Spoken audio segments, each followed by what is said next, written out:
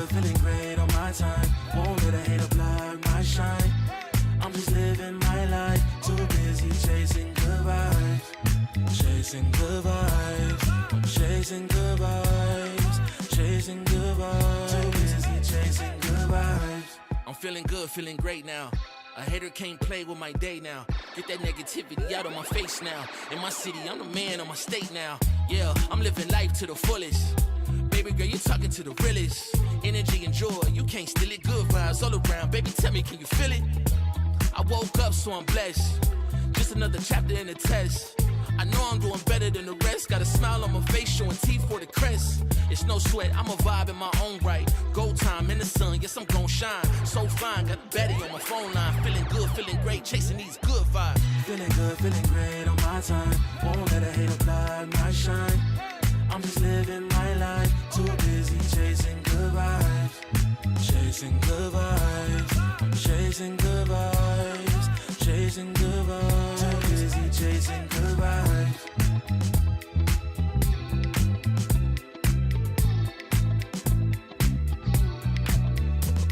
Put my soul on that beat, I'm ready to feast. Margaritas with some divas, I'm pouring the drinks. I'm living life to the fullest, the blessings in me. Don't really care what you say, whatever you think. Nah, unequivocal miracles with the lyrical. With the homies tryna pop like the cereal.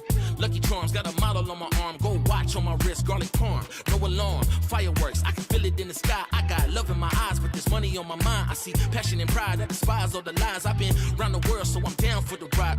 Good drinks, good people, and good times. Fast cars, pretty women on FaceTime. More money, more fun in my life. I'm just chasing my shots with good vibes. Feeling good, feeling great on my time. Won't let a hater block my shine. I'm just living my life, too busy chasing good vibes. Chasing good vibes, chasing good vibes, chasing good vibes. Too busy chasing good vibes.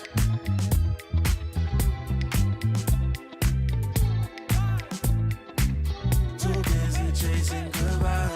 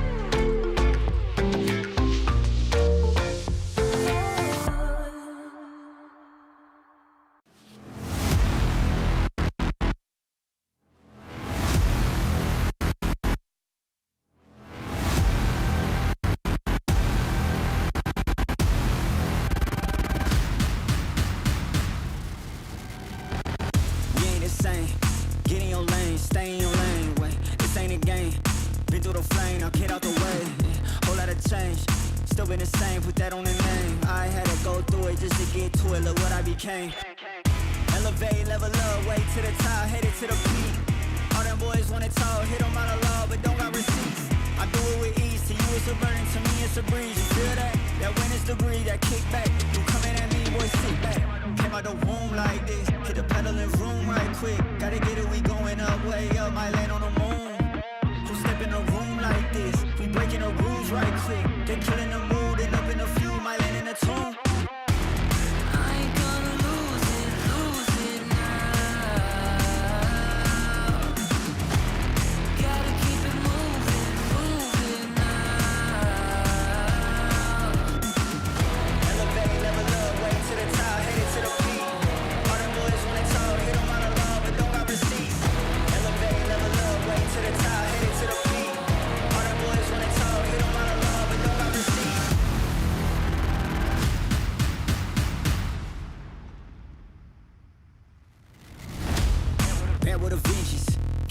I'm leaving no remnants. They all in attendance. Gotta go big, I aim for the fences. It's mine, I sense it. Back in the scene, I'm back to the business. Back on the front line, gotta grind. It's time, let you be the witness. At the time, turn a repeat to a 3P, yeah. Got the franchise on me, you more like G Lee, yeah. 21st century, you all the way BC, yeah. Old boy been washed up, I'm notched up in TTA. Came out the womb like this, hit the pedal and room right quick. Gotta get it, we going up, way up, might land on the moon. Who step in a room like this? We breaking the rules right quick. They killing the mood and up in a few, might land in a tomb.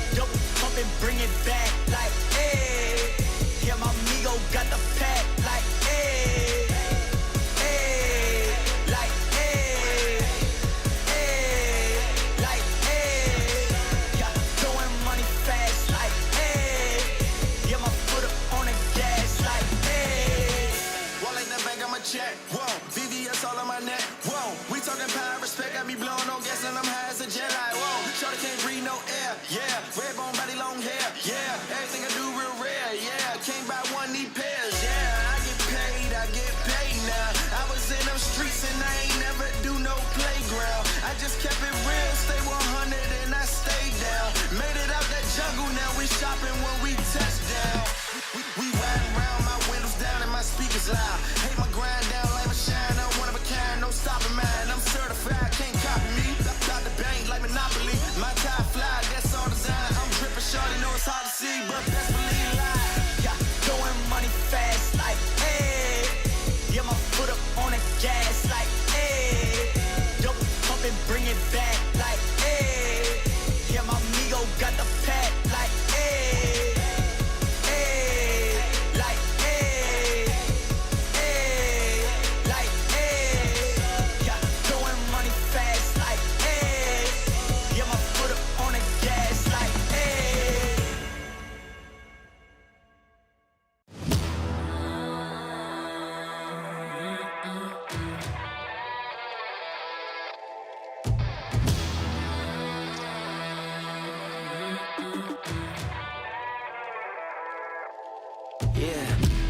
motivated, I'm focused. Came a long way from the lowest. Yeah, gotta get it, the mindset, gotta put it in motion. This is the moment, gotta one up my opponent. Back then they ain't noticed me, now they know it's me, I'm the chosen. It's my time, yeah, I put that on Bible. No excuses, gotta get to the final. Take all of my idols and turn them to rivals. It's all or nothing, man, the trophy is vital. Game time, bet I'm coming in clutch. No hang time, man, they can't keep up. The game's on the line, seconds on the time. Who can't fight? It's gotta be us. Better under pressure, go ahead and let it fall on me. I'm destined for it all, you better call on me. They say what doesn't kill you make you stronger. All that pain, it done made me to a monster. They say what doesn't kill you make you stronger. All that pain, it done made me to a monster. Yeah, whole lot of times they doubted I wouldn't be who I am without it. Sleepless nights, I counted. It all paid off, it's really astounding. I had to keep the faith to elevate. Hope for better days, they were coming. Now we can celebrate, knowing every day is abundant. Yeah, it's my time, yeah, I put that on Bible. No excuses, gotta get to the final. Take all of my idols and turn them to rivals. It's all or nothing, man, the trophy is vital. Game time, bet I'm coming in clutch. No hang time, man, they can't keep up. The game's on the line, seconds on the time. Who can't fight? It's gotta be us. Better under pressure, go ahead and let it fall on me. I'm destined for it all, you better call on me. They say what doesn't kill you make you stronger. All that pain, it done made me to a monster. They say what doesn't kill you make you stronger. All that pain, it done made me to a monster. All that pain, it done made me to a monster. All that pain, it done made me to a monster.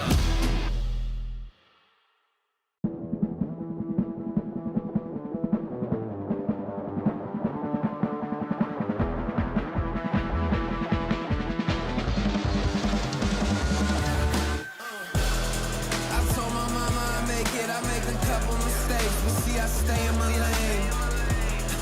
I keep my feet on the pavement, and don't you ever mistake it. No, this ain't never been a game. Tell me where the competition. Seem like they all been missing. Never made a wrong decision. It's got me walking different. I stay gassed up. Please point the opposition. No scope, it's no joke. Just know I aim with raw precision. I went and got my bid up quick, 100 figures. They once was competition, now ain't sitting with us. Been on a wave since we've been away. Snatch the game, now we here to stay. I told my mama I make it, I make a couple mistakes, but see I stay in my lane. I keep my feet on the pavement, and don't you ever mistake it. No, this ain't never been a game. I told my mama I make it, I made a couple mistakes, but see I stay in my lane. I keep my feet on the pavement, and don't you ever mistake it. No, this ain't never been a game.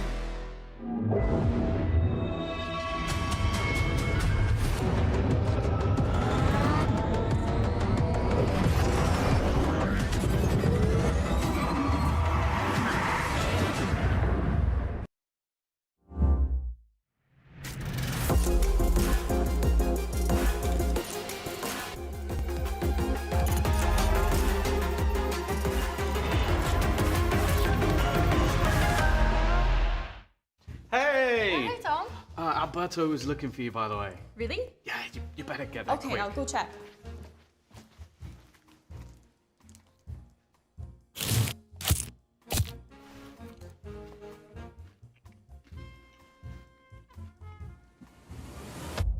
Have a break. Have a Kit Kat. Tom Biz. You've had your fun. It's my turn. At Carmine Corp, we demand the best. This is what backs us up. The Razer Iskor V2 New Gen.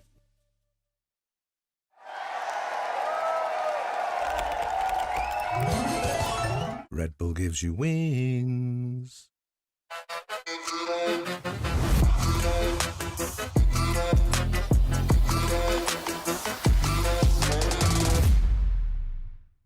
Want to find your fastest server every time? Express like a pro and optimize your connection in one tap. Express and game without ISP throttling. Express and shield yourself from DDoS attacks. Express and choose the VPN trusted by gamers everywhere. Express VPN. Experience gaming the Express way. Fast, stable, competitive.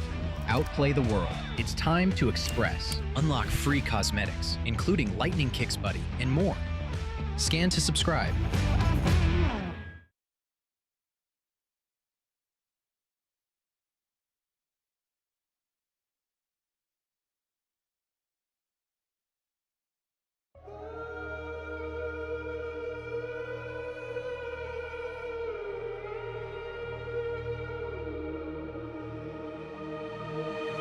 I'm out here in the cold night, running till I barely feel my feet. Wanna see it through my own eyes.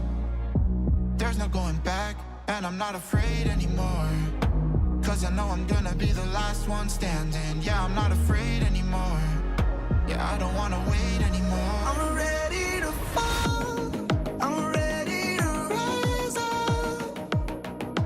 I will do what it takes. I'll run blind straight into the flames. Watch me burn, alone in the shadows. I'll carry you home on my back. If it's you or me, then I'll take the shot. Still they say I'm the villain. I scream and nobody listens. Still they say I'm the villain. Too bad you can't take me down. See that I'm surrounded by predators. It's critical, they got me in my element. It's dirty how you trying to keep it elegant. Keep my eyes open wide when everyone around me is an enemy. See my life cross my eyes. I'm ready to fall. I'm ready to rise up. I will do what it takes. If it's you or me, then I'll take the shot. Still they say I'm the villain. I scream and nobody listens. Still they say I'm the villain. Too bad you can't take me down.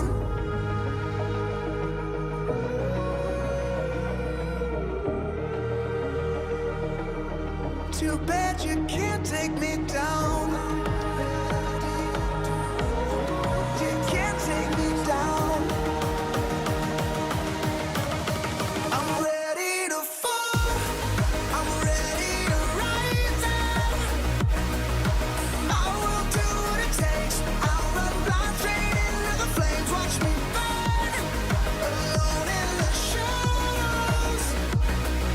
I'll carry you home on my back. If it's you or me, then I'll take the shot. Still they say I'm the villain. I scream and nobody listens. Still they say I'm the villain. Too bad you can't take me down. We're only on day 3 of VCT EMEA, but the drama so far has been unmissable. And with today's matchups, things are about to get cinematic. Also, I'm happy to confirm that today there will be no stand-ins, which means no excuses, Petra. These teams, they've got to perform to the maximum potential. Yeah, I mean, they're warmed up, right? They didn't really have a break, so I'm expecting a good match. Were you screaming at the screen yesterday, Kukuka? Were you happy? About what? Because to me, there is a lot of things that happened yesterday. I was incredibly excited to see the Fnatic, seeing Cloud. It was so weird. I don't know who looked weirder, Cloud or Eng with the Fnatic jersey, and also playing against Giant X. And then same old. Pacific, they pick Split for the 40. In case you didn't watch it, Pacific picked Split for the 48th time in a row. This time they did win it. They still didn't win the series, so we'll keep you posted when that changes. They're a one-map wonder right now, yeah, but there is potential there. We saw good things from Waddle, their newest recruit. Yeah, we did. Only didn't work out. Yeah, no, it didn't work out. So, yeah, unfortunately, Gentlemates, they were able to run away with the rest of that series against Pacific. You can see today's schedule. We're going to be kicking things off with Eternal Fire versus Carmine Corp. The first time we're going to get to see Carmine Corp in this stage. And I think that there is a lot to be excited about here, because you wouldn't be excited if you watched stage one, I think, about this one, because Carmine Corp, they ended it in shambles. Eng, their coach, even stepped down. That's why we saw him with Fnatic for the first time yesterday. But since then, they have been rebuilding, and you actually got to witness this firsthand in Paris, Kakuka. Yes, and it is something that I also watched when I was still here in Berlin. I remember I was just having a chill day, and someone messaged me saying, you need to tune in, Narrate is playing Phoenix. So there I was watching the EWC qualifiers, being like, oh, I understand that they want to make some quick changes, some quick fixes. Maybe somebody, I think that when they're in the situation that they're in, and seeing that this is not something that happens very often, especially in the history of Valorant, I like the fact that they went down that route of like, okay, let's see how we can actually fare with the rest of the region, and also have a fresh sense about ourselves, so we actually feel like something is different. Got to see it also in EWC. Sadly, they couldn't make it out of groups, but they were in the group of death. They did get a victory against Paper X, which many teams cannot say, and they were very close to winning also against Energy. I am happy to see, I was happy to see there in the qualifiers, but also I want to see the narrative change. At least a couple of wins, I predict, for KC this time around. And actually, the narrative needs to change, because if we take a look at the standings so far, just take a look at the championship points, because KC are pretty much rock bottom. In fact, they are. They've got no championship points so far, Petra, so the odds are against them here. Yeah, I mean, the odds are against everyone right now. It's all about winning this stage. Yeah, literally for so many of the teams here, Kakuka. For KC, this is a positive, though, because if the rest of the year were to come into fair, I want to see KC first that is good in more than one map. Like we had it on Bind, then we had it on Haven. Sadly, in EWC, it was Fracture, and now that is gone. I was actually so scared, being like, oh, you got so good at Fracture, and now it's gone. But I want to see that kind of promise, because we keep highlighting the players, and definitely they are growing as players. It's that we just want them to not have another season where they don't win a single game. But let's take a look at the pieces that Zeish has to play with, because he's been part of KC since 2022. He's finally getting the opportunity to step up. He's been playing with many of these players for a long time. Narrate might have just come back in for stage one, but he was here in 2024. And these guys have been working together really, really closely. I actually caught up with Narrate earlier in an interview that hopefully you guys will get to see. He was saying to me, Kakuka, that the team, they're not really thinking about a playbook. They're just thinking about playing their own game. And I guess they're going to be relying on flow state here, which slightly scares me. I think that they understand something that it is important. I wouldn't say is the #1 thing, but it's definitely up there. And it's that we have seen that the teams that are actually enjoying and just vibing with the game are doing better than teams that are like, want to play by the book. Just we should do this because of this. Think about Na'Vi the other day when we were here, and they were just like so happy. And it's like it feels like a new Na'Vi because of that. Like you see that there is an actual change. If you can manage to, because especially if you're a team that loses a lot, because you need to deal with that. That is so important. It doesn't matter if the playbook goes good or bad. And Petra, you're not used to losing, so I want to know what you think of this approach to instinctive Valorant that Narrate has mentioned to me that they're looking to play here. Does that set alarm bells ringing in your head, or does that remind you of your best times with GC? No, yeah, it definitely doesn't set off alarm bells. I think it's good to have a strat book, but you always need to be flexible and adaptable. You need to have adaptability. And playing your game is super important, but going off textbook is gonna make you unreadable. So yeah. I think that also along those lines, seeing how the season is going to work with very short time to prepare for each opponent, and then right after that you might jump into some players that might be even more taxing, and then hopefully at the end you end in champs. That is also very important to have. We just focus on the feel of the game. There are many opponents that you're not going to be able to prep everything for, and honestly I don't think that's even a healthy way of playing. And they're going up against a death pool because they're going up against Eternal Fire today. I think they're going to have to come into this one swinging, because this team certainly did against Team Liquid. However, Petra, we have to say they were up against a Team Liquid with a stand-in, so potentially we've not seen the best of them yet. No, not yet. But if I'm looking at Izzy, he's gonna be deciding how the team is gonna play. I think he's very important for internal fire. And if KC shut him down early, I think they might have a chance, but I don't see that happen. Is KC a team that's going to be specifically targeting a player like Izzy, do you think?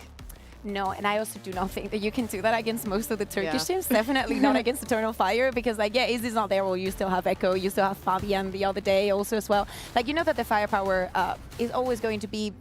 It's not something that you're going to turn off from one round to another. It's not someone that you can just go and hunt, make their day miserable, and they're like, ah, they're gone. No. Petra, what was your reaction to Fabian choosing Vito across both maps they played in their series? I mean, I really enjoyed that he picked Vito, but did he really play good because of the agent? Yeah, maybe not. He had something like nearly 400 ACS on the second map they played, Kukuka. But this is what we were saying, and I agree with you, Petra. When you're good, for example, we requested our wonderful EVS team to prepare a highlight for Fabian because we wanted to talk about this. We know that most of the teams are going to be changing comms, and I love the fact that the routes have been so different from the ones that they've chosen. But as you're seeing here, most of it, and it's not, Vito's not exactly something, you're not going to kill with a utility, and I guess we all know that. But what made Fabian shine was not the fact that he was on Vito, it's the fact that he felt like he could push and push and push against this team Liquid. We have seen him do that against other teams. It did not have to do with the Vito, but I will say as well, Liquid didn't really come out to play. Like, I'm going to say, I think that we all thought about it, and it's like, especially with such good vibes that they should have because of the happy moment that Nats was celebrating, they should have been more cheered up. That is what I'm going to say. Yeah. You know what? We're going to have a treat now because we're actually got a duelist versus duelist skirmish. So let's take a look and see what happened when Levin took on Izzy. And Levin, he is one of the newest members to Karmine Corp. He had a fantastic 2025 with BBL, very nearly made his first international. And now the pressure is going to be on him to not get disappointed again.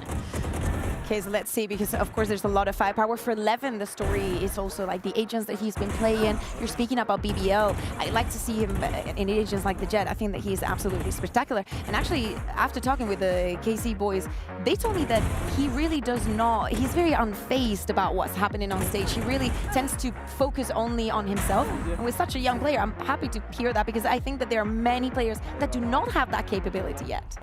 Yeah, I think it's very hard to focus on stage, right? Especially as a newbie, so...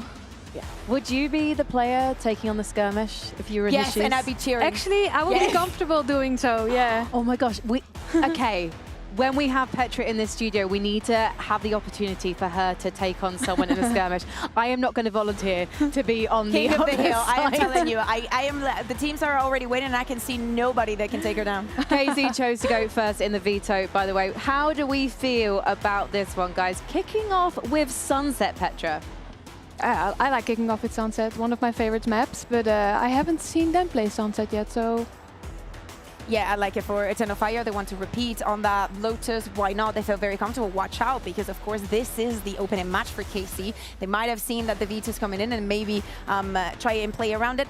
Still sad that Eternal Fire has decided to ban the Summit again. I was kind of hoping that we will get to see it.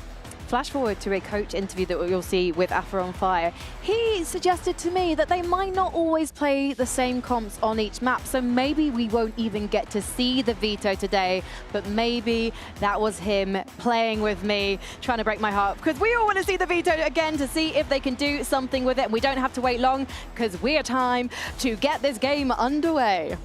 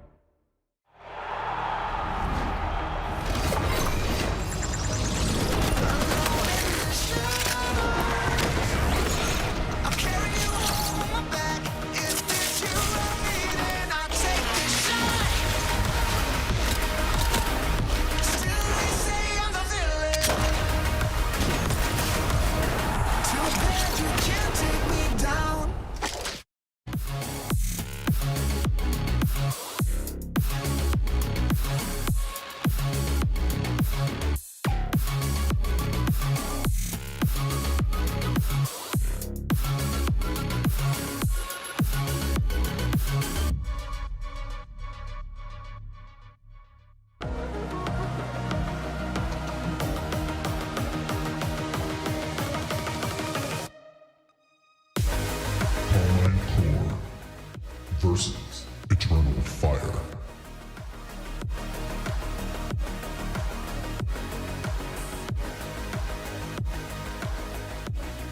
We are time, I said earlier, but really this is about whose time it is. Is it going to be KC's time to shine and set out their stall as a team that could realistically make it to Barcelona? And it's going to be interesting because the pressure is going to be on, because Eternal Fire, they're not a team who is going to relinquish the pace at any point. Yeah, and I think that also for the side of KC, surprising to me that we do not get to touch and talk about some players, like for example Suigetsu, you know, with so much history, but I think has had a very quiet year. I think that for me, every single time that we see them, I'll be like, oh, I'm so excited to see Suigetsu because I'm still living in those days, and that does happen. But I'm happy to see this sunset here. My question is, when we were in EWC, they decided to play this map against PaperX. And that was one of the maps that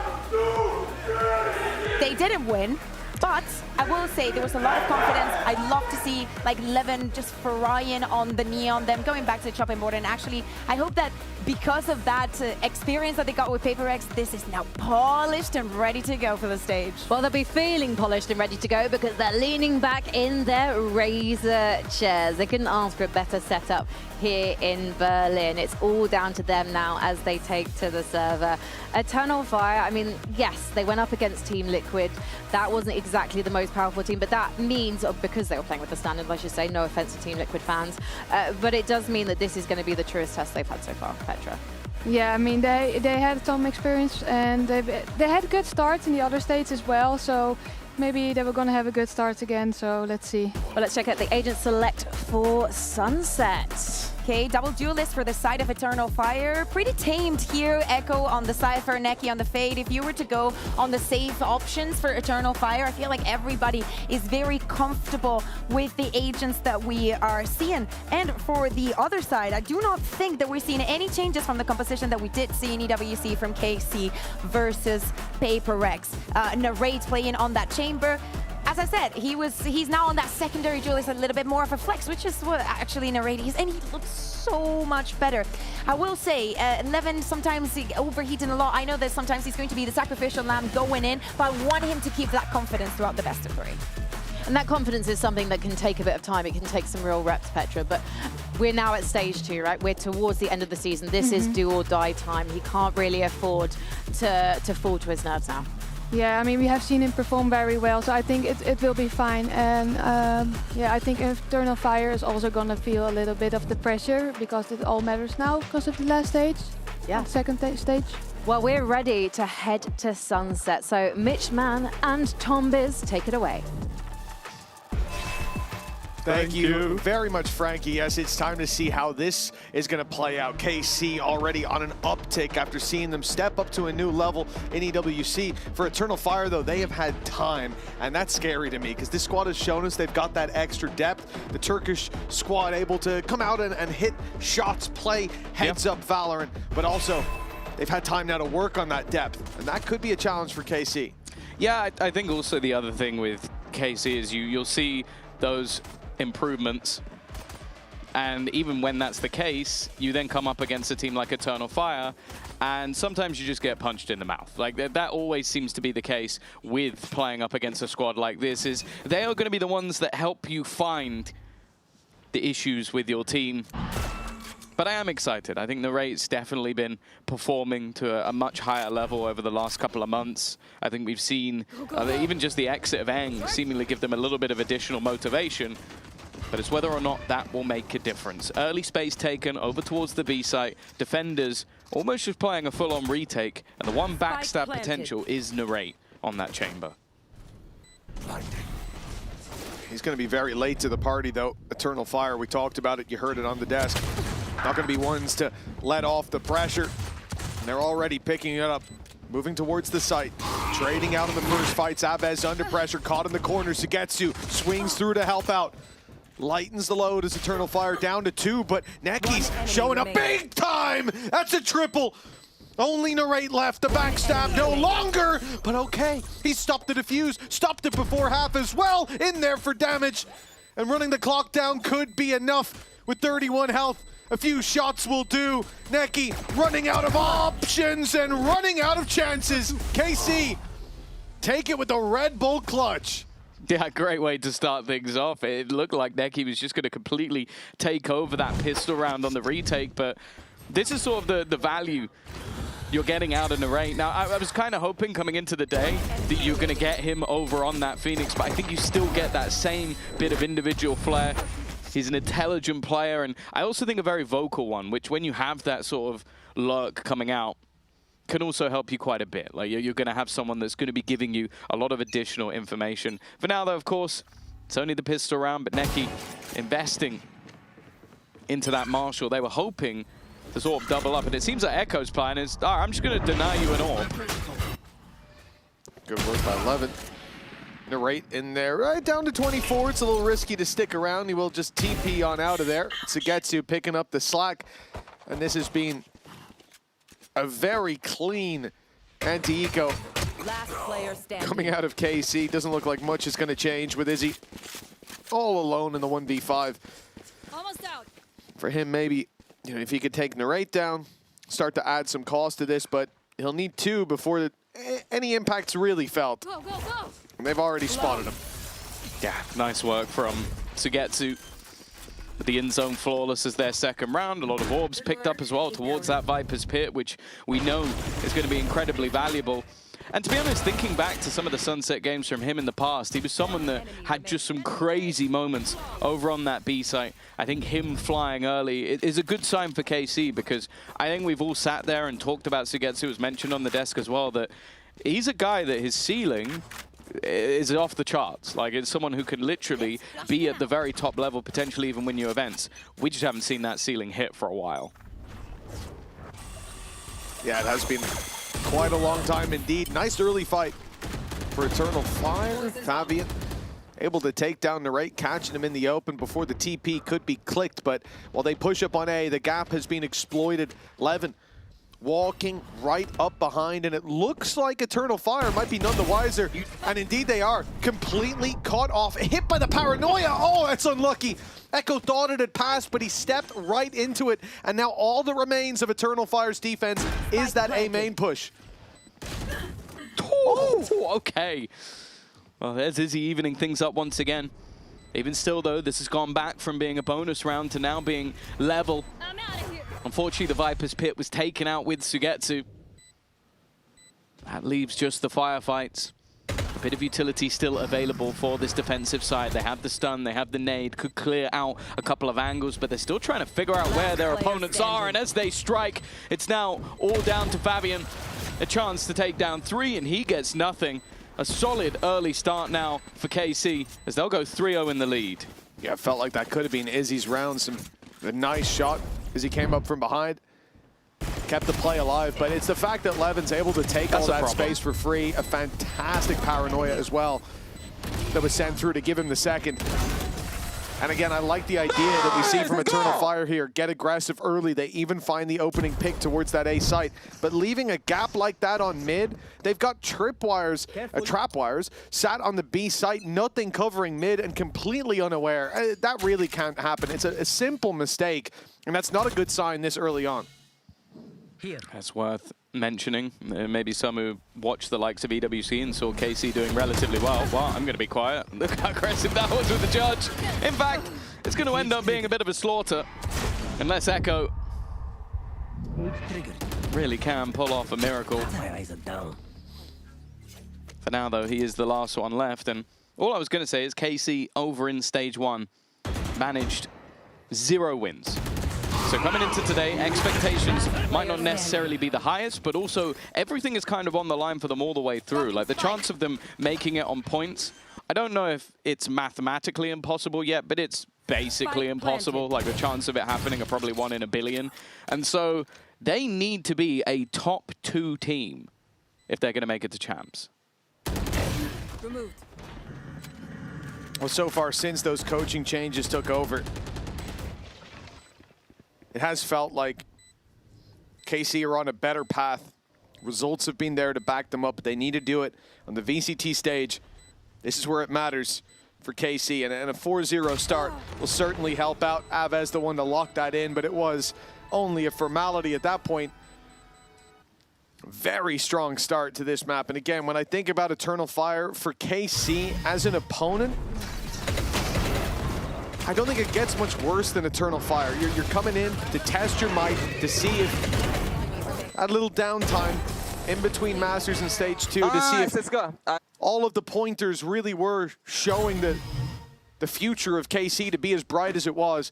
And for Eternal Fire, they're the kind of team that are going to come in and just hit you heads up. Really test your mettle. So far, KC passing those tests with flying colors.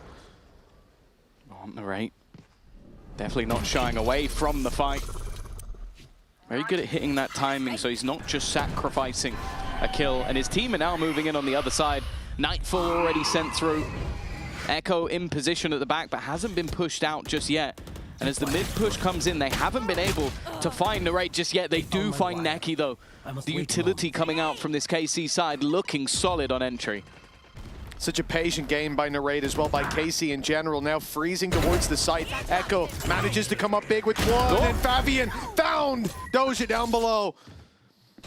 It's a big showstopper. The numbers back in their favor, and now Narrate flying under the radar all round long has been revealed as Echo's hat comes off his head. The spike can make it to the A site. 45 seconds. But they're sticking around. They're looking for the fight here and now. They don't want to win it with a plant. They want to win it by putting some of Eternal Fire in the ground, and now in the 2v2, a much better position to play from. This felt like a must-win round for Eternal Fire with how it started out, but it's once again in jeopardy. God, the mid-rounding so far has been good from KC. You could see, I think you can visibly see Narrate giving that extra little bit of information with the space that he had taken, and then Sugetsu, while also waiting behind. There is that Viper's Pit. Narrate's in a good spot. There. And I think they saw him. They did. They definitely caught vision of him, but now they've given up the spot. He's going to continue his fight forward. Eliminated by one, but Sugetsu at the same time found one on the edge of the pit and now looks to wait on the edge of it once again. He'll have to get back in before it fades, but he's not going to. Oh, he just about will. Leaves it into that 1v1 and fading all the way back. Knows where his opponent is. The HP of Izzy will dip further and further, and as that shorty becomes more deadly, it's all too easy for Sugetsu. A 2v4 to convert that 5-0 start. Now that's a big blow delivered to Eternal Fire. It's not the first time we've seen the fights go their way early on. But this time, the recovery from KC, utterly ridiculous.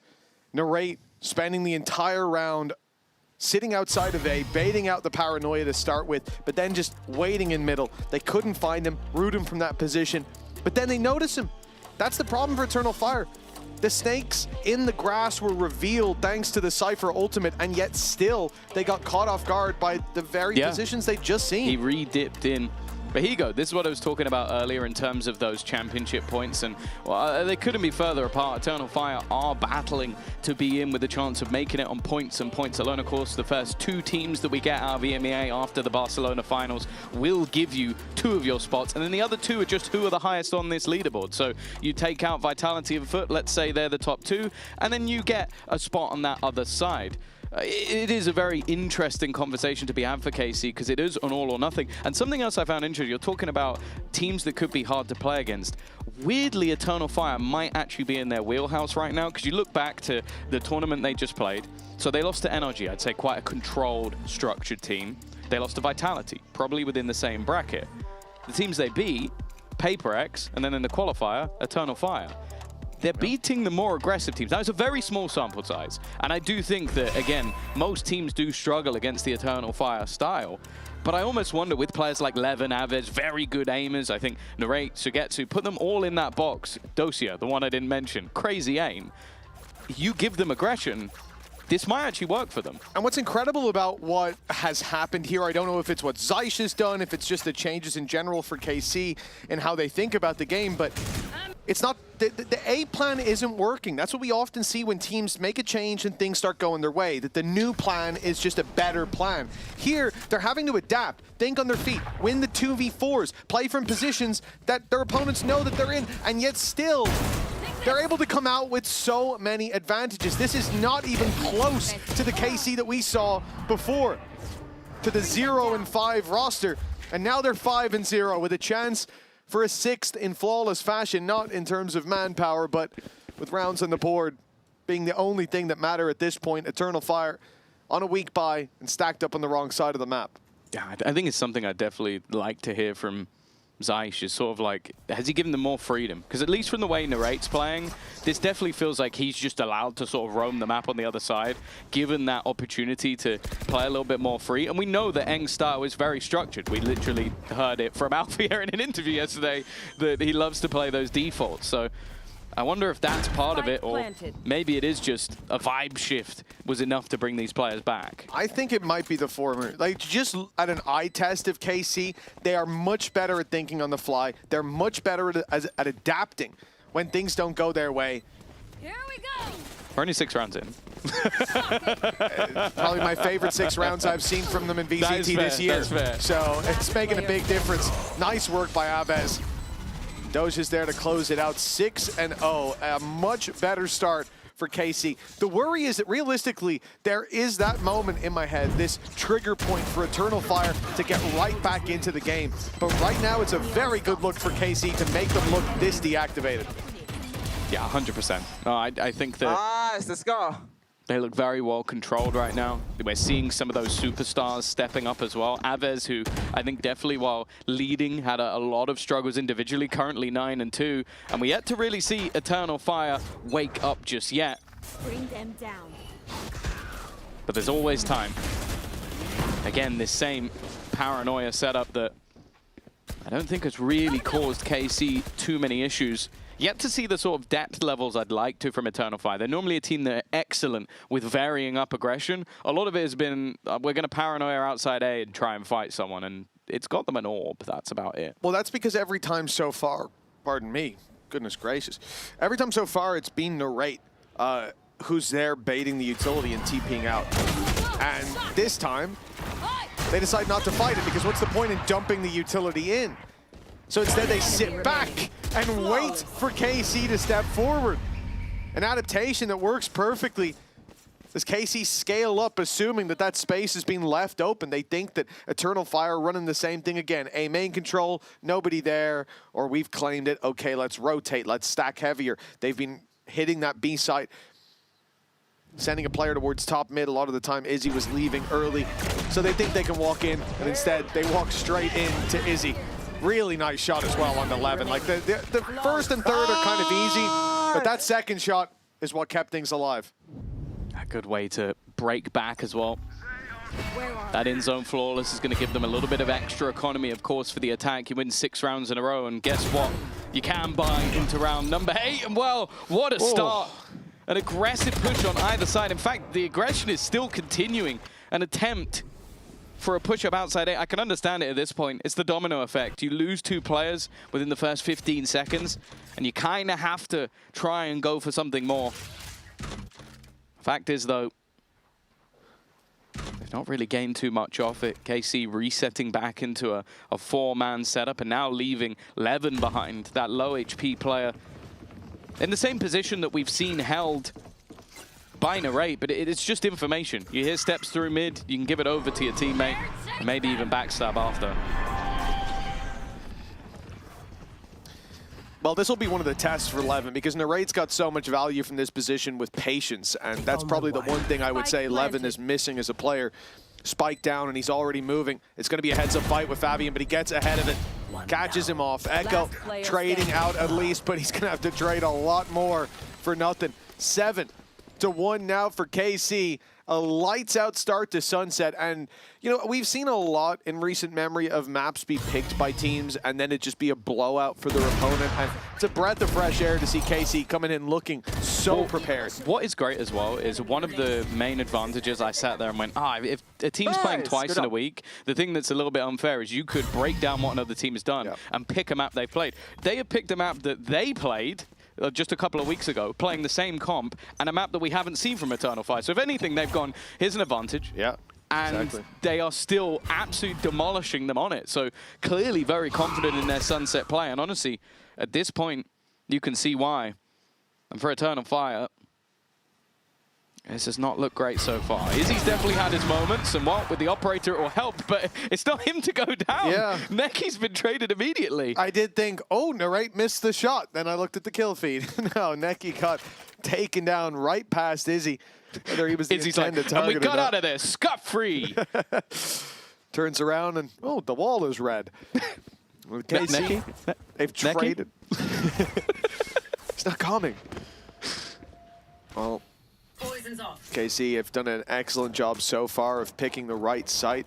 The majority of times that Eternal Fire play these late round stacks, actually every time I think KC have just walked the other direction. Guess what's happening this time? Audaz alone on the B site. Numbers coming his way and back up miles away. He'll get one. Down B. At least keeping the numbers even for the retake. The plant coming in for KC without a doubt. The deep operator as well, but position being swept up. They're going to look to try and play towards the market instead, and another nice shot connected. Stun even better, but Izzy was so low on HP, it didn't matter too much, and Echo, this would have to be one of the best. Look at the confidence out of Narrate at the moment. Still willing to peek out in that 2v1, but he's just not been missing. 8-1, he's 9-3, and the best thing about that is he's not even top. He's not even second. There are 2 players above him at the moment. Everybody on KC is performing. Yeah, again, coming into today with the question, let's go! Can they do it on the VCT stage? Was that recovery just a little bit of good luck in the offseason and the downtime, or does it represent a change of the guard for KC? It very much looks that way. 8-1 up, a solid start if ever I've seen one, and Eternal Fire left to pistols. Again, there's no free rounds against a squad like this, but as I've said, every time that Eternal Fire have stacked up a site, every time that they've said, hey guys, let's put 4 of us over here. Let's just see if they come our way. We'll shred them. KC have gone the right way. This time, well, they started out right outside the B site. Looked like a freebie, looked like Necky would be in trouble. Then they start to move back to middle, but the intention may still be to crunch in on poor old Necky. He's been paranoid, hit with a Prowler, revealed by a Haunt, and shot by Aves. That's about as bad as it could have went. He wasn't on fire. Whoop. Oh, you know what? He got 2 out of that. I thought he'd be dead after the first one, so I was just going to let him roll with it, but he's done well. Narrate is human, we've just learned, because he's missed a shot. Even still, though, with the judge, a singular rifle.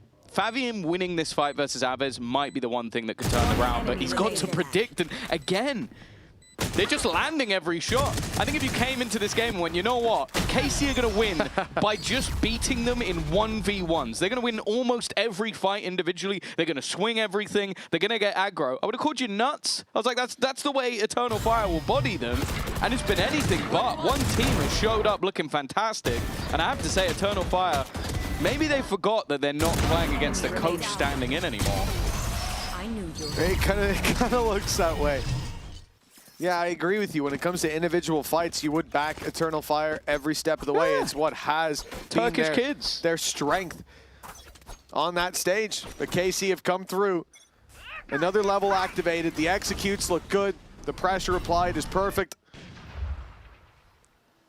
Well, unfortunately, the showstopper isn't going to see a thing. Man. He's going to get 4. Aves had the spike. If you want to know how confident they are fighting right now, he just peeked against Favian while holding the spike alone in his spawn.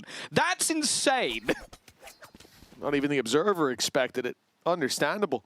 Aves should have been fleeing, but he waited around. That's another ultimate spent. And what have Eternal Fire got for it? Absolutely nothing. That's an alpha male. That's what I've just witnessed. Echo has to be the one to deliver. Okay, no, he doesn't. They're going back in the other direction. The Nightfall cleared the space moments ago. They know that, well, there was no one in A main. And off that information, Necky's moved to middle. Eventually, he'll leave the trips to hold that. Echo is containing so much space. He is giving them the chance to take this fight together on the A side, and, well, they're going to need it. Yeah, they need a hero play of their own. The problem is, with Aves getting that 1 kill, he was 1 away from his Nightfall.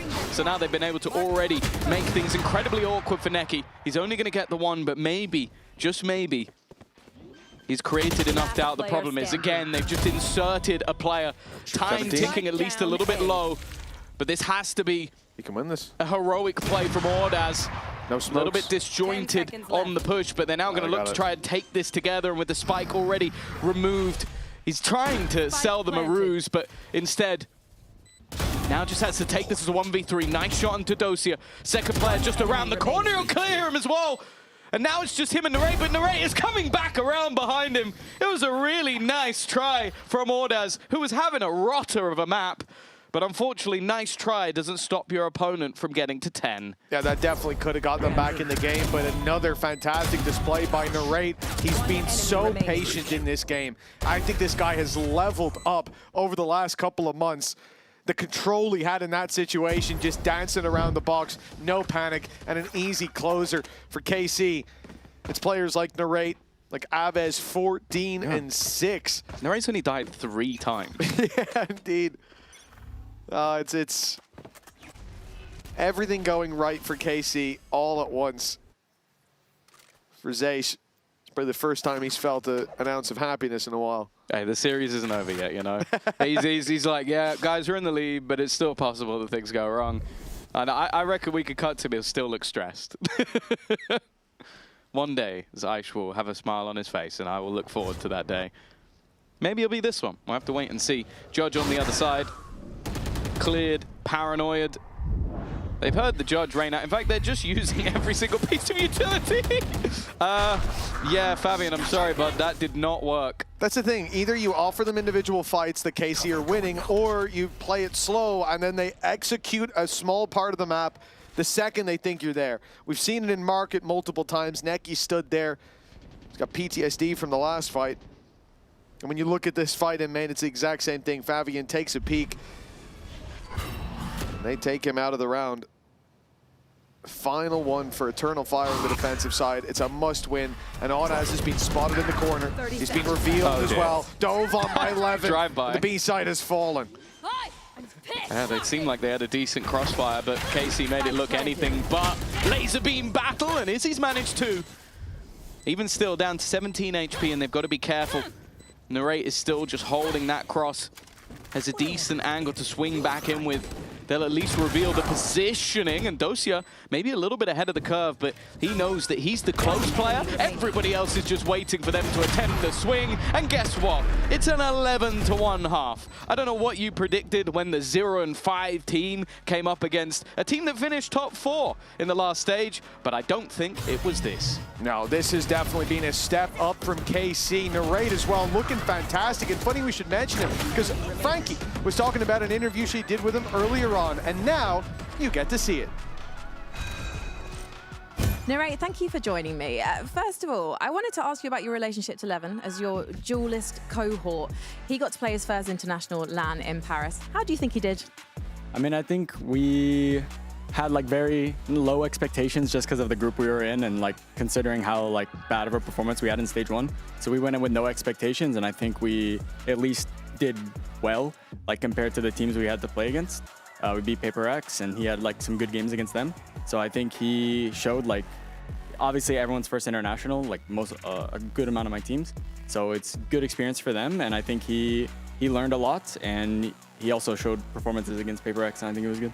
And how's your relationship with him outside of the server? Do you guys work on things together at all? I mean, all of the team works on things together. With Levin especially, he's very vocal on what he wants to do. And he's always talking, he's always trying to build like good relationships with all the players.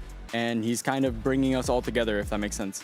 And he's just always charismatic, always, you know, especially in game, like we're trying to figure things out. We're always having good discussions on how to move forward. And overall, I think he's very good at, you know, explaining what he needs to do and, you know, just working hard.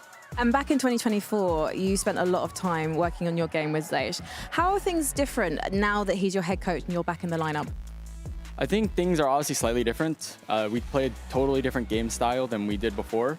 I mean, even in 2024, I think we did play a bit looser than we did like earlier this year. But definitely like we're playing like super loose. We don't have any strats really. Like we don't even, honestly, we don't talk at all. Like we just kind of go into the game and play. So I think it's kind of refreshing to play. It sounds weird, but if you think about it, every player on our team is very smart and we all know how to play the game. So we're mainly just talking about little things, or like little things, just communication, stuff like this. So we like build good team chemistry just by playing the game, not like forcing us to be in a system where we don't want to play. Brilliant. Well, thank you so much for talking to me. I'm looking forward to the loosey-goosey action from KC. And it does sort of echo a lot of what we've been seeing and saying about what we've been seeing from this team. It looks like they're much more comfortable when things don't go according to the A game, and that makes sense if there is no A game. They're always ready. Be like water and fit whatever container your opponents throw at you. So far, that has been a problem for Eternal Fire to face off against. Here we go. Looking for a pistol round to close out the map. W1D3 doesn't want to add a death to the tally. Eventually, he will fall. He didn't have a whole lot of support over on that side of the map. And his teammates now will be looking to try and play the retake. A post plant for Eternal Fire at least will go down. But can they hold?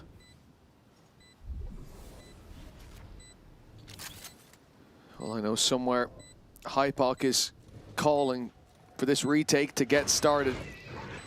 Eternal Fire waiting for that moment. KC patient on the way through. The point of contact, Aves, he's been having a good game, top of the scoreboard, and it looks like he'll climb a little bit higher. It's KC across the board. Echo, the last hope of Eternal Fire, and hope fades quickly on that attacking side. 12 rounds locked in for KC, and their return to VCT is looking extraordinary. Yeah, it's just looking a lot better overall. I think a lot of it will probably just come down to firstly being that little bit happier getting to play the style you want. It does feel like... I do sit there and wonder a little bit, though, if Zysh watching that interview just went, why did you say we have no strats? Like that. I feel like he must have been exaggerating a little bit. I feel like he might just be trolling Zysh there. Yeah, we have a coach? Wait, what? No, but I also do get what he's saying, though. It's a very different look to what we saw under Eng. And it seems like the players are vibing with it. And it's only something you can do with experienced, smart players. Like Narrate said, you look at this roster, that's what you have here. Like a wealth of experience. And I think for these guys, like, there will be a time where they're going to look to up that ceiling and deepen the strat book. But for now, vibes are carrying them far. Not here. As Aves falls early, Eternal Fire on the stinger buy, and they've caught Doja in the smoke. He's deleted, and now KC looks like they've hit a roadblock right before 13. Spike planted. Of course, they've got so many attempts that the question will be, do you just hold on to the gun for this? No, already, Sugetsu. Well, find one but fall. Now, Levin does have a rifle. He could just opt to bring this into the next round, but when you're feeling confident, you're feeling confident, and I think this man has never lacked confidence. Either way, it'll be closed out. That's a rifle. Eternal Fire, they are going to get themselves a second round onto the board. It is not the outlook that we wanted to see from one of the top Turkish teams, but they're at least going to try and maybe build up a little bit of momentum for the second map, which is going to be their choice. Yeah, they are almost suffering from a symptom that they introduced. Like, this squad came through and played more aggressive. They forced teams who had structure to rethink how they were functioning because they were getting rolled by something that seemed more simple than what they were running. Like, the complexity was getting in the way. And now KC come back in from 0-5, trying to play a structured game to loosey-goosey. What strat book? We can't throw the strat book out the window. We haven't got one. And it seems to have worked. Yes, around here for Eternal Fire, the upset with the Stingers, but it is just a lengthening of what is a very short life, you have to imagine. Oh, okay. Dosia managed to get 2 with the classic.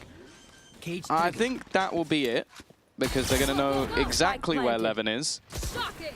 Last player standing. And eventually he'll go down. And Ordaz will make sure it doesn't go any further. Dosia still showing that, even though at least earlier he was a little bit lower on the board, yeah, no lack of individual skill on him either. Well, he's pulled himself positive with the Classic against a decent buy, so definitely no notes on that one for Doja. 12-3, a 9-round gap between the two, and for Eternal Fire, as I said, this very much feels like a formality. This is the first big test for them. It's a formality in terms of the map, but you extend that to the series, and yeah, it's going to feel a bit better to get a couple rounds on the board at the end, start to heat up before that little break into the next map. Eternal Fire's pick of Lotus up next. The question is, at what score will we be getting there? And already, it looks like there might be another for the attacking side. A strong opening with Abaz down, and Izzy's caught Doja. Well, Sugetsu under serious pressure. But he did well, at least initially. I thought maybe a chance for a little bit more, but for Narrate and Levin, the question now begins to be asked of, is this just a save? Ultimate's building up as well for the Eternal Fire side, so their streak of rounds looking like it's going to build at least a little bit. Although I will say, if KC loses this map from here, I think we just end the series 1-0. Yeah, no, I think we just 0-5 them again. Let's just end it. Yeah, it's more painless. Well, you're gonna end their whole season. Not yeah, even, just call I was it. gonna be like, just they lose this series. No, but I was thinking we just send them home. Okay. Book the flights. Give them a bit of time off. We'll simulate it. Simulate the matches. But I think for Eternal Fire, as I said, good to build up these rounds. But it's a very small detail, but I'm happy that KC are saving. Narrate and Levin might not get away with these weapons, but the fact they're trying, they'd normally back themselves up against these numbers with the games that they've been having, but showing us that patient face yet again. Challenge for Narrate that he has lost. So it will be just the one weapon carried forward for KC. So all jokes aside, I do still feel like it's only a matter of time before KC get this one over the line, but I think the sooner they snuff out this fake comeback, the better it will be going into the second map. The problem I have here is, although they have managed to force a purchase into this round, you have a judge, that's not the end of the world. It's the ultimates. Nightfall, Showstopper, and nothing available for this defensive side. Now, if Narrate can get a kill and then die, he'll have the Tour de Force ready for the next round, which is probably where they can hope to get the majority of their ults, but at least into this one, their opponents have an inherent advantage. Toxin screen down. A minute 10 Bring them down. on the clock. The Showstopper yet to be found. Eternal Fire looking to break into this A site. It's a good time to put that ulti to use. Have your Raze Trailblaze and take point of contact. Doja's in a good spot, though. I don't think there's any real danger for this defensive side, but it should at least get Eternal Fire onto the site. That's the main thing. That's the goal. 45 seconds. Nightfall already thrown through. Nothing seen, and well, you got to think that Showstopper's just around the corner. 35 seconds on the clock. They are taking their time, hoping that Echo can pincer with them. There's a trip in his way, and now that he's broken it, Doja's got to pay attention over in that direction. His eyes diverted as they make it round that corner, now smoked off as Echo strikes, but the shots didn't land. It was a nice setup from Eternal Fire. They'll end up with the side anyways. Yeah, and then more worryingly, they still have that Showstopper, at least for now. Although Fabian is getting a little aggressive. Maybe waiting for some form of contact, but contact is about to come through. He's got a lot of players coming his way. Izzy already with one, and he doesn't give a damn about the Showstopper. He has absolutely no intention of using it in this round. The 1-2 punch, the 1-2-1 punch, as there goes Fabian once again. Really building into this map. This is the guy that we wanted to see! What is that? Holy cow, Fabian! An Enzo flawless, but that last shot, that's a shot of dreams. He's got a Showstopper in his back pocket the whole round. I was thinking, one mistake and KC walk away with this, so surely he's going to use it in this round when they've got the money. And not only does he not use it, Oh, he pulls off some acrobatics to close the round out. As I said, for Eternal Fire, yeah, you're probably not winning this map. Even if you keep this up for another couple rounds, KC just need one bump in the road, and that will slow you down enough. But the reality is, well, building up momentum, that's all that they need. Well, this is the fun thing. Like, I was worried we were going to come in today and not see the Fabian that we saw versus Liquid. Obviously, inflated stats. It's a new Liquid roster, and they had a coach playing. But he was playing exclusively Veto, and he was slamming them into the ground. He was just making a highlight reel on the map itself while getting the majority of first bloods. I think it was 5-0, by the way, in first kills, first deaths. He was just literally just running at them. And obviously, I think that's easier to do versus that version of Liquid rather than versus the version we're currently seeing of KC. But it is a scary prospect that, okay, on a map that I don't think we've seen them play since like February at the beginning of the year, since they weren't even Eternal Fire, basically. Yeah, maybe they're not going to look that good. But then going into Lotus, where they felt very comfortable, maybe even going into the likes of a Haven, that could be a little bit more interesting when playing up against them. So I think that's going to be a bit more of a fun thing to witness. I think it was actually the Haven they haven't played since February. But nonetheless, it's going to be one where they're going to feel more comfortable than what we've seen on Sunset. And if Fabian's playing roughly like this, my eyes are down, they could be in a bit more trouble. Yeah, I think it's very easy to, at this point, forget about that first half. Like, you just got squashed by KC playing a difficult game. They were executing late round, almost always onto the light side of the map for you, almost always catching the player that was alone there. The individual fights looked good across the board, but now a bit of a resurgence. Eternal Fire showing that they can certainly match pound for pound. Jump peek not even allowed here as Avez is shut down. This is, of course, a pistol round for KC, but Eternal Fire will do well to keep it clean. Don't want to see them have to burn any of those. The number where I stand back up, probably like, I think 12, you're not already standing. 12-9. Screw you, Tom. 12-9. 9, okay. Yeah, I think if they get 9, I'm starting to believe again. They got 2 buy rounds in between it. And again, the fact that they're doing it cleanly, the fact that we're not seeing crazy risks, I don't want to see a round having to be won by a clutch. And so far, what I'm seeing is fine. Everything's a tradable scenario for Eternal Fire. They play the default early on, catch KC as they look to even jump peek, and shots starting to land. Much better look from them. And coming into this buy round, a showstopper could definitely be valuable. Say, for example, if Pit goes up, finding that player will be much easier. You just got to look in their general direction. Well, they might be the most momentum-based team we have in EMEA, and that's mainly because once they get going, they're incredibly difficult to stop. And see, I told you, wouldn't be they are still 12-6 in the lead, and it's like they're 8-0 down. Immediate showstopper. Yeah, Viper's Pit's got to be cancelled. Running through the utility, and it's a nice shot for Tsugetsu. Even still, though, traded out by the double ultimates. A plant will go down, and off rip, it has to be a retake for KC. And this would have been better if the Pit went down, but a win is a win. Nice breakage of the door by Echo. Timed. They still haven't planted. Okay. As the paranoia lands, and now KC running it back through. Still the 3v3 and a chance now on the peak around the side. Aves unchecked. The smoke goes up just in time to block vision for Izzy, and they're checking their back, catching Echo. This could be it. The final bell ringing as Izzy falls. It is 13-6. KC, they gave them a little bit of life towards the end, but flatlining before they get within danger zone. Yeah, it was a fun map if you're a KC fan, and one that you're kind of hoping that this will be the comeback on the next. Nonetheless, let's go down to the sideline interview, which is Aves. Thank you very much, guys. I'm here with Aves. Aves, we've seen you as a duelist. We see you now as an IGL and starting off on the Fate today. What an insane first half.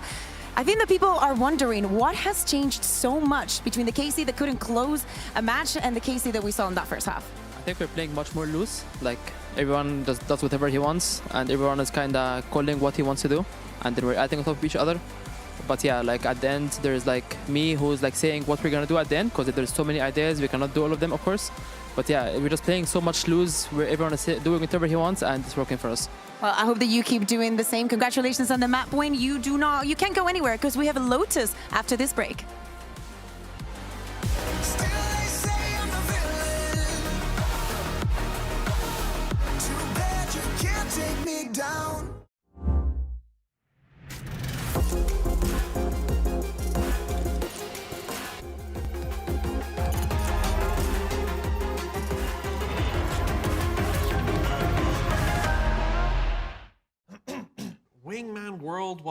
Wingman World while what?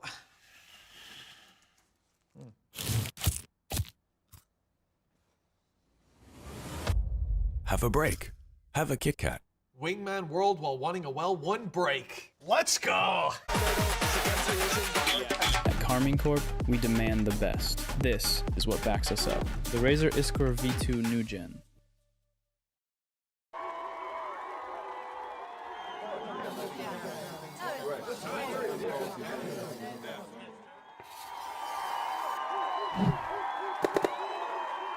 Red Bull gives you wings.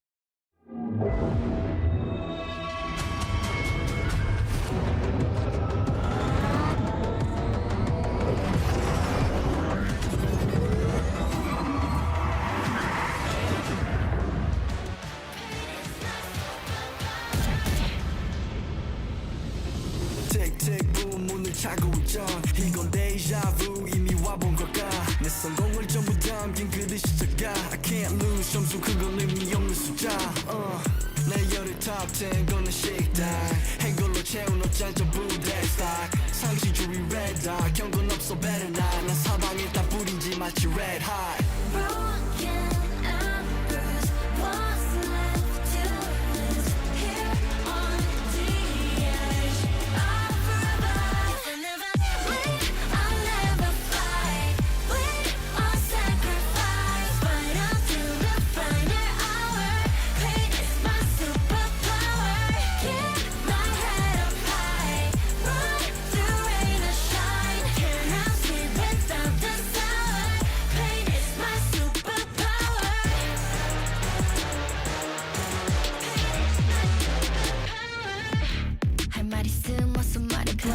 Tough guy 더 혀꼬여서 도망가 이제는 시시해 gunfight I brought a blade They forgot to shave That just a wall 맛보게 fade 끝이 보여 네 bandits 끝없는 내 rampage 이게 나니까 절대 can't change 내게 나서 plan B 요즘 plan A 바꿔 pain every champion into champagne Broken and bruised What's left to lose Here on the edge of forever If I never leave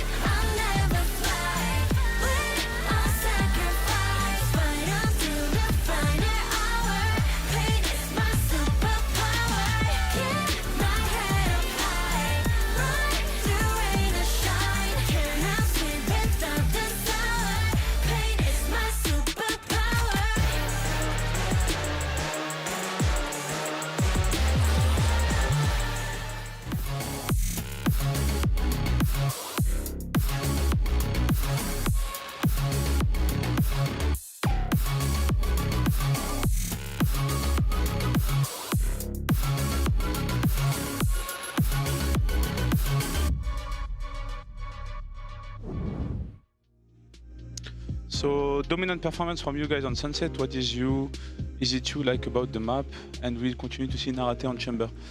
I mean, it's a map that I always appreciated. I really liked this map since like the beginning it went out. So I can explain it like better to the team, concepts and how to play it like really deeply, you know. So yeah, I like it. And then about Narrate, that's like we're gonna see. We made some adjustments like since EWC, so like we're gonna see like how we're gonna play. But like yeah, for sure, like Narrate is really comfortable on flex. I'm trying to put him on as many agents as possible because he's like really strong as playing different agents. Otherwise, he's getting bored. That's what he tells me. So I'm trying to make him happy. Thank you. All I am saying is, Narrate, you're a liar because I can see a playbook. It's on Zeish's desk. And I mean, Zeish, he played a blinder with the team in that one.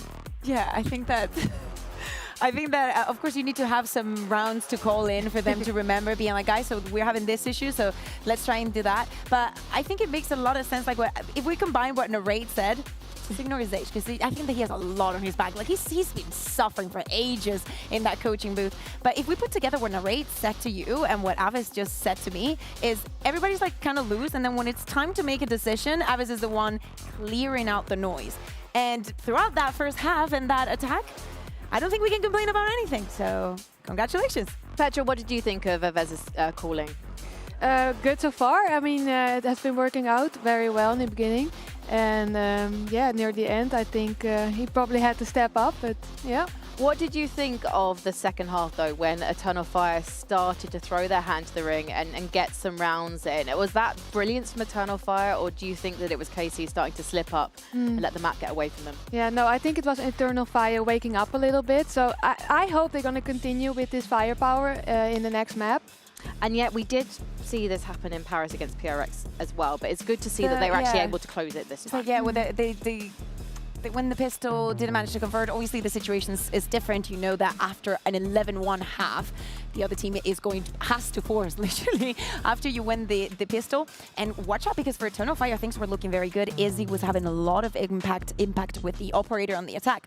But I think I was so surprised to see that KC was so well-rounded in their B executes when we were seeing them on the attack. Because my biggest tea with this team was that, yeah, individually you're great. And then when we went to listening to the comms, there was a lot of noise. I don't think that there was direction missing in many scenarios. Avis is saying now that there's a lot of ideas and he kind of organizes them.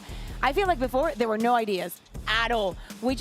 I remember listenings from us in a good map for them that was Haven, and me being like, guys, no, why is no one saying anything in this moment? But then there's voices in another moment. So, you know, it's good to see them like that. And they've got Narrate now back in the team, and he is someone who's got so much experience. He can contribute to those ideas, and he can also contribute kills as well for Kuka. Yeah, I think that he was brilliant. But to me, I think that I want Petra to speak on this one. Petra, you even have a place in this map. You even have a spot named after you. And you were actually very impressed with Narrate. I think that we all were when it was the attack. Yeah, I mean, he was getting picks everywhere. He even walked onto the sides with the team, opening up for the team. He's not missing any shots. He feels so comfortable. So, okay, so what do you need from a chamber on the attack here on Sunset? Information and balls. Balls, yeah. Balls. Cojones. Yeah, and he's showing them. Yeah, we can say that. If we can say balls, we can say cojones. We can say cujons, which is what they were saying. Well, I'm certainly learning about balls on this desk today, but we're going to go to Lotus. We're going to see a whole lot more, and we're going to see, as we've spoken about Chamber, Petra, we're expecting to see Narrate on the Chamber here as well. Yeah, and I think he's going to do the same what he did on Sunset. He's just going to go out, get the information, and lock down the sides. Yeah, to me is the fact that we see KC, now they're going to be starting on the defense. That's where things started to get shaky in the previous map. And do not forget, at the end of the day, we're speaking about an Eternal Fire that did surprise us for the good against Team Liquid. Not because we didn't expect them to not shoot back, but because it's your first game of the season. Everything can go wrong, seriously, for any of the squads. So I expect them to be the kind of team that is not bothered by what happened on the first map. Listen, it doesn't matter if we I don't think that they underestimated the opponent. Seriously, first week, anything can happen. And I think that the casters were doing a good job saying like, oh, they could have prepped for this because, you know, this is what they played in EWC. But still, for KC, it looks comfort. Well, let's see if we're going to see Vito again on the side of Eternal Fire. We are. They're not going to be reinventing their spiky wheel, as I'm calling it, Petra. It's a wheel that looks a little bit bumpy, even though they've got the goods to deliver. They're just not necessarily relying on the composition to do that. Yeah, and the fact that they're picking Vito again will say so, right? And as we can see, Narrate picks the chamber, and I'm super excited to see if Eternal Fire is gonna use enough utility to push him back. I don't know how much effective that Izzy operator is going to be on this attack. Players that I expect to step up are Audas and obviously Fabian. I want them to get cheeky with them TPs. I want to see verticality. I want to see them TPing behind players. I want to see some creativity. More utility. Yes. Yeah, if Minnie was here, he would certainly be saying he wants to see be like, oh my God, Vito great, TP. two teams that play Viper and Lotus. EMEA is alive again. But you have to play Viper on Lotus right now. That's what he'd also be saying. Exactly. Yeah, that would be him. So he'd be fairly satisfied with this one. It's just that he wasn't necessarily satisfied with the way that Eternal Fire were playing that veto, not using it necessarily for cross-map control. But as you say, we could see some cheeky TPs instead. Yeah, who knows? I mean, I'm excited to watch some proper veto. I haven't really seen anyone playing it that well yet, so maybe this is the time.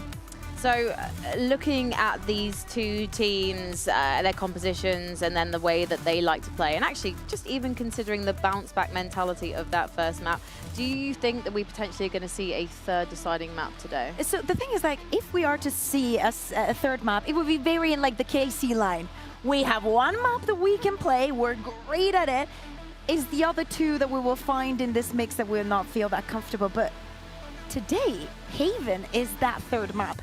And I know that at some point there is a limit where you like stretch the gum and at some point, well, you can do it with cheese as well, with cheese sticks. I know you like cheese sticks. Oh, yeah. Cheese sticks. That's so good. In Spanish we say with when you're chatting a lot, you're stretching the gum because you're like chatting, you know. Anyway, I still think that Haven is a place of comfort. And if they are truthful in what they're saying about playing more loose, and this helping them, it should show the most in Haven. A map that they were already good at, all the other teams catched up to it, and honestly might need to reinvent themselves.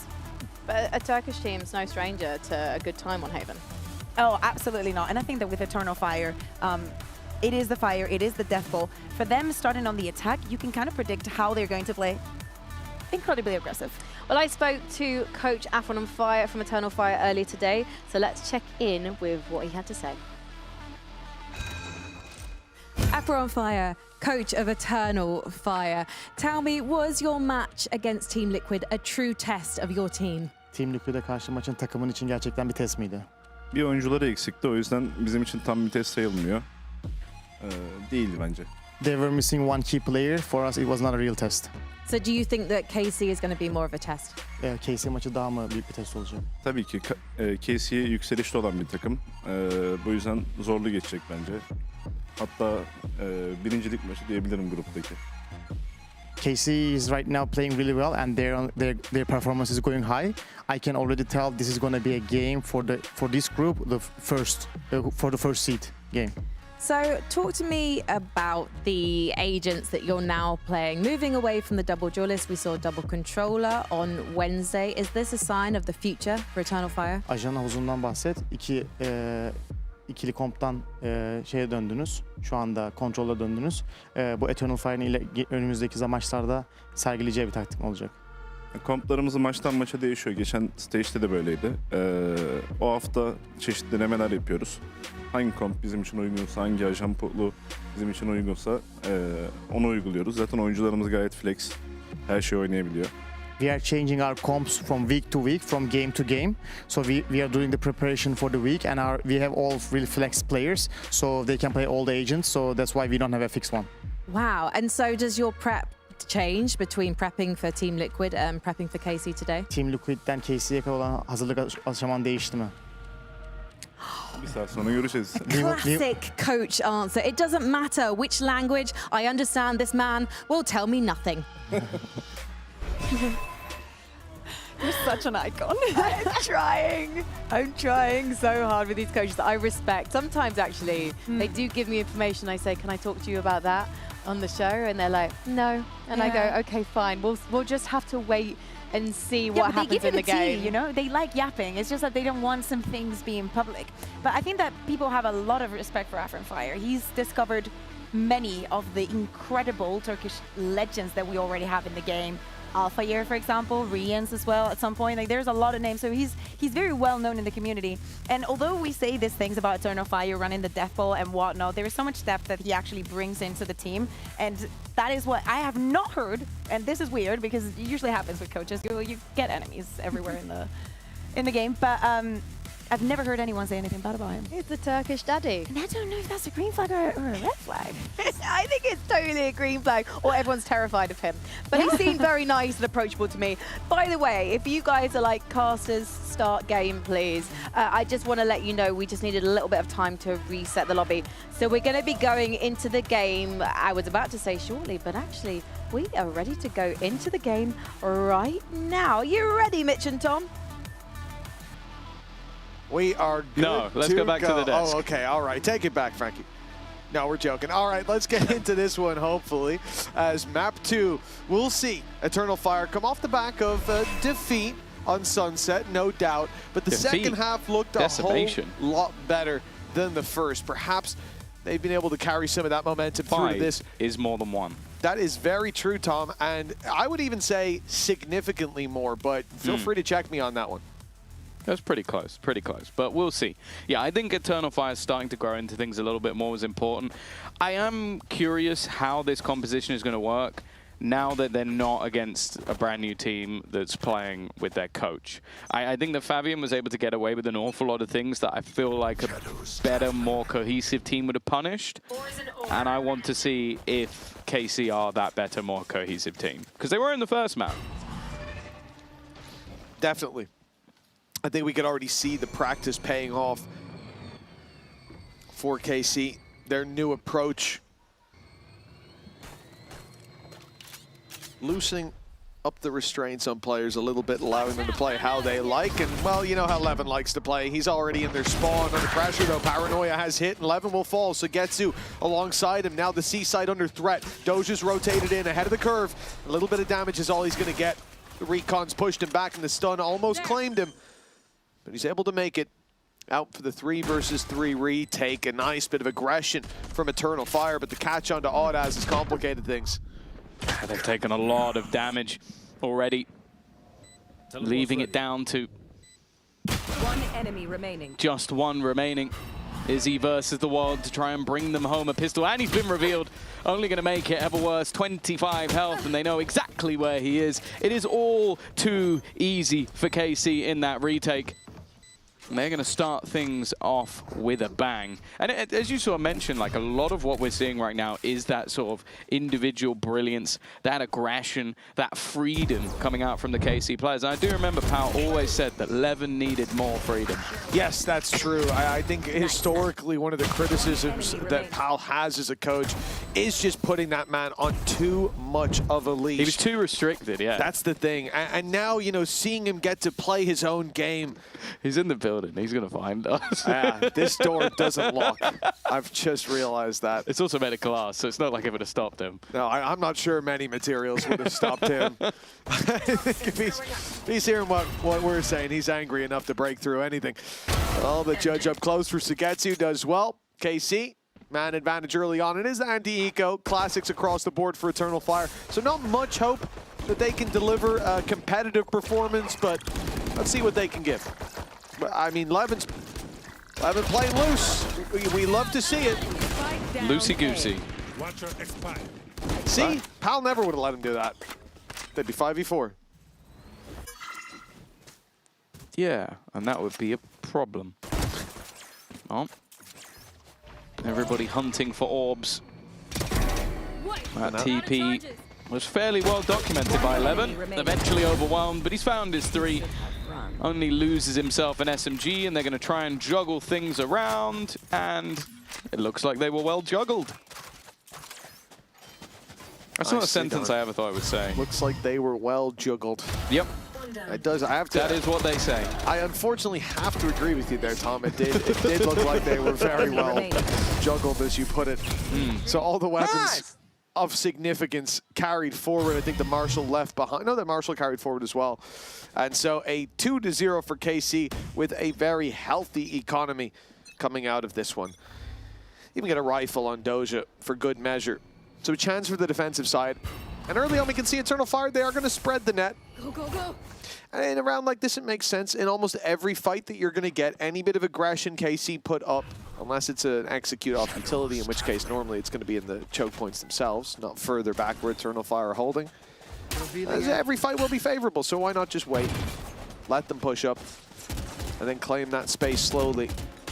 Obviously now they're making a lot of noise towards this C site, and the danger is it's fairly easy to predict for KC. That you can see they've already rotated in 3 players to the site itself. Narrate ready to swing open that door and cause issues, or TP back as a 4th man. All the while this trap is covering B. I do expect Eternal Fire to pivot, but they need to apply a bit more pressure first. I'm out of here. We're good. Utility holding them back. Echo taking space, but it has been noted that him breaking of that util is enough for them to try and rotate back, but Dosia alone has been enough of a nemesis for Eternal Fire. A quick double, not a lick of damage done to him and his teammates all looking to rotate into position. He goes for a little more, but is shut down by Echo to get 2 trades. But actually, Eternal Fire are doing well to fight this one back. Eventually, that plant looks to come through, but this kill should be fairly easy for Narrate. Only a single body shot needed. And now he can wait. Watch. As Aves looks to come back around, he still has himself a seize available. Haunt. Maybe ticking down. They are taking their time, and it makes no difference. Narrate is just on it today. Another 3-0 start for KC. This is the thing, like, despite the fact that KC are playing looser, you see in these moments the discipline kick in. They realize, okay, now we gotta play tight. That from Doja, though, was insane. Eternal Fire were playing this ruse perfectly. Initial noise on C, 4-man rotate towards the C site. 3 essentially, with Narrate being that flex man to help out. And then they open the door. They pull Narrate back. They break the trip on B as well. And all the while, KC, they leave the C site. They think that the hit's coming in on B. It looks like Eternal Fire can burst through and have an easy fight with only Doja in the way, and he gets a collateral the second the smoke fades. And your whole plan is undone. The numbers now back in favor for the defense. For Eternal Fire, this is the worst moment for it to happen as well in a buy round like that. It's KC getting lucky. Hello. Hold on, though. A bit of a challenge on the side, and now it's getting dangerous. Seketsu now looks to go out as well. Doesn't look like he can deny the plant. The spam would give his position away. Echo, in the meantime, has claimed a very aggressive position, but he whiffs. He doesn't manage to get the kill. That puts things back to in 3v3 with a weaponry advantage for this defensive side. Door being open just for the visual. Izzy, who managed to get them that advantage in the first place, just trying to play proactively, trying to get into their face, but being low HP, he has to be that little bit more careful. Levin, he's just walking up and just takes both down. Fabian, he's going to die to the utility. There was nowhere left for him to go. And it seems like just almost the noise that was being created by the other players is enough for Levin to just walk in. They are having fun now. This is a problem for Eternal Fire. They're the team we talk about being able to run away with things. And right here, look, they put a serious spanner in the works. But then it all fell apart towards the end. Of course, weaker weapons in play. Excuses are there, but at 4-0 down, it's time to step up to the plate. Eternal Fire, pressure on. After that first map, in the second half, it looked decent. It looked a lot better. They needed to have a better start, and they don't want to be in that same position here. An early attack has pushed Narrate back, but, well, an audacious play by Audaz has very much been caught. They walking through this, and it's working. This feels like almost a rank strat. TP into the spawn. The rest of the team were so much further behind that there was enough time for them to aggress and evolve. Fabian is going to try and get in. He's always clean with the shot. Sometimes this man alone could be enough to steal you around. Is it one that they can recreate? We'll have to wait and see. They haven't even finished this one off yet. But of course, he gets himself healed all the way back up. Echo in position as well. And for Narrate, it's going to be a difficult spot to clear. And Fabian has no fear. A first round on the board. The first few kills as well for Fabian. He was having a really troublesome game up until that point, but as I said, at any moment it seems like he could just step up and take over. Yeah, I think as well the opening pick for Echo, very important for them to make it into the site. He had a drone leading the way, but if he loses that duel, I don't think they're even getting boots on the ground for KC. That was what defined it. Correct me if I'm wrong, but yes. I feel like on this attack side, Fabian is basically just waiting for the evolution and then using it like a Reyna. Like, would he genuinely be better off be playing Reyna? I'll never agree to that. I'll never say yes, but in comparison, tell me what he has done with the rest of the utility that makes it better than him just playing Reyna. Oh, well, of course, he's He's got a trap to protect the flank. Look at it, He protecting actually the flank. used, Can you see it? one of the rounds he used it in the post plant, and it was shot within half a second. Yeah, well, you can see he's used it here. Do you see it? Can you see where it is? Get real close. This is it's not my there. eyes. It's I'm not there. I almost think it got touching the shot monitor again. with my nose. Well, Levin's being shot as well. That's the thing. I would expect that to be used just as the flank protect. They're not doing that, which is a little bit strange because I'd say that is the big advantage. And then obviously when you're flooding out right now, counter utility being broken, that's a little bit dangerous. Doja able to walk through and isolate one. Guy. There is a man in the back. They'll never expect Echo able to take one down, and the fights on the site working out wonderfully. It's a good recovery for Eternal Fire when it looked like there was a bump in the road, but they have hit it softly.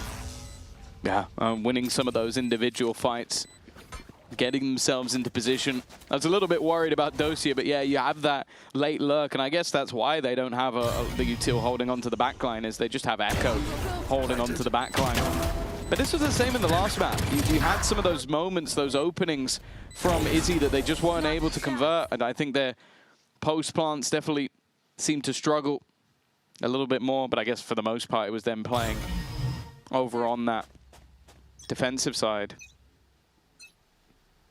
For now, at least. A couple on the board, but the economy's still pretty good for the side of KC. I guess the other real argument, like removing Reyna from the conversation, it does feel like Chamber would make more sense. Sure. There I can certainly give you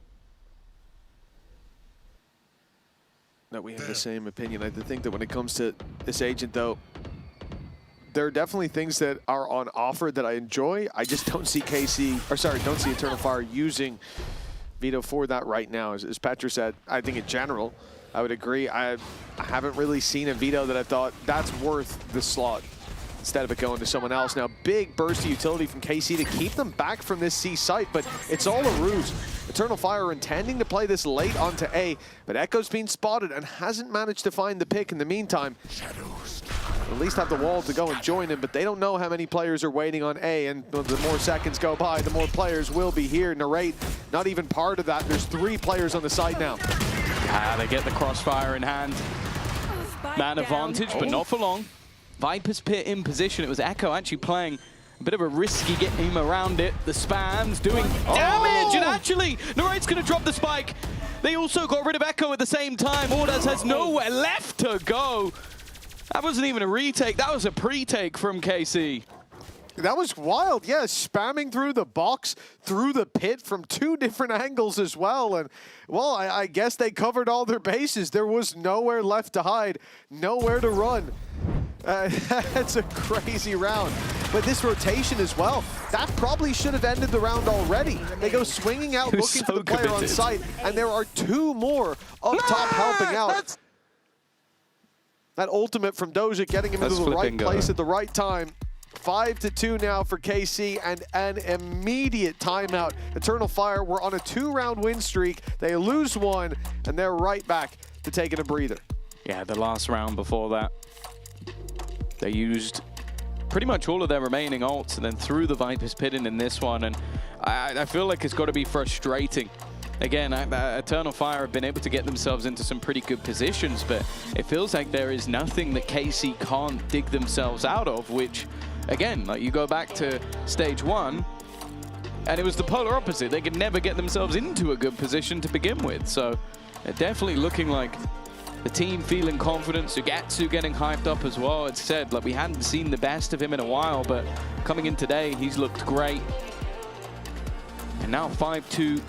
In the lead on the defense. Of course, the majority of rounds from Eternal Fire when they play versus Liquid were on that defensive side, but I do think it would be foolish to go into this and just believe that that's going to convert over in the same sort of way, especially when I think when it was Paper X, this is where KC actually did fantastically well on the attack. Paper X are quite a good team. And I think with the way things have gone for Eternal Fire, I'd like to hear what's going on in the comms. Spike down, attacker spawn. Burası direkt. Chamber'la şey de orada. Neon da oradaydı. Soner alıp dönsene ya. Ya bir C'di beyler. Şu an döndüler Base ama. split atak bak. Base split atak tamam mı? Gidin kapıyı açıp paranoya at. Gelin base split atak. Kanka A'da beni görmedi. AP Hobbit. Bol açtım. Ömer bekle oğlum Bak, kapıyı aç. Hatta kapıyı açıp denesene kanka. Fight at. Trebi yok mu önünde? Oluyordur biri sana. Var önünde trebi var. Bol açtım sana. Drop'a backside'e bakabilirsin. Trebini kıracağım ben. Aa fake side'daki bırakmış Kaldım. Yürü. Sızmaya çalış. Yürü. Kurma. Evan'da. Önünde program. I don't know about you, Tom, but I got a lot from that. It's interesting to get a peek behind the curtain there for Eternal Fire. A lot of talk about getting the spike to a site. Now, that job's being done with the A site taken, but Audaz wants a little bit more. The retake already too strong for KC in a 4v2, but now the herd's been thinned out. And the snake in the grass finds its fangs deep in the flesh of this KC side. Echo might even get away with this, but no, Levin is hot on his tail. Won't let him escape. The paranoia, though, should put him in the ground. Audaz left into a 1v1. It's Doja on the other side, still with the paranoia to work with, but his position unknown for the time being. Audaz looking the wrong way, and he won't just in time. Big round for Doja, and for KC, they will find 6 despite a solid attempt against the numbers. It's funny as well because you know on Audaz's side he's going, well, my opponent isn't just going to walk straight through that smoke, so I'm going to hold the angle where he walks around. Because the funny thing with that is that's exactly what Eternal Fire would have done. They would have walked straight through the smoke and just gone for the Angel. It's confidence, it's a surprise, and it's what KC have been doing throughout the entirety of the map. And as you can see, a taste of your own medicine sometimes isn't quite as sweet as you'd hope. You know, I love as well, these listen-ins are often called before the round starts, and I feel like our producers are honestly on for a streak of curses unlike anything I've ever seen. Feels like every time a team just gets bombed out. Maybe we need a KC listen-in. It's the only thing that could slow them down. A 6-2, but hold on. Eternal Fire now starting to show up when they've got the weaker weapons. The opening pick was something, but a hiccup that's turned into a real problem now for a 5v3. A very direct, fast-paced take, and well, for the defense, economically not in the greatest position in the world. You have to be a little bit careful that if they're going in, if they're going to try and challenge versus Eternal Fire, there's actually a chance for them to win the round. The best chance seems to be with Narrate, and he's already gone. That's the operator lost. And for the remaining 2, they need to try and save, but the question is, can they save? Dealing with Izzy gives them a chance. And well, these weaker weapons are hoping to try and find themselves an upgrade, and that they have. Well, not a round that I was putting any stock into for Eternal Fire.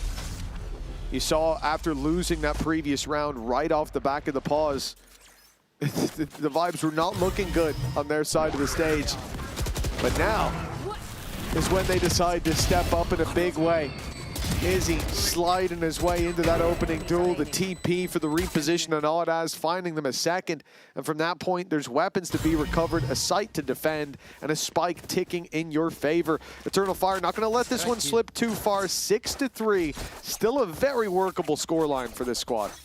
Yeah, for sure. I think if their defensive side's anything like last time, if Fabian can get going as he did, there's definitely still opportunities. But as said, the attack side that KC played versus PaperX was fantastic. So definite opportunities for them in that next half as well.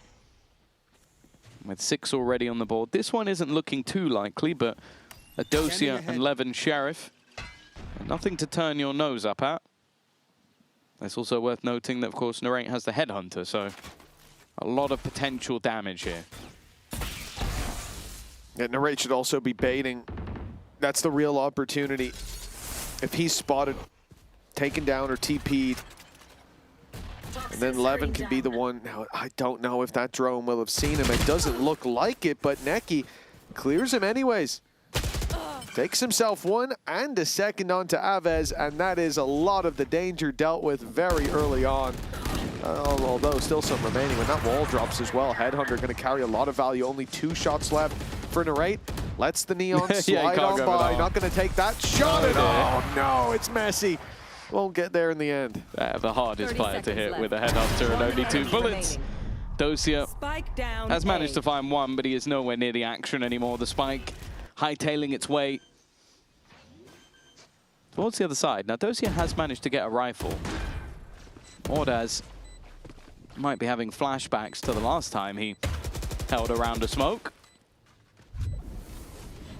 But there's 2 players on the other side of this. The only worry I have is they are fighting him. They know exactly where he is. He doesn't really have anything to lose. They will be able to buy into the next round anyway. Now just sitting on that high-low. It seems like an impossibility for him to get anything done. Nice work from Eternal Fire to weather the storm of aggression in that round and fighting back towards that 6-6 scoreline. Yeah, I am expecting KC to show us that same strength in a big way in the next half. So if we can at least see Eternal Fire step up to 6-6, I think we're in a much better spot. Because thinking back to Sunset, the weaknesses were on that defensive side for Eternal Fire. It was KC being able to pressure, being able to lurk with extreme efficiency. There was a round where they literally just walked up behind Eternal Fire in the one gap that was left open, and nobody was even thinking about it. I don't expect that level of mistake from Eternal Fire, but at the same time, I do expect that same ability to think on their feet and on the fly for KC. The Hunter's Fury here. Neki almost taking Avaz down. He's done damage, but the kills go the other way. And it's dangerous now. That Nightfall making it much easier to finish off their dinner. They are seemingly forced all the way back. Some of that damage, at least, was in the form of the Nightfall, but that certainly isn't.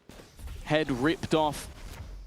And right back to winning ways for KC. Only Neki and Ordaz stand between them, and what looks like a fairly clean round, but they do have to be careful. They don't want to give anything over to the players on the other side, but for Dosia, he really has been unstoppable in this half. Neki now needs a 1v5, and I think he'll be lucky to get the 1. Well, he'll be very lucky now to survive even a couple more seconds. A decent attempt, all things considered. But 7-4 is where we go. 1 round left to play for in the question now. Can Eternal Fire make this, well, a manageable situation? Give themselves a chance to equalize with a pistol found, or will this be an uphill battle in a series that is already stacked against them after Sunset? Yeah. It's both teams, in theory, if we're going based on just the last couple of times they played, going into their favored half after this. So a singular round could make all the difference, from KC potentially being out of sight and Eternal Fire being just a pistol round behind. Fabian with the chance to evolve into this round, and actually the aim taken away. Dosia, after the last, cleaned up in that spot. Now he's been cleared out. Yeah, I was worried for Eternal Fire. Spike planted. Stepping right back into the same fight that Doja showed his strength in, but not going their way. The plant is theirs. The retake for KC, all coming in from spawn. The stun gonna set them apart. Levin already dropped down, but it's Ordaz up top. I mean, Ordaz relies on that cover from Echo. But Echo has been reliable so far. Big round for Abez. 1 more needed and found now. They can make it towards the site. Echo standing by, but he's got back up, and Neki's drawn their eyes. Sugetsu can't even make it out of the drop, and by now, the timer is too far gone. They know exactly where he is. Echo's even given him a chance, but not a chance to win. Just to stack the kills in his favor. That spike is to explode. 7-5 we go.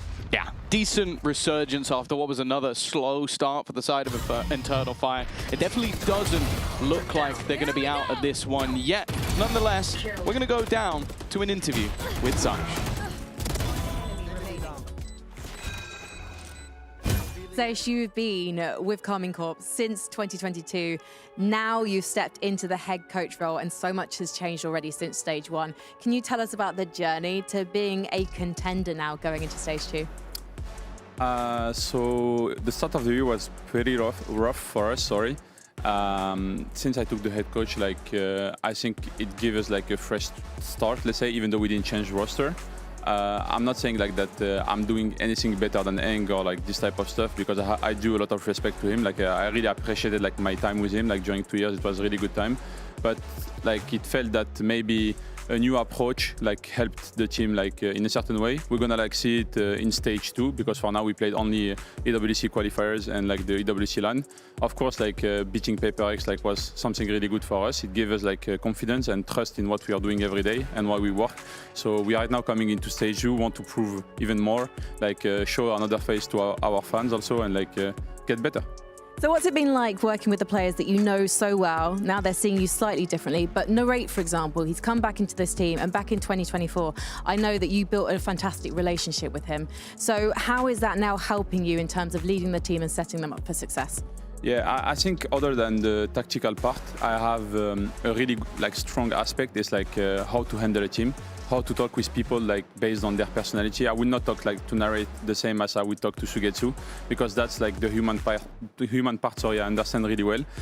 It's like a really big strength I have, and I think that's helping us like every day to manage emotions, manage frustrations, like understand how to speak to certain persons in a certain way. So yeah, like I feel like with Narrate, for example, we have a really good connection, but it's because mostly I try to go in his way by talking to him like based on his personality, you know, because like he's not like a player like the others. I don't know how to explain it like properly, since like people don't spend time with him, but he's a player that like you need to speak with him like a lot more than the others, like to make him like feel in comfort zone and this type of thing. So like yeah, I think this connection like helped me a lot with him. Well, it's definitely helped the team so far. Thank you so much. Good luck today. Thank you very much. Thank you. Yeah, well, it certainly has worked. A lot of changes for KC, and like you said, that fresh start without really making the roster changes, well, it has worked out in their favor, certainly on map 1, and leaving Lotus half one with an advantage. Now time to defend that lead. As KC on the attack meet the forces of the defense in a big way and leave just Neki on his own towards this A site. Time to take him down, you would think, but Neki digs deep for 2 more. His 3rd of the round connected, and a final will evade him. But Narrate's got 2 more to take down. Yeah, he's given him an opportunity. Narrate has been fantastic throughout the day, but he's walking right into the double stack up. Both players waiting, and I don't think he knows the other is on that deeper angle. Still trying to hunt down where Echo is playing from, and instead they both look to swing together, but it's a little disjointed. 2 HP in the wallbang is enough to make sure that doesn't go any further. The comeback to level things up almost complete. All it will take is a 2nd round conversion. Yeah, Neki does so well. The fact that they know that he's here, they're trying to hasten the pace towards the site before backup can get to him, but well, he didn't need it. Trading out to keep the numbers reasonable for Eternal Fire, and well, the numbers on top are all that matters. 7-6, 1 round in it now. As you said, the follow-up should be pretty easy. You can see that it will be a full eco on the side of KC. Still that headhunter to worry about, but well, I was going to say not for long. Narrate did just about escape. Oh yeah, they're going to re-aggress. Of course, for Fabian, he has the same ability. A slightly different stance. Of course, expectations in this round are almost nothing. There would have to be the overwhelming of a player, and especially with the weaponry being up on everybody on the Eternal Fire side, there isn't a single player just playing a pistol. You look at this from their side as, okay, this is a very safe way to play the round. But you then look at it from a case of you need to not really lose anybody in this round. And well, they've already lost 1 and 2. Yeah, I don't... Okay, I was about to say I don't think the KC are going to win this one, and maybe they won't, but already the cost paid is far too much for Eternal Fire. Fabian, the one to stabilize things before they really get out of control, but KC are going to feel good about that impact early on in half 2. Yeah, they only got 1 rifle and a judge back for this round, so an incredibly costly one from basically nothing. It was just the headhunter bullets that were purchased. And of course, you look over on the side of Narrate, and that's not going to cause him any issues at all with investing back into this round. So an opportunity for KC to reclaim their lead. And with not a whole lot playing against them. I do like this, though, from Izzy. Getting this far up with a judge. One of the few places where he can not only do a lot of damage if they come around the corner, but he can lock off a very large portion of the map. And they don't need to do too much to get him there. Just that utility down from Fabian to eat any util thrown in the other direction means they don't have to commit 2 or 3 players to the angle. Instead, any reveals, nades, and so on will just be eaten up, taken out of the round. And so Izzy's able to get up close, and then it's his responsibility to hold on. That allows them to double stack up on B and C. The trip broken on B, but no fake information will have any impact on Eternal Fire for the moment. Now they look to push out, but that is exactly when Narrate strikes again. The patience on display. His lurks on the attack have been huge, and that triple kill can be added to the tally. Izzy, the world against him now. A chance for a flawless round, 2 HP on Levin. Izzy's gonna have to fight through a few to get there. In zone, flawless, connected, a 4K for Narrate, and a big round for KC. Yeah, I'll be honest, coming into today, like I've obviously been playing a lot of Phoenix over the last couple of months. I was quite excited to see that. I'm not upset seeing him on the chamber at all. I think his lurking has been fantastic. I think he's incredibly intelligent on when he takes his timings and his fights. And it's kind of what he was saying, like maybe they don't have a set plan, but you can see the cogs turning in his head, like, okay, they must be looking at this player now. That's a distraction. I'll use that to punch my ticket to winning the round.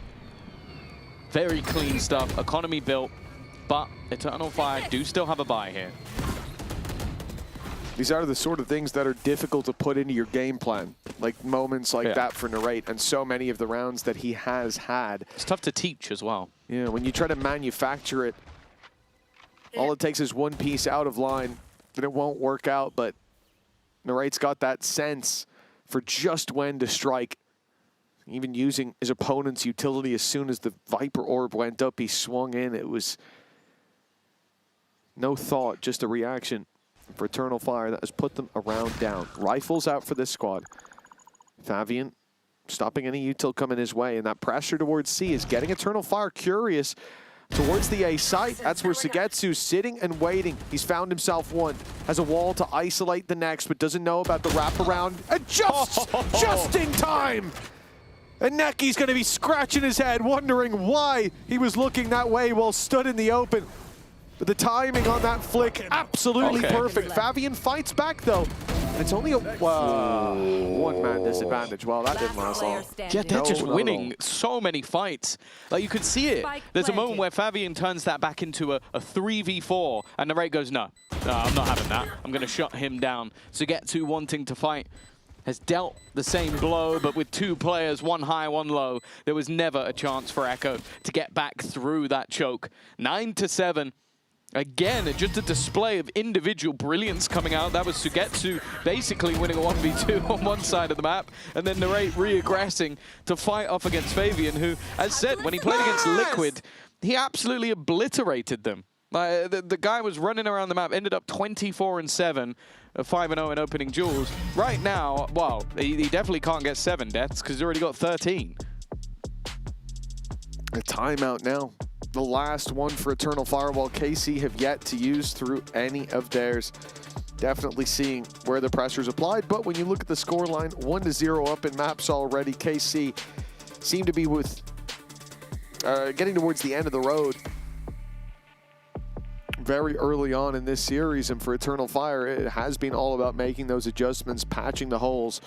A close game so far, trading out towards the end of that second half, but I did say that this is where my expectation is that they will struggle, because KC so far, thinking back to Sunset, there were rounds where they were 2v4, where Eternal Fire had all the information, and KC would still manage to pull it off. The individuals showing up deep into the rounds, the comfort looking off the charts for this attacking side. I also think that at least versus Liquid, it might have just sold Eternal Fire a bit of a false story.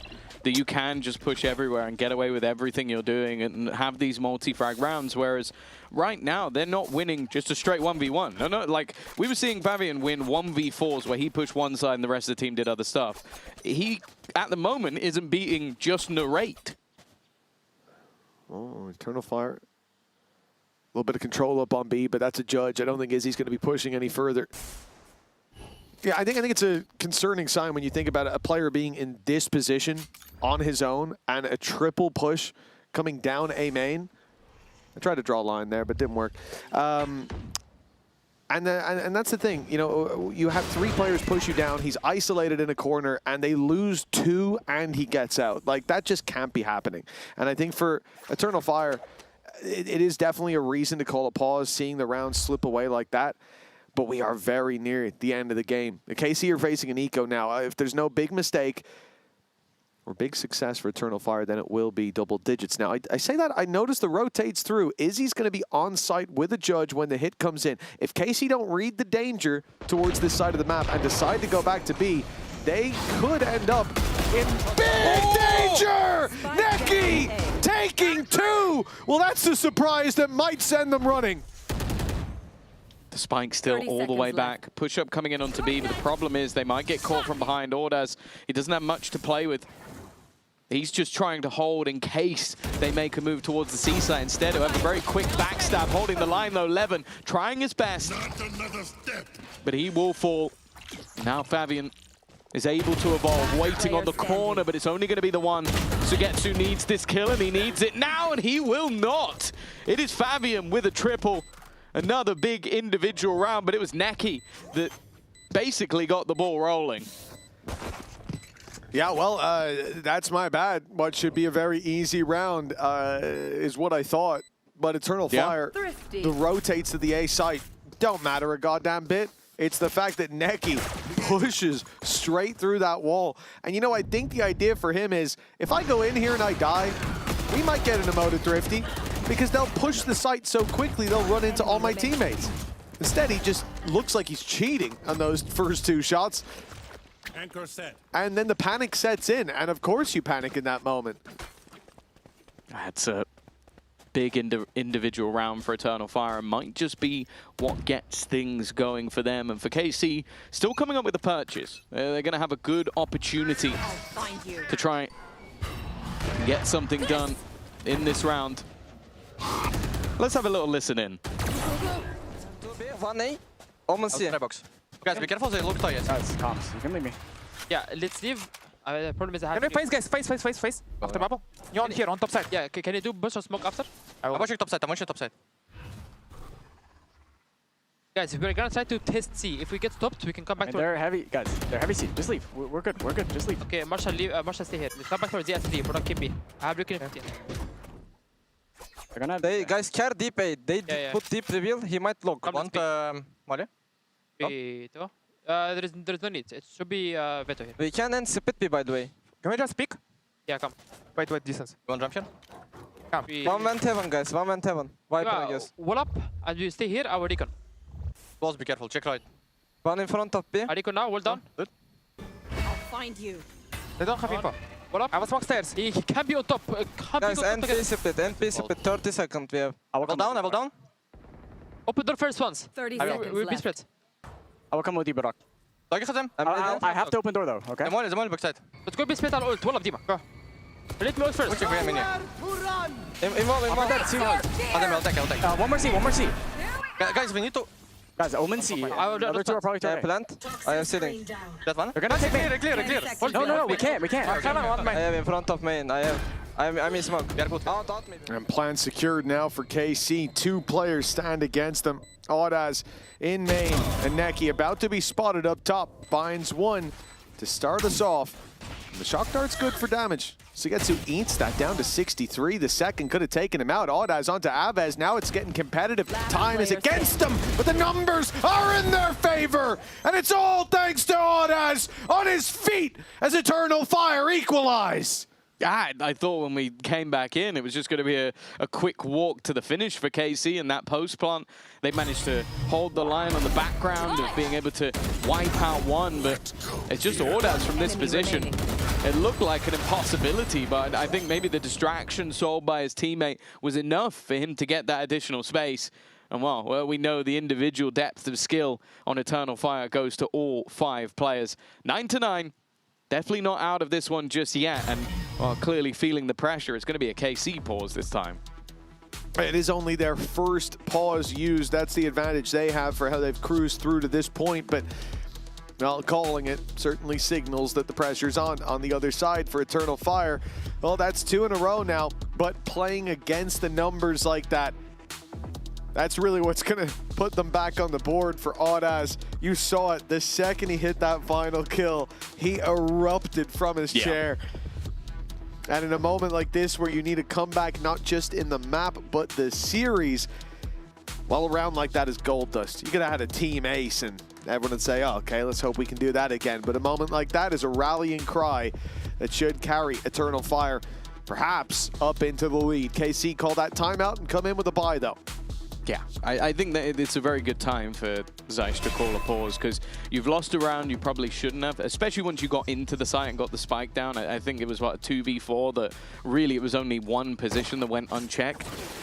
They seem to do well in a lot of the mid rounds, feeling out the map and basically just figuring out where the gap was, even just leaving pieces of the puzzle behind, like Sugetsu cutting off the flank. But the post plant needed to be better. And knowing that they have a bye in this round and that ultimately it feels like a bit of a crunch round for either side, having the opportunity to talk things through with the team. But they also give a pause over to the other side.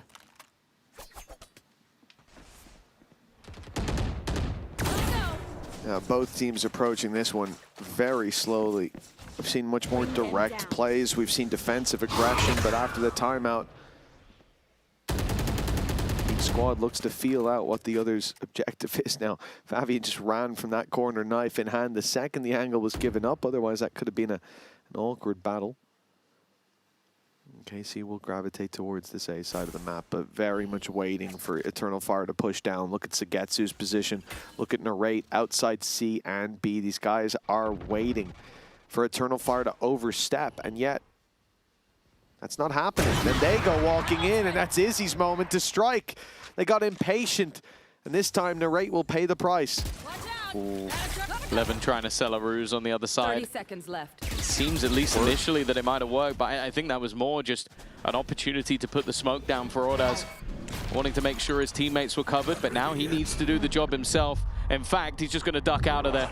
Got enough time to use his ultimate, wants to play this as a 5v4 retake, but what that allows for is the Viper's Pit, which is going to make that a lot more difficult. Yeah, that could definitely be the game changer. Sugetsu still has a snake bite online, and as time ticks away, that piece of utility could win the round on its own. Already sent through to slow down the push. Makes it an easy spam for Abez. Traded out immediately, though. Eternal Fire keep the man advantage for now. But it's all about finding Sugetsu. If they can drop him, the pit will fall, and down he goes. Down go KC. The lead for Eternal Fire has been claimed. Even making sure at the end of it that they get the Viper's Pit online in the next round for Echo. But just good decision-making throughout. We've talked about this team in their controlled style of chaos at times, but throughout the series so far, a lot of it has just felt like chaos. This round was a lot better from them. Getting the opener, playing it safe, looking to play as a unit on the retake. And then the second they got rid of Sugetsu, everything tumbled down. Frustration for Zeiss. And he doesn't have Eng there to hold his hand anymore. Oh, let's not forget, they just lost a 4v2. Now see the lead slip. It's definitely a frustrating moment to be in the KC coaching booth. And now they've just lost Doja through the smoke. That's definitely... The thing is, he's been doing that a lot. Like, that's not a new play. Even since the pistol round, he's been trying to get into that smoke. So it's not even like I would call that luck anymore from the Eternal Fires. I think he is there. I'm going to spam there. Nonetheless, it's not going to unwrinkle any foreheads on the side of KC. One man down, a Viper's Pit on the side of Eternal Fire to fight back into a round if they even need it. And it's not looking likely that they will. Fabian, the safety net, catches Narrate, who was about to sneak up behind the man with the operator.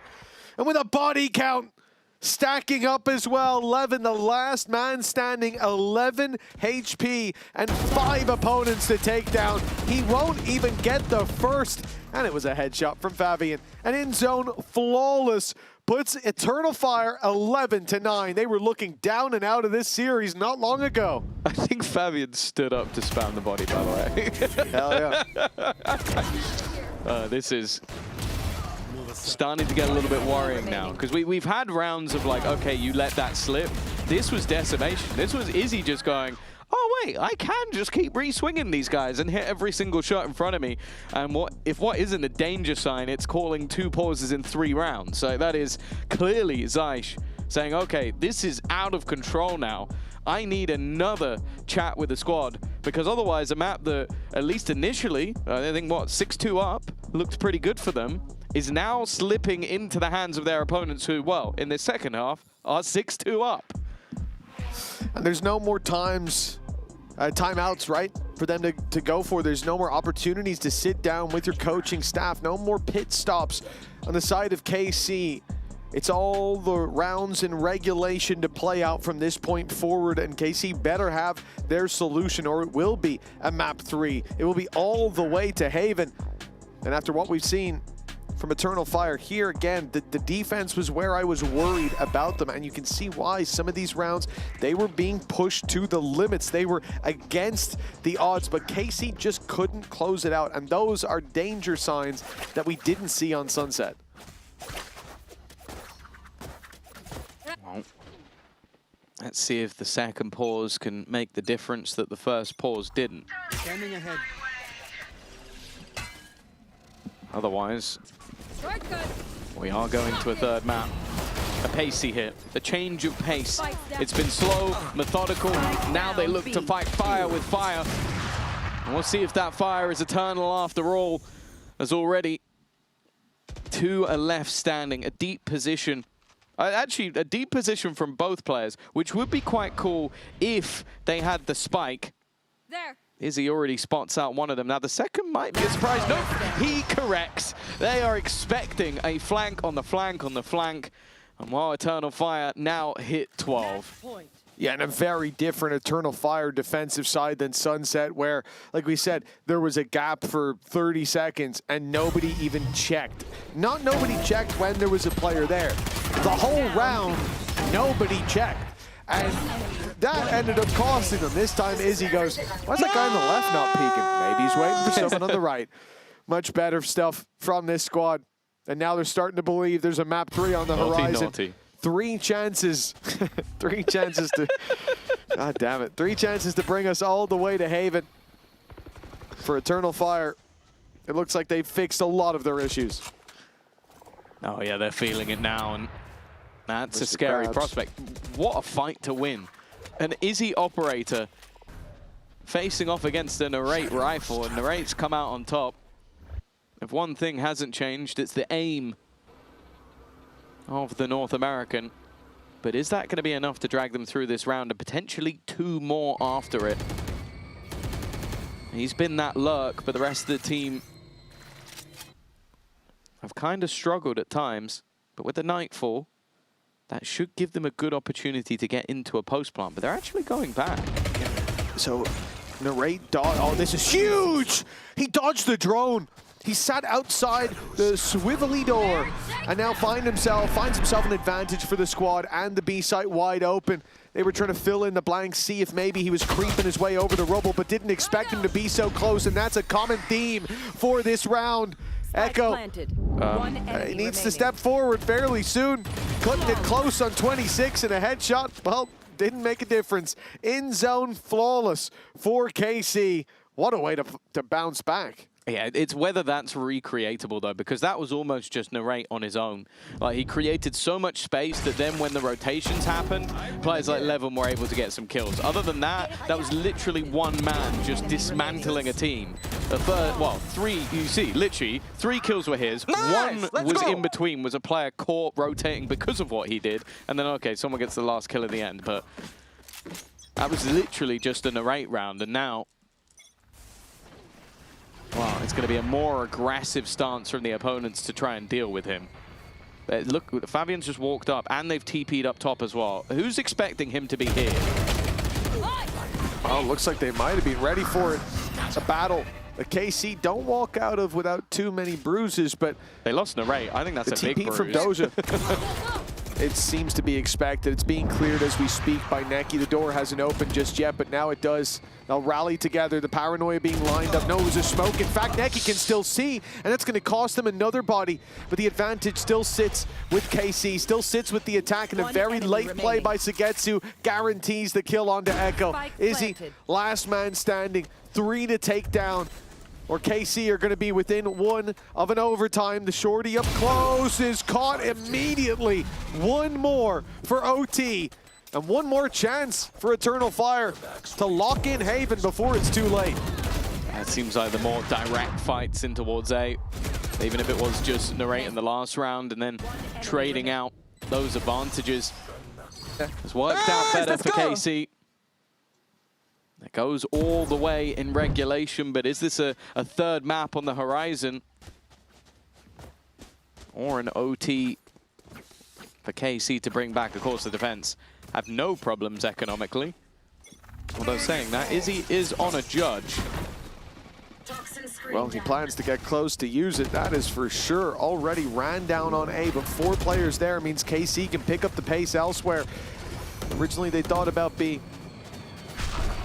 They made the right read, the right adjustment. Back over to this C site. TP taken. Audaz will be here, and KC pumped the brakes again. Sugetsu has to be the one to break that drone, but it has spotted 2 sitting outside the B site. Good info for Eternal Fire. They're not going to over-rotate anymore.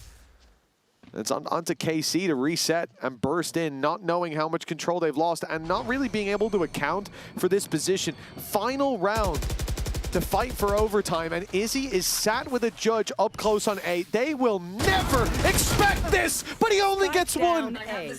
And a bit of damage to follow up, but that should have been so much more. That was exactly where you wanted that gun. And his opponents walked right into the spot, but yeah, it's only going to be the one. A move. Is he going to go into the smoke with an Odin? Okay, clearly baited into the idea that nobody was on that side, and that open is interesting. There's a question of whether or not they start rotation back, but now they catch them as they move. Patience from KC. Even still, though, an evolved Fabian waits for them on this side. If there's any man that you'd want in position, 12 seconds. It is normally him. Time ticking away. They need these kills. They need them now. And it's a spray down, but it's not quite enough. Fabian gave it his all, but Levin takes us to OT. Switching sides. That is a lifeline for KC.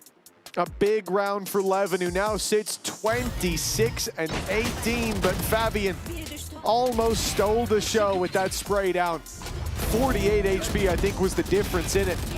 And this is the problem. When it comes to that late round, the new KC are doing something we didn't see from the old. They're taking their time, they're baiting rotations, and they are playing a masterful, cerebral game that it seems so difficult for Eternal Fire to not fall for the bait. There's so much of it being thrown out. Something tells me even if they win, he won't be smiling. We'll see. We'll see. 12 to 12. Early drone up. It was risky for Narrate to stick around. But he's hoping he's in an angle where he can stay safe, and he will be. Patience pays off. And Fabian has bit the bullet for it. Still, Eternal Fire look to try and pressure towards this C site. 2 players await them. 2 players that they've seen as well. But they don't fear it at all. And hey, if Izzy could keep hitting shots like that, maybe they'll be okay. TP out from Doja. He just wants to put distance between them. And the rotations are already in. He'll have Levin by his side as Eternal Fire look to pressure and pushing deep. Took to the corner, and then the swing comes in, but it's not needed. Levin was there to support, but Doja carried them across the line himself. Neki now 1 away from a Hunter's Fury. Look, there's Useless. a chance if he can manage to find a couple of picks, but he needs those picks quickly, and he steps in just as the C's hits. They haven't spotted him just yet, but it doesn't matter. Levin, quick on the trigger, and what was Eternal Fire's chance to go all the way to Haven. Now, this could be their final stand at 13-12. KC, they showed up late, but not too late. It was almost the outright cockiness of Narrate just to take that first pick, and while you can see the continued frustration from Fabian, this is exactly what he was doing to people just a couple of days ago. And Narrate showing that, hey, maybe they could be doing the same over on the chamber. Even still, though, KC need to close out one of these attacker rounds. There was a massive streak that came through for Eternal Fire in the second half. Will they get right back to winning ways? Oh, they're taking risks as well. Now getting up close on the wall. Echo hasn't been spotted. Paranoia catches, but he's close enough to see. Two taken, but two traded back. Fabian, he's fighting them forward. Not letting Sugetsu out of that corner, and the price to be paid. Another overtime. Unless Narrate can steal away the 1v3, the spike still needs to be claimed. And for now, he has no info on where these players have gone. This not quite an impossibility, but he has got his work cut out for him. He has looked like the most cerebral player in this server. A chance. He even knows there's one on the other side, but even while his game of prediction was almost spot on, the shots do not land. 13-13. The battle, the brawl continues. And most of it came down to, well, a missed spot in the corner. It could have very easily been 3, and then Fabian just, again, having no fear alongside the shock darts of Neki. What's going to be the change? No operator in for the defense, but that was mostly something we saw out from Izzy. It's a frustrating round to lose for KC for sure. That was their chance to end the series here. Walk out with their heads held high. Now Eternal Fire have the momentum. They've got the advantage as well. Aves down, Sugetsu toying with the idea of pushing forward, and although he'll find Neki, he needs more. That trade back puts us even. And Sugetsu is sticking around now with Levin by his side. Wall up, gives Echo the reposition. With the door open, Bates is he in. They're looking for this fight, and it will be Sugetsu to find it. He said it had been a while since we'd seen him in that form of before. Well, what a round it is that he decides to step up. A 4-piece already, and the final will be claimed by KC. 14 on the board for the defense.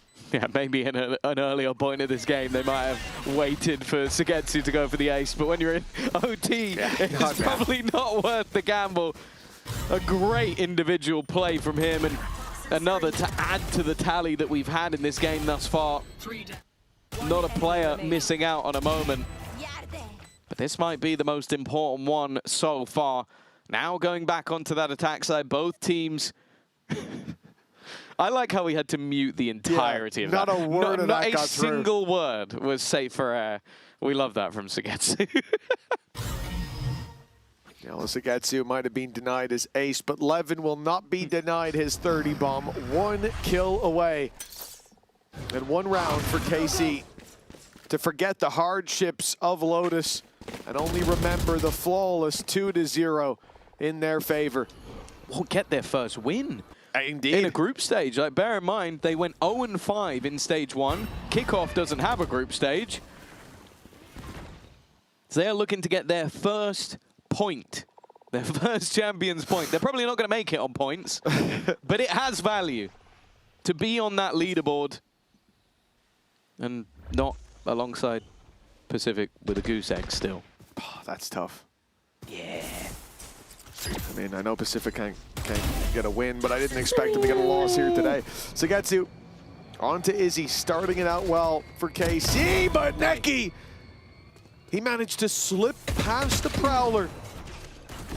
Damage done back in return. Fabian and Audaz both holding on for dear life, and now here he goes again. Sneaky Narrate, making the play through the B site. This is space that's already given up, though, by Eternal Fire. It will get them to plant on the KC side. Well, yeah, this is going to be so hard to retake. You've got 2 players that could very easily go down to just spam Spike planted. Also, when they did a retake on this B site, they had the position that we currently see narrating. They're going to need themselves a hero of sorts. And all KC need to do is hold on. Aves, oh, he's got freebies, both low players walking through, and it's two picked up as easy as you like it. KC, in the end, 2-0 is how they find their first group stage win. Already off to a better start than the story of stage 1, and it is Eternal Fire, the young guns who stepped onto the EMEA stage and made many a team shake and quiver in their boots. But today, they are bested without a map. Well, yeah, this is one of those games where you're going to look at it from an Eternal Fire standpoint and go, okay, maybe that's a little bit disappointing, but you're going to look at it from a KC standpoint and go, okay, that's a fantastic upgrade to what we saw back in stage 1. We knew that from what we saw at EWC that this was a different team, they looked in different form, but it still asked the question of would they be able to get their first win on the board today? And the answer is yes, and that's all that matters. Sure, at points things slipped a little bit, and you could see that Saish was maybe still a little bit stressed in what was going on, but that's a fantastic victory, and against a team that many have struggled to play against, a top 4 over in stage 1 versus a team that finished last. That's a huge turnaround already. The thing is as well, seeing this system work for KC is inspiring a lot of confidence in their run, because as time goes on, I expect them to get even more value out of this, to build into it, to grow into the stage. Already a fantastic start. And speaking of superstars, let's send this down to the stage where we've got an interview ready with Sugetsu. So, Mitch Mann just called you a superstar. Do you feel like one right now, especially after that 4K in OT? Not yet. I'm trying to get back to my shape, like slowly, getting better, yeah. So talk to me about that huge round. Second overtime, you've got to do everything to get your team across the line to take Lotus. Talk me through what was happening in that round on the A side. I knew kinda if they're going A, they mostly were going towards 3, you know, and no one was scaling from main. This was like I understood from beginning when they were playing attack side. So just I knew that only Solo who was droning my teammates called me, I killed him. And after they just picked one by one, to be honest, like, I don't know, and just punish them for mistakes. How did you enjoy going up against the individual firepower of Eternal Fire today? Because there were some moments where they were particularly evil, hiding behind walls, hiding. It was like, I guess, a map of what we might call Petra boxes, because every single corner they could hide in, they were trying to multi-kill you from. Yeah, I mean, we were ready to play against them because we played already against them on qualifications, kind of, you know. We knew that they have a good firepower, they are like good shooters, but in terms of like overall gameplay, they like a bit struggling, I feel like. And we just, from previous tournament we came, just we getting better in shape, and we were just ready for everything. Of course not for everything, because we trolled some rounds. Of course, it's impossible to play without it, but it is what it is. Well, what's great is to hear you playing with such confidence and such vibes, because in the studio, you guys are loud and you are bringing the hype. Does it feel different already to stage 1? I mean, I feel like, yeah, when I was not bringing hype, I was more like into myself, you know, kinda. And I feel like when you're screaming, you're more like getting confidence and enjoying the moment. Well, keep screaming. We're going to head over to the desk now, because we've got some duelists standing by with Kakuka and Petra. Thank you very much, Frankie. Yes, as you said, we have Narrate and Levin joining Petra and myself here on the desk. Congratulations on this start of the season. Narrate, you were telling me your first champs point. How does it feel to start the season like this? I mean, obviously it feels amazing. We're one step past 0-5, so we'll take it, you know. What about you, Levin? I mean, I'm pretty final, so like I expected like more easier win, to be honest, like, but I will take it also. Yeah, you speak about the easy wins, but of course I feel like we need to start asking about that overtime. After how dominant you were on map 1, especially in that first half, you jump into the second one, and things really look like they're building up for Eternal Fire. There's a couple of rounds where they gain a lot of momentum. Talk us through a little bit of how you managed to bounce back and take things to overtime. I mean, to be honest, I think I did something really stupid, but it worked out. What was it? I just walked peak day, like by myself, no Viper wall. I know they have an op, and I just insta one-tapped Izzy. And I think that kind of like shut down their momentum, because he was getting insane picks on me as well, and like the rest of the team, and they were doing a really good job setting up. I shut them down early, and then we kind of like just snowballed the round, and I think it like helped us build momentum because we were kind of like losing a lot of rounds in a row. So I thought that was kind of like, maybe I'm biased because it was me, but I think that was the play that kind of pushed us forward. I think you're gonna be very happy when you watch the replay. Petra, do you wanna? No, I was going to ask the same question, like how do you maintain so calm in the overtime? Because we were looking at the comps from both of the teams, and you guys seemed so calm, even though you were all talking, and I think you all had ideas in the overtime. Is that how it went, or? I mean, I feel like we understand like most of the things as a team.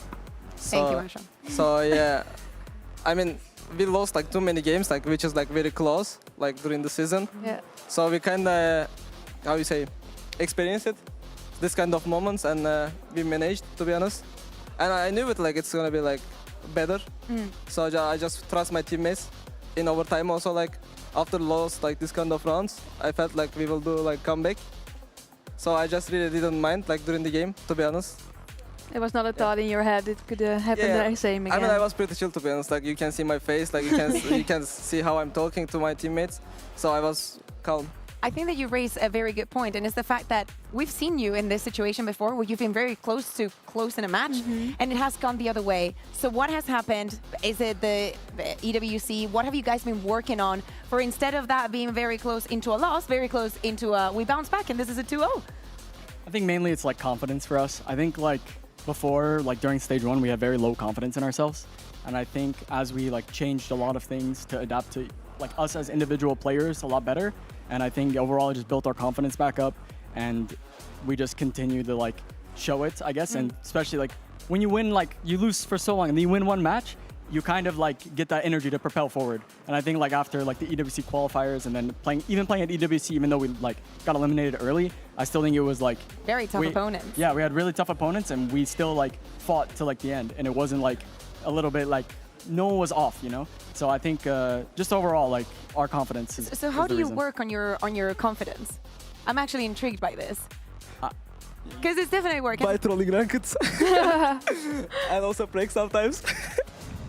I'm joking. I mean, like, to be honest, I mean, that can be true. Why not? I would say like the biggest thing is Zeish like believing in us, like individually. We're all just kind of like, we're all very good players, but in this like I'll just say Eng's system, it was harder for us to adapt to it. Even though the system is good, it's just as individual players. Maybe it's not for you. Yeah, it was just not fit for us. So again, like Eng went to Fnatic. I think that'll be a great fit for him. For us, Zeish is like kind of giving us the keys, you know? He's not like putting us under any pressure. He's not doing anything like where like this is, you have to do this. So we're kind of all...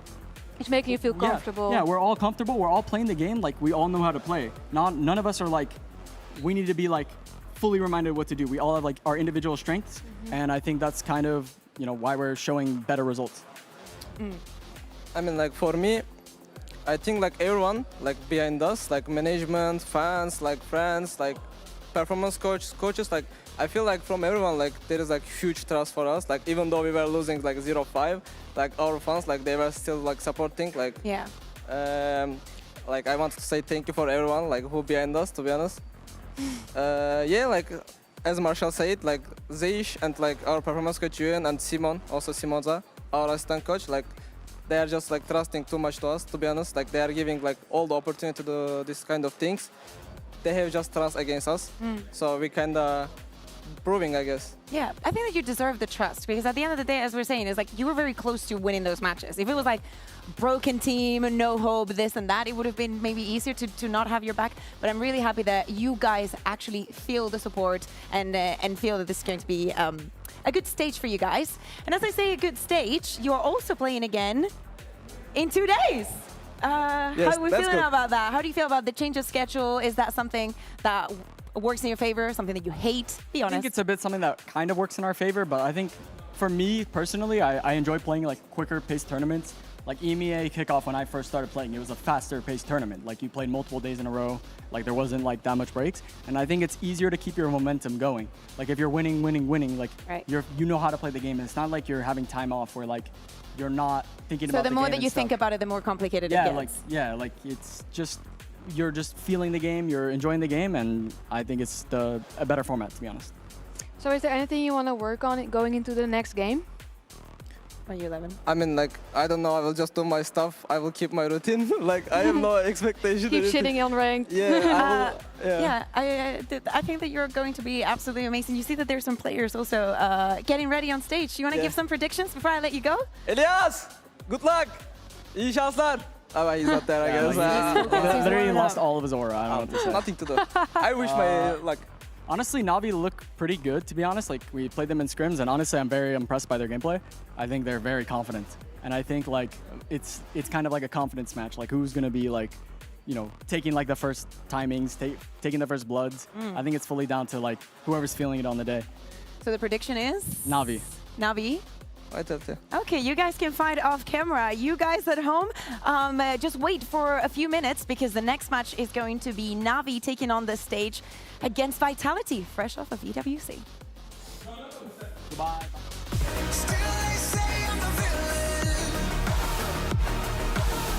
Too bad you can't take me down.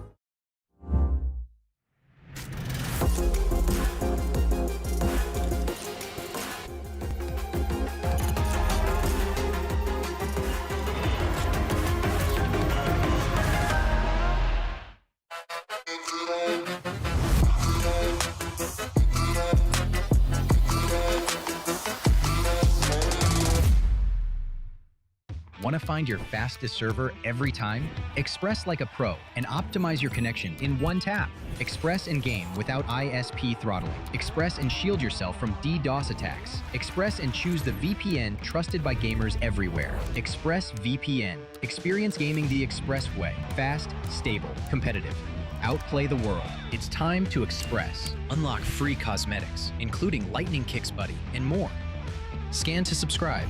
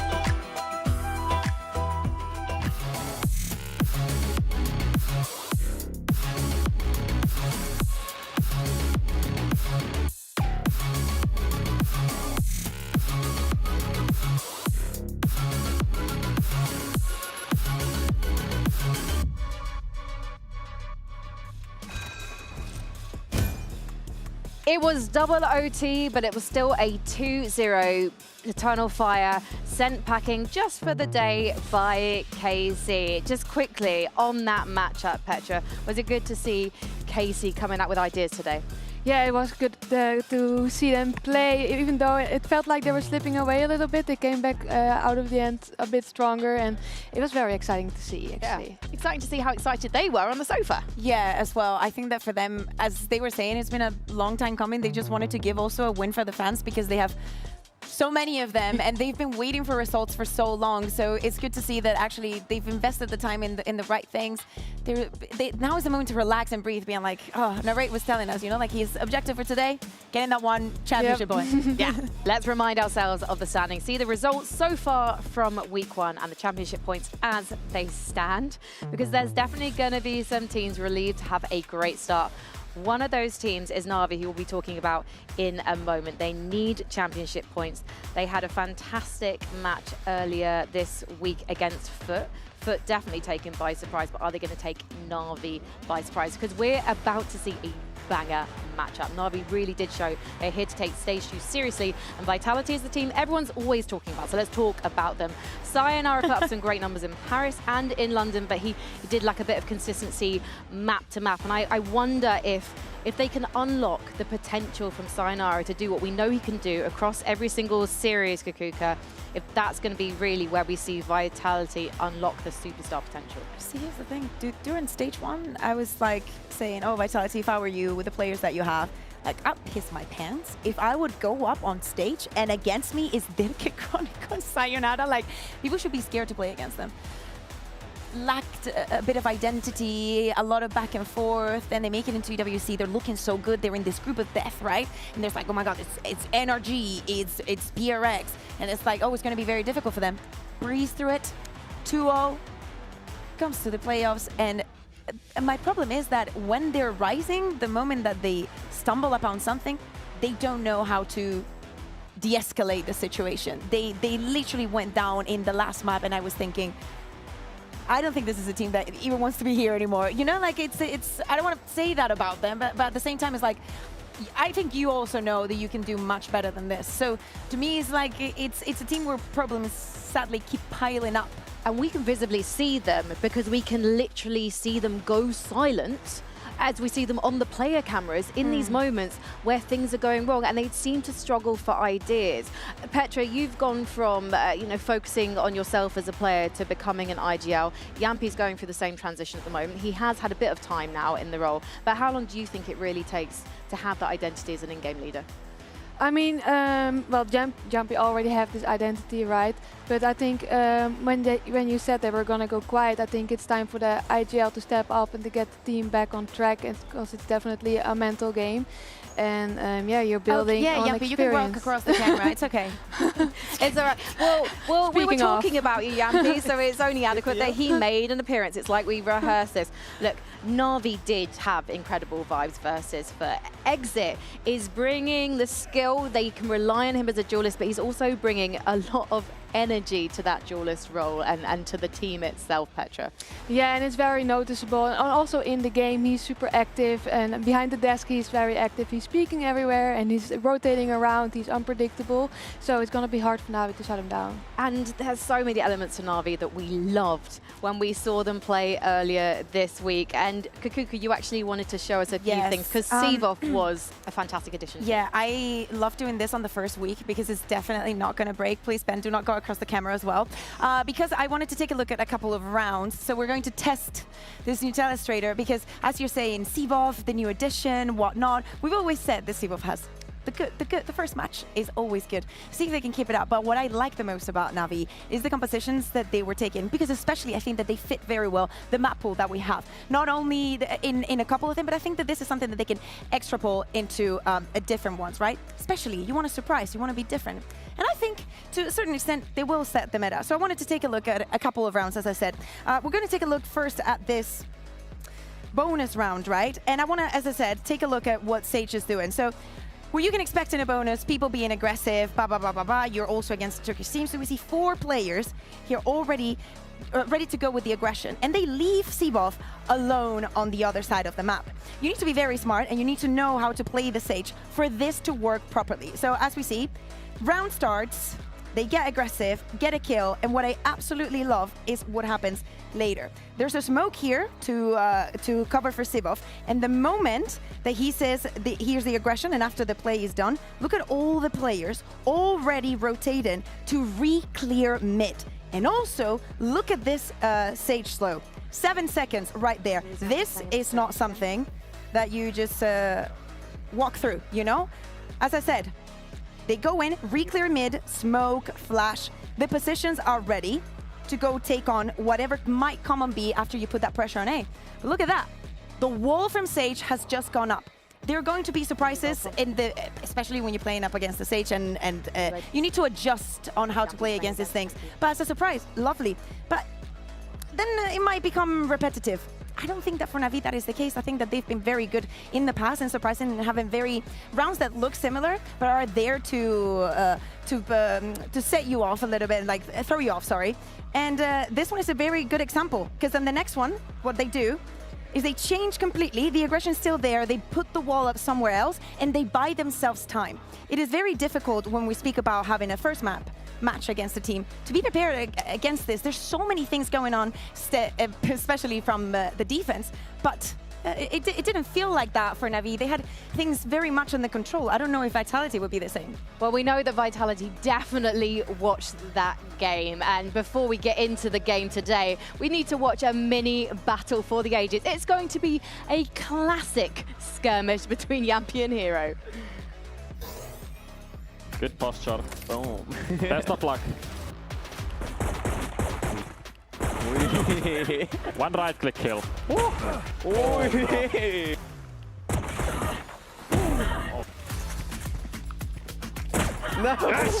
And Overwatch gameplay goes to me.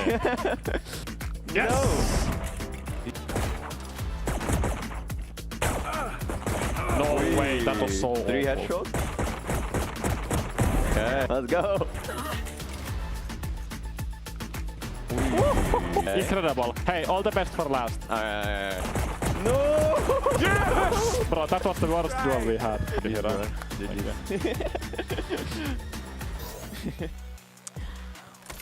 Well, they were certainly having fun. I mean, Yampy is someone who never fails to have fun, but can he get serious on that stage today, Petra? Well, we will see, right? He was not very serious when he walked in front of the camera, but yeah.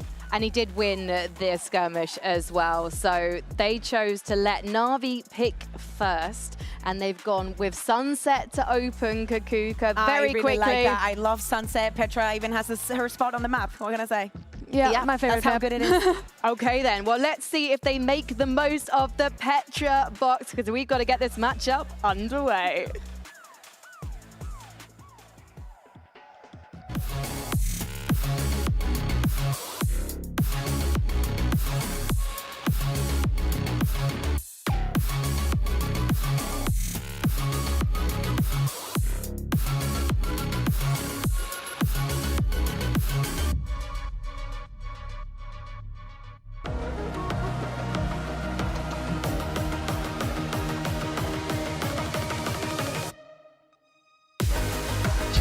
Vitality versus Na'Vi.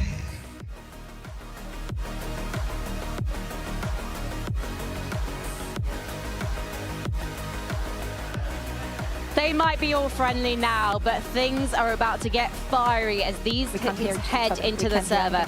Vitality, the odds are slightly against them. They've had hardly any time to prepare for this matchup. So this Sunset pick from Na'Vi, it feels kind of evil, Kakuka, and I love it. Yes, and I think it's so intentional. We had Angel here on the desk the other day. He wanted to complain about Vitality having time, and then when he realized that they didn't have it, he was like, actually, you know what? I take that back. And I think Sunset could be a very good example of it. That was going to be the third map that it was going to be played between Foot and Na'Vi. And what I was just showing about the Sage and whatnot, the playing with the double Sentinel could work so well for a map like Sunset. Petra, we've seen Sunset played already today. Excited to see Vitality bring it to Na'Vi? Yeah, I am. Even though I think Na'Vi is also gonna be very good on the attack. So I think Vitality has to make sure they bait out enough utility to go into an execute. And we haven't had much of a chance to talk about it, but I have done interviews with both Profik and with Pal today. And they have said that changes are coming. So what's going to be really interesting is Na'Vi, we know from their game plan against Foot that they're very keen to anti-strat their opponents, but they're not necessarily going to know what Vitality are bringing on this one, because we have a feeling, in fact, as I said, we know that Vitality are going to be making changes. So how on earth is Na'Vi going to be prepared for that? Do we know that we're making changes? We're just well, I had an interview and it was mentioned by Prophet. We do know that Prophet's role hasn't so changed, and Pal also hinted at it as well. He hasn't said what the changes are, but he has said changes are coming. You know what's important that does not change? The racer chairs that we have on the stage for our players. They love to sit on them. It's just absolutely brilliant. So do we. And as we're thinking about the agents and the changes that we were hinting, this is what we couldn't say but kind of say it, because Yampi is back on the duel list. At the beginning of the year, whilst they were like quote unquote waiting for Sayonara to join the full roster, this was the question we saw Yampi playing, as I'm saying, on this duel list. And apparently this is the direction that they want to take moving forward. Was it brilliant IGLing from that position? No, but he's Yampi, so honestly, if somebody has to do it, yeah. I mean, it didn't work when Nats did it, right? Like, that Whaley wasn't good. Alarm bells ringing for you, Petra? No, not really, but I think it's going to be better for Sayonara. I think because he was inconsistent being on a flex. Is it alarm bursts? Is it the saxophones intensifying? Like, how worried should we be if we see a Vitality? I think that is the question. That doesn't turn up today. So why do you think Vitality have decided to go with double duelist on Sunset? They didn't have to. They can abuse the double duelist. I mean, at this point, it's kind of late. Maybe you should have listened to me about 5 months ago. Okay, well, we'll see if they can come out on top in this one, because Pansy and Hypok are ready to commentate on Sunset. And you're right, we are ready, willing, however, who knows? That's very much up in the air. Always up for question, that one. Always up for debate. I will just say, just quickly though, if the bar is Nats on Waylay, I'm excited. That's what we're aiming for. I'm very excited here. So thank you very much, Bayer, for setting that one up. All eyes now on Yampi. My alarm bells are ringing. Am I the only one who's concerned at this? If that's the bar, no, I'm not concerned. Okay, you can't just go off this breeze, man. There are a lot of positives in my eyes. Obviously, Yampi picking up Yoru earlier on the year, it was a big talking point, right? It was it was like it was Crisis Station. Yeah, exactly. It was a band-aid fix to an issue, but I'm going to be honest, what happened in Stage 1? We talk about Vitality. Actually, I'm all right for it. We will dive into this, because I'm not certain, and I'm always going to be a doubter, but already an explosive beginning, and, well, an explosive end. Na'Vi instantly going to get both players trying to apply that pressure on the A side of the map, leaving Sayonara on the back foot and very alone, and now dead and gone. Na'Vi just sweep into the A site. Yeah. Just Chronicle and Durka left now. Only really exit has taken some chip damage on the way in, down to 24. Yoru has to win this one out, and he does handily. First shot will deal with Durka. Something with Na'Vi as well. Kron going to make a valiant attempt, I'm sure, but something about Na'Vi that impressed me in their opening kind of series here. Powerful on the entries, you got that nice synergy kind of already building with Exit there, kind of complemented up with Chloric as well. Those two kind of nicely in unison, like that when I saw him on Split. And then you've also got that clutch factor coming in with like Hero being that backline presence, that lurk presence too. However, them aside, I start to return to this. Now, all the positives, yes, we kind of highlighted that Yampi, to be fair, when he played in these sort of roles before, when he was kind of on that Yoru, it looked quite good. It was a little in that Yoru era, so, you know, bit of a caveat to that, but he was solid. He looked very good. Probably over-delivered to a lot of our expectations. But we've got to say, does this lower the potential ceiling of the team as well? This is my concern. If we're looking bigger picture, not short-term fix. No, because I guess at that point, I would echo what Petra's saying. This is some stability now for Sayonara in terms of really getting to grips with this role and understanding, I guess, his piece that he brings to the table. But that for me is a big positive. One of the things as well, Sayonara, we've seen him really excel in some series, but consistency has been lacking in my eyes. His duelist work was subpar. I think that was quite clear to see beyond the Rays, beyond the Phoenix. It was mediocre at best. And considering the reputation he had, not good enough on that, but already a powerful brawl from Na'Vi. They're happy with this. They're willing to take these fights. As I said, the front line now for Na'Vi, they're pacier. They're a new-looking team. They're not the same old Na'Vi. You don't get to determine how the round goes. I like what they're doing. My concern's a bigger picture with Vitality, and that's something we can touch back on later into the series. For now, Chronicle once again, last man alive. And we also don't really know where even Sunset sits in the veto for them, how comfortable they are down the line. But as it stands, I think it's just seeing the comfort for Yampi and the impact on the IGLing and kind of, I guess, the reshuffle somewhat.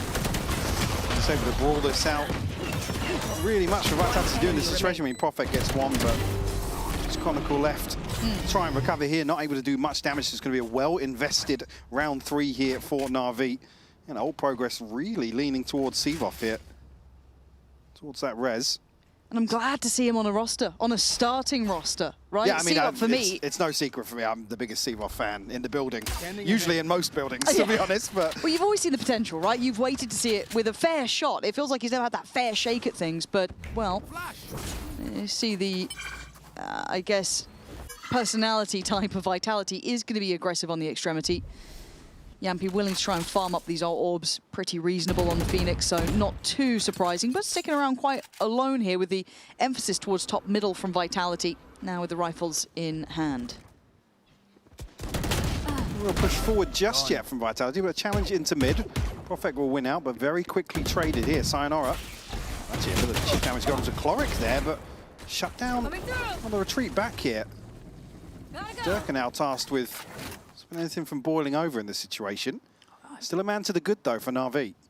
This could be fantastic, or it could fall on his face here for Chronicle. Nice to be able to take space in these scenarios after having a little bit of a question mark on both sides of the map. And he's going to find one. Rooks it gone. There is another body around that corner. Cloric's not going to want to challenge this, though. 5 HP, got to wait for the reinforcements. Yeah, he's spot on. Now he's got a little bit of help. Exit there as well, with utility still to play with. Chronicle's getting that tempo just right here. Still has a lot to play with as well. He can fall back on this. You can see the caution, though. They did lose mid earlier on. There could have been someone slipping through. It's really on him to keep control. If he can drop an extra body, he will be over the moon with that. And he's got the fair fight on it. More than fair, actually. Cloric, the one down low, and that's another body. Brilliantly done by Chronicle. That's his job done. He's done his work. He bought the time for rotations, but Durka ahead of the pack there. Yampi still a mile away, but Durka does what he does best. Get involved, but he leaves it down to a 1v1. And Hero's been a closer. Yampi on better HP, however. Have to try and thread the needle. Hero. Time to dip away. Ooh, just fakes it. Does Yampi misread this now? Oh, brilliant read from Yampi. Finds the headshot. Close out here and get Vitality's first. Again, talking about obviously the inventory coming into this. Not going to matter too much for Na'Vi, but Vitality's certainly going to struggle in terms of the utility to come out of this. Unorthodox challenge in here. The timing was a little bit bizarre for Prophet. He did have Durka as support. See that follow-up damage onto Cloric, I believe. Able to whittle away at Na'Vi here and get themselves the first. As I said, the byproduct of that being, I'm seeing a lot of Guardians already. Just in the echo chamber. Yeah, there. just making a couple of noises. Yeah. I mean, we said we wanted to hear more from him. I guess it just needs him back on a duelist and he's willing to do it. But we do see Exit with the Outlaw as well. So see if he gets a brawl from the beginning. He does. Durka destroyed again, so willing to fight out. This Na'Vi, I've already been impressed, and I wanted to see if it held up true against someone like Vitality, who's also willing to double down towards these things. I think See Prophet considering the paranoia, yeah. And there's the ult going to come in off the back. Yampi doesn't get much for this. It's good info, though, but maybe... Oh, no. Maybe going to be a little misdirection here with everybody peeling back towards spawn. Couple of spams back on. They're going so deep on this, though. Again, that feels too far. They already have that side of the map. I don't think you needed so much. Exit just happy to greet these sort of kills for sure. It's just Sayonara and Chronicle left and both Guardians to hand. You see already on the minimap, looking to give this one up. Maybe just have a chat before this round will conclude. It's going to be 5 standing for Na'Vi. Res available. Cloric will get one closer to the Hunter's Fury. So brilliant position to be in now. It's only really Seavoff that can go hunting here in terms of the funds. We've got Na'Vi are going to be happy to settle for what they've got. But yeah, I'm kind of with you there. Like I said, it could have been, like I said, good information. Heroes obviously noted peeling back a little further. The paranoia is sent through, but again, Na'Vi just re-hit onto that space so quickly, and it's with 5. Even if Exit didn't find that kill, there's so many bodies to reinforce that. It's a real gamble from Vitality. Maybe just trying to get a feel for the map. Again, maybe a bit of an unknown in terms of the pool overall, but a little bit of a head-scratcher. Whether or not the approach here is for Vitality to get a very good understanding of how Na'Vi are approaching some of these buy rounds. Could maybe chalk that one up, but it's like I don't want to see too many of them. Yeah, it's like, I mean, 'cause that's to run it back as well. So it's the one where you can say, okay, if we've got some set pieces in mind to have Yampi's ult kind of achieve something, be it kills or information, but nothing else really happening on the map to counterbalance that either. Yeah, it's left me with more questions than answers, I think, and this is coming into round 5. So again, I think it's kind of finding out these teams throughout the season. Obviously, at this point, financially, Vitality going to be trying to scrape it together, but even their tempo and tone coming into the last couple of rounds on buys has been most curious. Na'Vi already going to get the ball rolling. That's Sayonara gone. Nice early pick there. And Vitality. And that's the cancel on this flash out top mid as well. And again, when I look at the fact that Yampi's had to pick up this role, does that knock the confidence of Sayonara? Because they've made changes for him, right? There's that, okay, we're going to play into your strengths. And I feel that's got to come from the coaches. He can't instigate that himself necessarily. But does that then, I don't want to say put more pressure on, but it's like, okay, we made a big change for you here. We're going to go back to something that worked before. We're going to try and utilize you in the best role possible. I need to see him look solid. And I think he has when he's played this over, when he's played in some of those roles. He didn't look super comfortable when he was towards the duelist side of things, but you're going to have to wait and see if that does become an issue down the line, if maybe he can't find that footing fast enough. As it stands though, Chronicle still going to be at least doing a bit of damage, but looks like, again, these boys can shoot. Na'Vi are looking revitalized for me, completely and utterly, looking like a brand new team. I wasn't sure if it was a flash in the pan in the first game that we saw from them, or this is going to just hold true, and I think it is. You got to wonder Angel's kind of take on this sort of change. It certainly goes against his pedigree, both as a player and a coach from what we've seen previously as well. But certainly a positive. And Chronicle and Profek left to try and recover, do some damage. Maybe it's, I mean, that ship will sail very quickly. This is the round where ultimately, if you want to keep anybody in check, this is effectively now full buy and a half in hand for the side of Na'Vi. Chloric to be found here. Profek will be happy with that one, but it's 4 on the board for Na'Vi. This is gorgeous work, and I don't know if it's early timeout time. It might be. It looks like it very may well be for Vitality, because clearly it's not quite working here. Whatever those deeper fact-finding rounds were, it didn't look too pleasant. Nice! And Na'Vi have really established tempo. And as you say, it's quite interesting to see a team, as said, led, I guess, in some way by Angel, playing almost polar opposite to it. High explosive sort of gameplay, very happy to be in their faces, very aggressive. But again, if there was anyone to learn the lessons of when it works and when it doesn't, would be Angel. Yeah, I mean, you're not seeing them really holding any punches. You're not seeing them, they're proactively clearing back into the space, even on the side where, Vitality are drifting into a second trap play, or at least a set piece to try and find a kill here off the flash. Again, I'm not sure what the second part of that top mid play looked like on the back of the flash. But love to have seen the first blood comes so quickly that it doesn't really matter too much. But yeah, smiling, dude. Yeah. You're 4-1 up. Yeah, I mean, you're 4-1 up, I guess you are, but... Yeah, curious here what the change really for Vitality is going to be. I mean, Yampi sitting at 1-4, Sayonara at 0-4. Yeah. Certainly, they're the two that are probably feeling the brunt right now. Yeah, and it is time and comfort, because look, if we talk about scheduling as well, it's not like Na'Vi's not been busy. They've already played a game in this run, but we know that Vitality coming kind of fresh off of being in Paris and then being in London, there hasn't been much time necessarily, just in the server, kind of refreshing things, kind of finding that identity, maybe polishing what you'd learned from those events. So it will be a learn as you go aspect, but it doesn't remove away the names on that roster. You can't give them the full caveat of, oh, they've been busy. Everyone's a little bit busy, but I think actually we're going to be listening into Na'Vi, so let's see how it's sounding on their side of the server. Maybe. Into go to market. I can't put on my phone. We can wait. I'm waiting top in then. Having me, I'm going from back. I'm a drone, exit gear to ult market. Ready? I'm gonna slow top in. And market, tagged. W1 left side. Top mid. Top mid still. 2 top mid, 1. One more top mid. Go help hero. Edge on Phoenix. Running out mid. Top mid, still top mid fighting. Phoenix, dead. One more market, I'm flashing close mid. I'm not picking again. One guy was market. I'm at the main push for 1 second. Could be walked out close to you, or? I'll smoke. Market. Digging. Yeah, market. Market, I think one is close. I feel like one's close, but not 100% sure. Gi meg om en ultibiljett.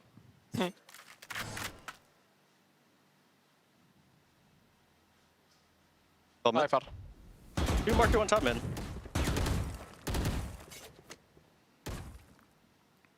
Sick. Got to stay buttoned up on this one. A good vitality. Nice catch from Profek. Good time. He might just caught a pixel in that smoke just before it plumed. But hey, first one for vitality, really. Once we got into the bigger round, should I say. Same sort of intention shown. To go forward and actively seek out these engagements. And you see the plan in place, actually, from RB to try and piece together something around Exit's ultimate. Unfortunately, Vitality able to mitigate all of that risk. I think it was actually Durka that's able to at least peel away deep enough where he's not affected there and still finds the kill as well. Yeah. And that burst out, but again, it's Standing ahead. It's a tough game that Vitality are trying to play here, especially from behind. Exit's going walkabouts, isn't he? There's a setup. Where's the support? There's a paranoia. Look at this from Na'Vi. There is synergy just absolutely in droves with them. I'm liking it. That's the first kill found. They can reset a little now on middle. You see Durka wants it back, but he's going to be beheaded by Sivov. So the man of the hour, the man of the moment now, starting in the roster, finally, rather than stepping in, doing wonders here. Next step being to deal with this rotation ahead of time. Exit will find Sayonara. Chronicle spotted as well. Dealt with handily. It's Profek just last one to find. He's found two. Cloric will find the trade though. Number 5 found, and again, a beautiful set piece towards top mid now. I mean, Vitality got to have their head on a swivel in terms of respecting this. Na'Vi have shown at least prowess on both extremities so far, but this was just beautiful. The bait and switch, the paranoia to boot. Oh, fantastic stuff. And this just feels like, if we get this version of Na'Vi, explosive, aggressive, with the refined approach and nice little trap plays, set pieces dashed in, gosh, what a tantalizing prospect this team could be. And it feels like a long time since we've been saying that about Na'Vi. But they've definitely been cooking something up. Let's see if there's something to be said about the other side. Vitality, Durka dealt with, slowed down in his role, unable to gap close. Profek does manage to stand his ground and catch Exit though. Get ahead of this wall as well, but maybe not for long. Desperate to probably get their hands on that rifle. Another challenge coming through, but Chronicles dealt with now. And Sivov finds a freebie onto Yampi. Policing this weapon now. No upgrade found. Just the pistols left for Sayonara and Profek. Rotation will come through, but it's a 2v4 right now. Even a rifle here doesn't necessarily swing things back in their favor. Plenty of ults to work with as well, should Na'Vi see fit. Oh, this is exciting. I feel like we're finally getting to see this new look Na'Vi. And it's working. Again, yeah, we don't know where Sunset falls, so this could be a little bit of a misinterpretation of the Na'Vi have certainly capability. been doing, doing hours of prep here. And you can see it, right? You see it in the way they approached it, even in the comms there. I liked what we were hearing from them, lively about it. It feels so different. So again, for the Na'Vi fans, it's been a quiet couple of years for you boys, but you might be back in back with a good shout of having a team to really follow in this. But I think that really gets made on Breeze, and if we go to split, they do have the longevity. But if this is the caliber they can achieve on a comfortable map, ticking the box for me. Now down to the exits, Hero. Just going to keep it very much in hand. Sayonara goes forward just so he's got the Hunter's Fury here for the next round, but it's another posted here. Na'Vi, number 6 on the board and looking very comfortable. That is the trend that continues here in most of these rounds. And actually in a fantastic position in terms of the ults now, only missing exits, so plenty of tools to fall back on. Other side for Vitality, yes, ults to invest, but Durka unfortunately feeds into a blender in the previous, trying to make use of his. And Yampi, another one to consider with another plan in place. You see a set piece around that earlier on. Sayonara yet to get on the board. I just saw that. At 0-7. Yeah, that's a tough position to be in. Standing ahead. Again, Exit not going to really pull many punches, is he? But getting found fast already. Profek going to isolate Hero. This is good. Much deeper positioning. Durka actually off the leash a little, already herding those back lines closer and closer, so they can cheat the players over now. Get an extra body or two in the right place. And they've got to protect the res. It's going to be difficult here with Sayonara in this position. Yampy also looking this way. I'm going to be able to get it. No angle over the top here. Paranoia sent through, but there's a wall to protect them. Now this is nicely planned to try and get that res in, so they've able to stabilize. They've got 4 players back on their feet here. Got to deal with the flank though. Yeah, do they even consider it? They've got to think there's a chance, but just slightly unawares, and Dirk are going to get the body that he wanted. That's Chloric gone. That's fine. He can fall away from this. Now they have to re-clear with so much diligence. It's going to cost them too much time. Oh, yeah, he's already back in B main. Ton of space created now, and still question marks towards A. Hero certainly going to fancy his chances here. And expect Vitality to tuck in, not take many more risks.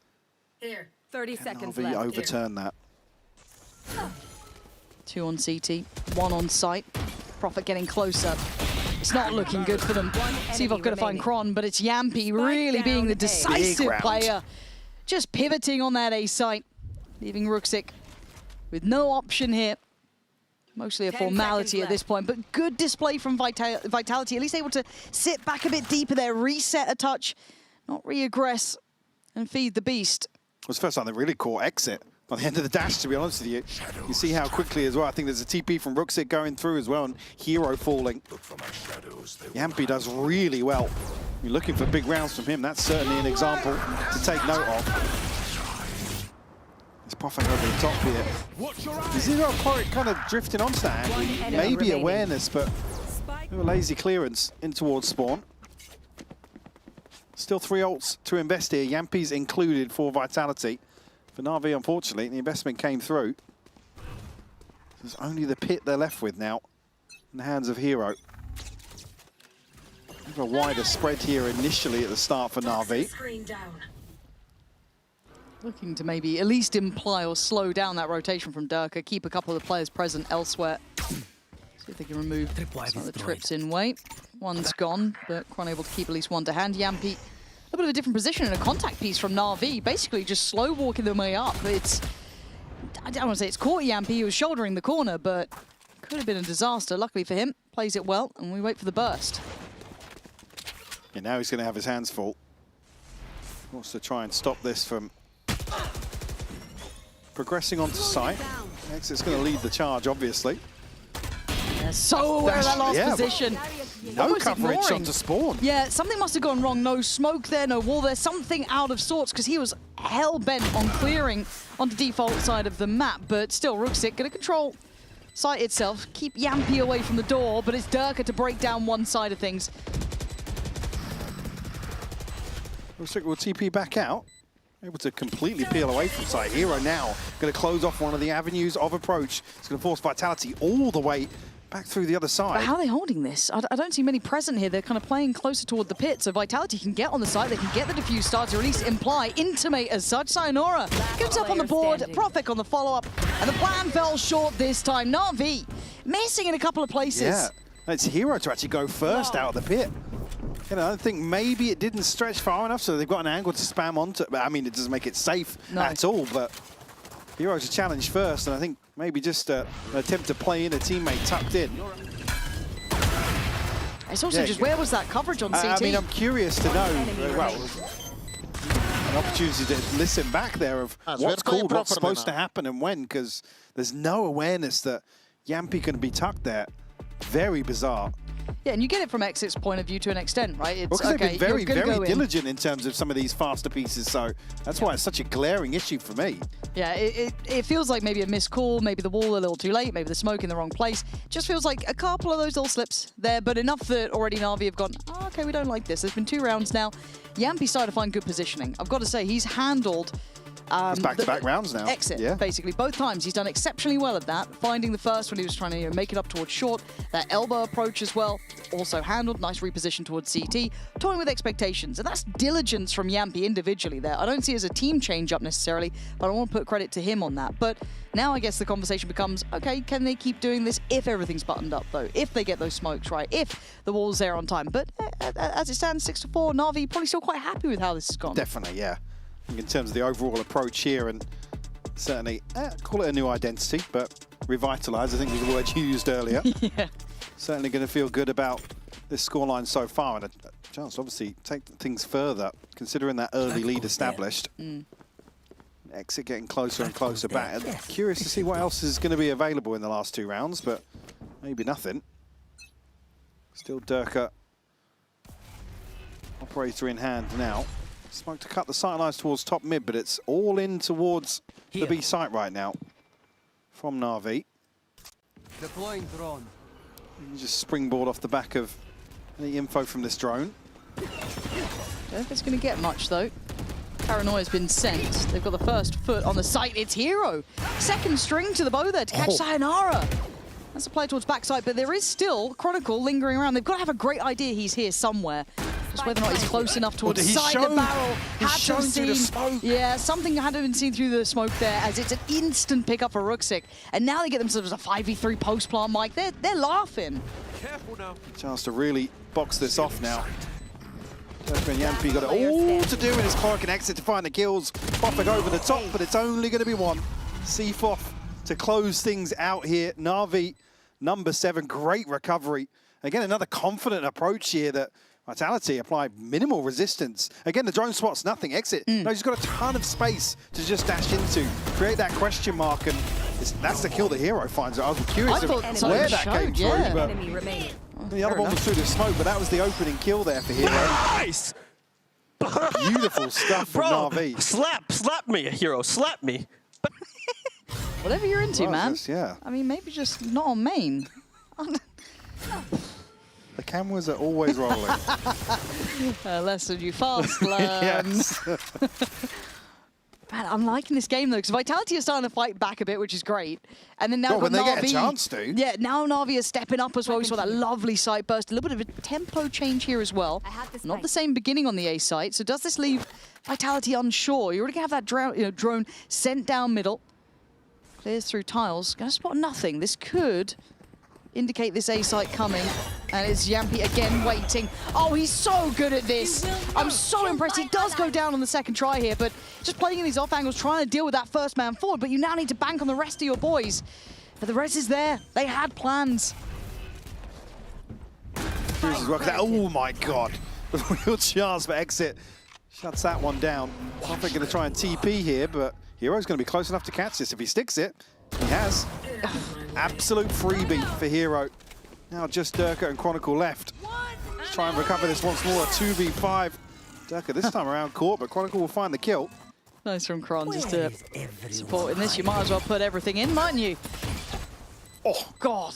That was to the feet. There's not too many ways out of that one. Kron desperate to drop another player. Seafoth still there. Solid Beautiful, half. beautiful half from Na'Vi. Again, where Vitality had the chance, they were fighting forwards, but even this last round here, Yampi, he's in a one and done. Profek has bailed out from an off angle that's suited them previously, but very bizarre to see the end here. Vitality never really had that step change to continue going forwards.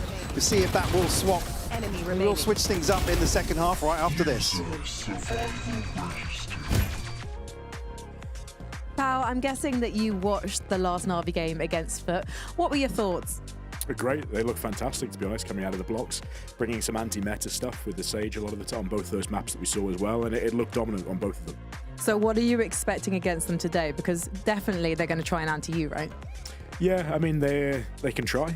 They can bring what they want to bring. Now, I think with these little turnaround time, they'll be looking at some of the stuff that we've played recently, but also more focusing on just executing more of the same stuff that they've done to the same level of success. I think they'll be coming in with a lot of confidence. They'll be absolutely dying to beat us, I'm sure. And yeah, we're up for whatever they want to bring on any of the other maps as well. And you notice when a team is particularly keen to beat you that they end up making mistakes? No, often they look quite good. So, yeah, I mean, it depends always on the team. I think these guys are obviously fairly new, fairly fresh in terms of a roster together. So it's going to go one way or the other for them. I think they could be on fantastic form again today and really give us a good challenge. Or if they do get too excited or think too much, then yeah, they might shoot themselves in the foot. You have all the players you need to have a Vitality on fantastic form, but sometimes consistency can be an issue from map to map, series to series. What have you been working on to try and get your individual set up for success? Just swapping things around a little bit, make things a little bit more naturally suited to some of the boys, which we'll start to see. But yeah, it's just making sure that after especially a long time of playing non-stop, basically, that we just put the guys in really strong positions to do the simple stuff really well. And I'm guessing you're going to be seeing some of that today. I hope so, yeah. Oh, well, me too. I love it. I love a bit of a tease from Pal. Thank you very much. Thank you very much. You love a tease from Pal, do you, Frankie? Yeah. Come on, mate. Can't be saying that. Cameras are always rolling. They're always Just said it. But he was a man true to his word. There has been adjustments and changes here. I think it's too early for us to be fully judgmental, but I think we will be having this conversation Yeah, throughout. I mean, that alludes to me to maybe something that's been going on the last few weeks. Again, the way they bowed out of London for me, I know personally, Pal obviously was happy with the overall result, but not the nature of how they bowed out. So, a little bit difficult. We'll actually get a chance to listen in now with Vitality in this pistol round to see how things pan out. Leave it, because they have to be careful of elbow and short. Just go B-split, just go B-split. Okay. They push tiles. Okay, I'm holding elbow, guys. Full fight. Minus 50 Whaley. Just freeze the round, freeze the round, freeze the round, fully. Freeze the round for the guys. I really think you should go mid re-clear still as far, because they can't clear you from short, and should be nobody like close elbow. Yeah. I'm just holding the smoke. And did you hear, guys? They closed market door. Go make the door red and fake B split. And you go top mid surge. Okay. I'm picking first, guys. You can trade me maybe. David, smoke M1 now. I'll go behind you for the I don't see shit. Behind you, Derke. You're alone. Smoke M1 now. Make the door red. And then don't break it, don't break it. Now go top mid, and then when you guys are close top mid, somebody has to break it. I'll break Open it. the wall in middle. I'll break it and recon. Just you guys go top mid. You guys go top mid. Timo, go top mid. Yes. You will finish B. When the smoke fades, you do it. David, smoke market also. Smoking market now. I don't see close 30 seconds left. Picky Willy. He's gonna send. He's scared. He's scared. You're around, Derke. Kill him. Nice. One trigger today. They push A. They push A. Nice. Push B more. I'm CT with you. Max 1B. Max 1B. Guys, keep CT. Keep CT. I'm planting for CT. David has paranoia for They us. pushed A perfect. 10 seconds left. David, smoke deep C market. Have everything. Have everything, guys. Yeah. And market. There is so much micromanaging going on, but we will kind of digest that after this round. Profek, he knows there could be someone, but he didn't expect the second player there. Now suddenly getting boxed in on the site. This is going to be difficult. Sayonara and Chronicle need to isolate Hero, but he's going to play the timing well. Oh, he's going to do more than that. Chronicle's gone. It's Sayonara in a 1v3. And suddenly nowhere feels safe. Dart back up any second now. That's great work from Sayonara. Needs the last. He gets it as well. A little recognition. Brilliant, brilliant stuff from him. A Red Bull clutch to start. Mike, those comms are terrifying to me. Yeah, they are. There's so God. many things being discussed, and then even as Yampi's kind of laying out this plan for them, is that it takes them a little while to get into position to even do what he's asking. Luckily, able to get themselves successfully onto the B site. I mean, Sayonara, very quiet first half. I mean, he's up to 4 kills now. 3 of them just came there. Yeah. Beautiful clutch, though, nonetheless. A confidence boost potentially as well. My concerns are just for Yampi. That is so much on his plate. I mean, he's so putting a much. shift in, yeah. My God. Talking more than we are mid-round, but a round recovery, because that felt like it was slipping away from them there. So at this point, how much more can they do? Got to keep this safe. You look at what they've invested, the 2 rifles, prime possessions to keep in hand. At least Na'Vi considering come forwards there. Maybe not something to indicate a green light. Still, Profek's got to be careful. Only a pistol in hand, so they won't necessarily get an upgrade off that, but they do peel away from A main here, allowing the space for Profek to be put to work. Still, no challenge in towards B main yet, so no confirmation just yet on Hero. Just missing that now. Ton of info for Profek. Is he asking for the rotation to come back this way? It looks like it. Oh, and now do they cancel? Surely at this point, I mean, it gets really messy here. Where do you go? You got 30 seconds. Going around the world. Yeah. 30 seconds left. It goes around the world. Maybe a catch here from top mid. Yeah, X has got 1. Sevov shut down. Sayonara's 19 20 He's got to be seconds. really careful. Yeah, at this point they have to fight around him. Cloric shouldn't be able to achieve too much. The shock darts, hold on. Oh, and the catch! He's got another shock dart. Oh, Christ, look at Simon's That's gonna land! HP! That's gonna land! That's Spike gone! Spike's gone! No time! have retrieved the spike. Surely Oh, no, no he's got it. time! Sure, wait, He's got was it. it? Was it? Spike Oh, planted. that was right down to the wire. All right, Cloric won. He's got the right guess. He's got the absolutely bang on right guess. What a mad, mad round that was. Well, any confidence booster from that round one Gone. is extinguished in the follow-up round by Na'Vi. Cloric putting on a clinic. That was absolutely outrageous. I mean, that second shock dart is pixel perfect. Show me that again. Yeah, look. From 3 different angles. At this point, it's always going a bit haywire, but again. Perfect. Oh. That's just outrageous. That lovely timing on the reposition yeah, and unfortunately, too. Chronicles just got so many question marks there. Yeah. He has to stick an unorthodox plant locate again. I'm pretty sure he was, what, 0.1 second off missing that altogether. Exactly. You got to plant where you can at that point.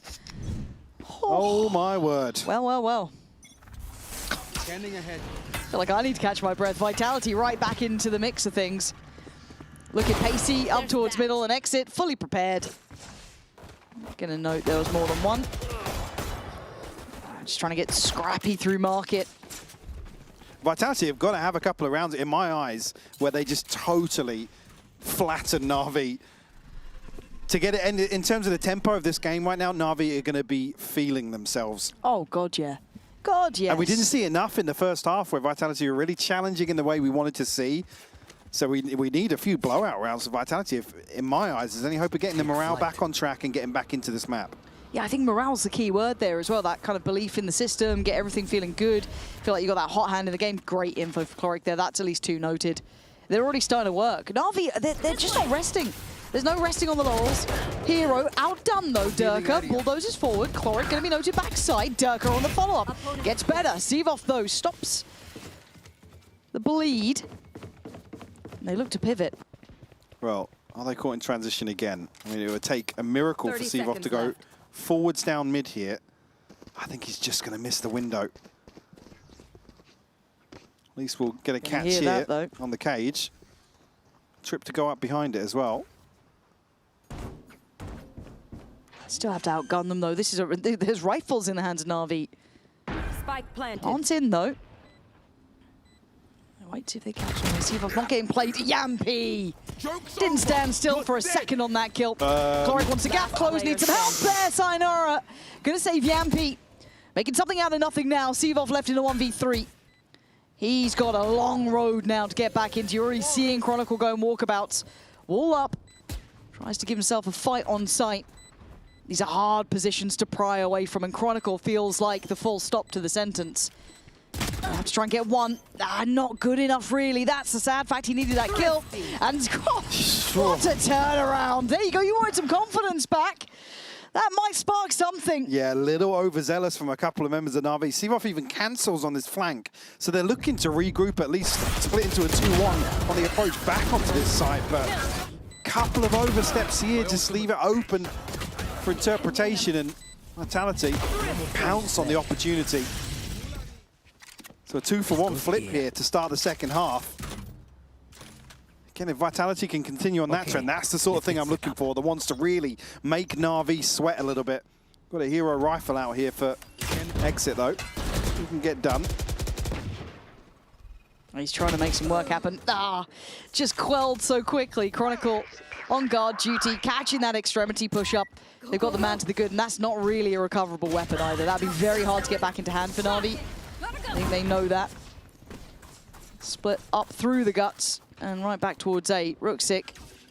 You can try and play around the smoke, but you're going to be found. It was Durka starting to hit, by the way. Yeah, I mean, the last round, he was kind of the instigator, right? Those 2 kills he got, put him right back into business. And it feels like you always get you something, Durka. Now, how much can they keep, though? Hero does manage to keep the rifle that was left. Sivov's, that's a classic. And there's a little bit of time on this. I mean, a res as well to be considered, at least. Situation dependent, but he hasn't got a safe body to get towards, but it could be a trade onto site here that he reses. Time starting to tick faster though. Nice flash there from Yampi. Chronicle going to find Seavoff, and it looks like it's starting to be nullified now. The initial danger put to bed. But a little bit of a warning signal sent out there. But by now, Vitality starting to find a bit of their own here. But still going to lose out on everything, so not going to make away with too much, but that's not the end of the world here. Yeah, again, the finance is going to be up in the air a little bit with how these opening few rounds have gone, but Exit shut down very quickly, as we noted, and still eager to get involved in some of these rounds, but the stability started to show a little more so in this second half for Vitality.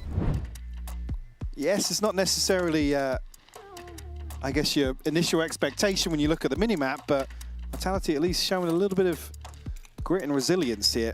That's great to see. Not shying away from some of the fights, I mean, because they were being battered in the first half. They were. In terms of some of the set pieces they were trying to execute. RV, I don't necessarily think it's back to the drawing board for them. Like I said, maybe tightening up that retake previously, but certainly not going to hold on to that one for too long. Do have the res, as we noted, coming out of that. Cloak just went away from Hunter's Fury as well. Exit's ultimate, we know, look to really set things in motion with that, whether or not they're going to sit a little deeper now. Angel looks like he's cracking the whip a little bit there, actually. Yeah, he did look... I don't know what the expectations are. That I guess that's somebody's talking back. Someone's talking back to Angel. Attitude coming back out. Come on now, come on now.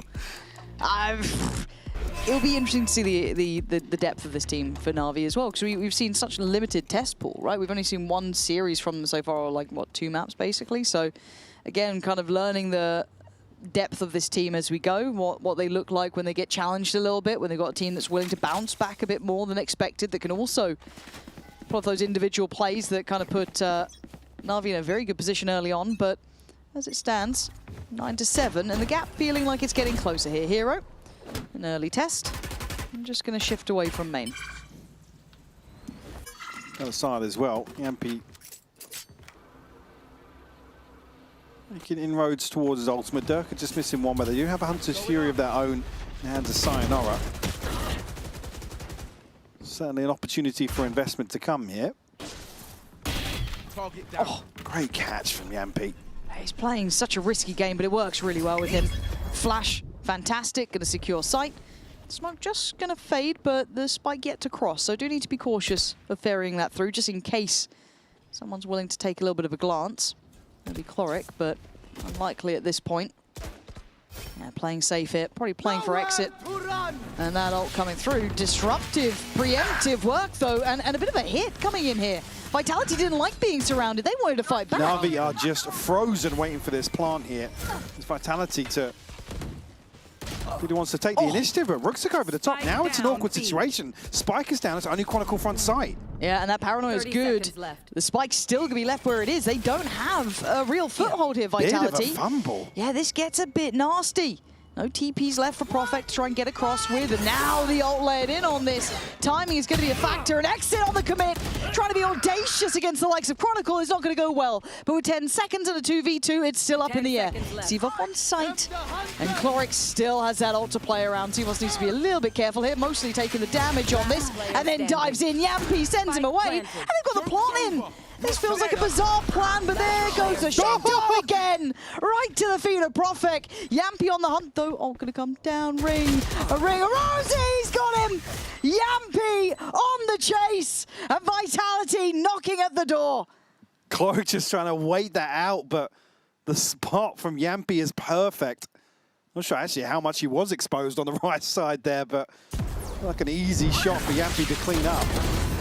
Again, beautiful decision-making, but that just kind of slips through Vitality's fingers a little bit when the spike gets caught out in no man's land. Then, I'm sorry, what was going on with the Hunter's Fury? I don't know. Seavoff with the challenge was just bizarre to watch. Yeah, it felt weird. Oh, okay, he didn't see anything. I feel like maybe you could put together where the shock dart came from, but even then, where you're just going to spam and pray, I guess the prayers get answered sometimes. With Durka instantly up a gear, going to go to the gear shift, sent away. Bye-bye, Hero with 2. Massive hold on elbow.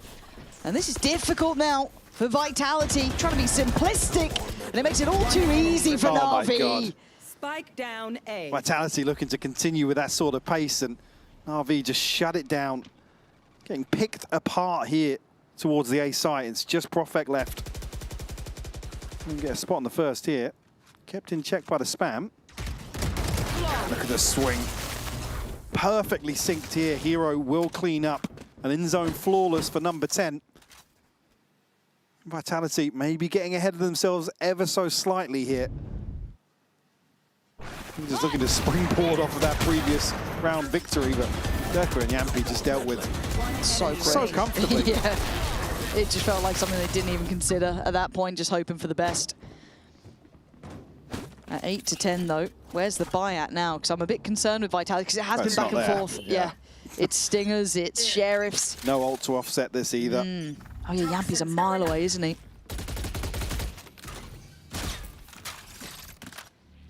Or at least keep them in check for the time being here. Chronicle actually taking a ton of damage here. X has to perform some aerial aerobics to get out of that one. Still in the air as Hero did manage to deny Yampi a bit of play in this round and exit. Oh my god. He's played in. Come on, you don't get played in on this sort of thing, do you? Okay, good trade for Chronicle. Still a 3v3. If those upgrades get to hand, it could be something, but at this point, I feel like Profek is going to be in a tough spot here. Shadows traveling. Chloric and Seavoff both plenty healthy. Do a bit of util to play around as well. Chloric shock darts, which have been deciders. The double swing is perfect. Chloric to clean up with a third. RV up to 11. Certainly a threat here for Vitality, but once again, very well handled by Na'Vi. Again, Hero's so good at on his value work. Again, that was what, a couple stingers, Sheriff or two? Did get a little bit threatening. But sadly, a little bit threatening is still going to have the scoreline sad 8 to 11. Down! Sit the frick down. We don't bleep things anymore. To be fair, there was some that were absolutely wild in the last couple of days. Loved it. Loved it. How European of us. Yes. So EMEA. I missed EVS. They are my favourite. I think we got a good bunch. Yeah. Yeah, I agree. What do you think Vitality are talking about here? Sayonara, mate. We took you off Phoenix. Can you get more than 6? I mean, like Yampi on Phoenix, though, right? Yampi on Phoenix is good, Right. guys. I think Chloric's done more with the shock darts than you have, Sayonara. Can you get going, mate? Just to come back as well, that is heartbreaking for Profek, by the way. He was so close to getting a TP off. The player react cam was just a... One of those. Right. What do you think of the same? I mean, they've tried a couple of different approaches here. The last few rounds, though, a bit of a head scratcher for me. Like I said, I think maybe getting carried away with themselves ever so slightly. I mean, it's still closely contested second half here, but it's Na'Vi up to 11. Not going to be an awful lot left in the bank behind this for Vitality. And Hero's pick could be pivotal here. The Petra box. Yeah. She's here. They had to do it. Hero saw her and was inspired. And oh my god, it actually worked. It worked so well! Why does it work so damn well? Hero gets 2. And Vitality are in tatters. It's a 3v4 from the word go, it feels like.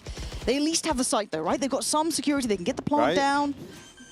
Don't say it like that. I'm waiting for a shock dart, but luckily Chloric's dead. There's safety. We're fine. Oh, I don't know if we are fine. Hero's gone bounding in on his own. Yampi decides that the round's still on. Game's still on. Gets involved. Getting active. Oh, doesn't quite manage to make it out against Ruxic, but he does bring it down to this 2v2. Yeah, Exit has to win this one out cleanly. Any chance of getting back into the side? He absolutely does. Profek will forward. Sayonara left now. A recon, 2 shock darts to play with. Ruxic's going to be the easy target there with a shock, but... Time on Sayonara's side. He actually manages to live through the first, but the second, yeah, very well done. Another big clutch from Sayonara. Needs some of those. Put in a position to deliver once more for Vitality, and he absolutely does.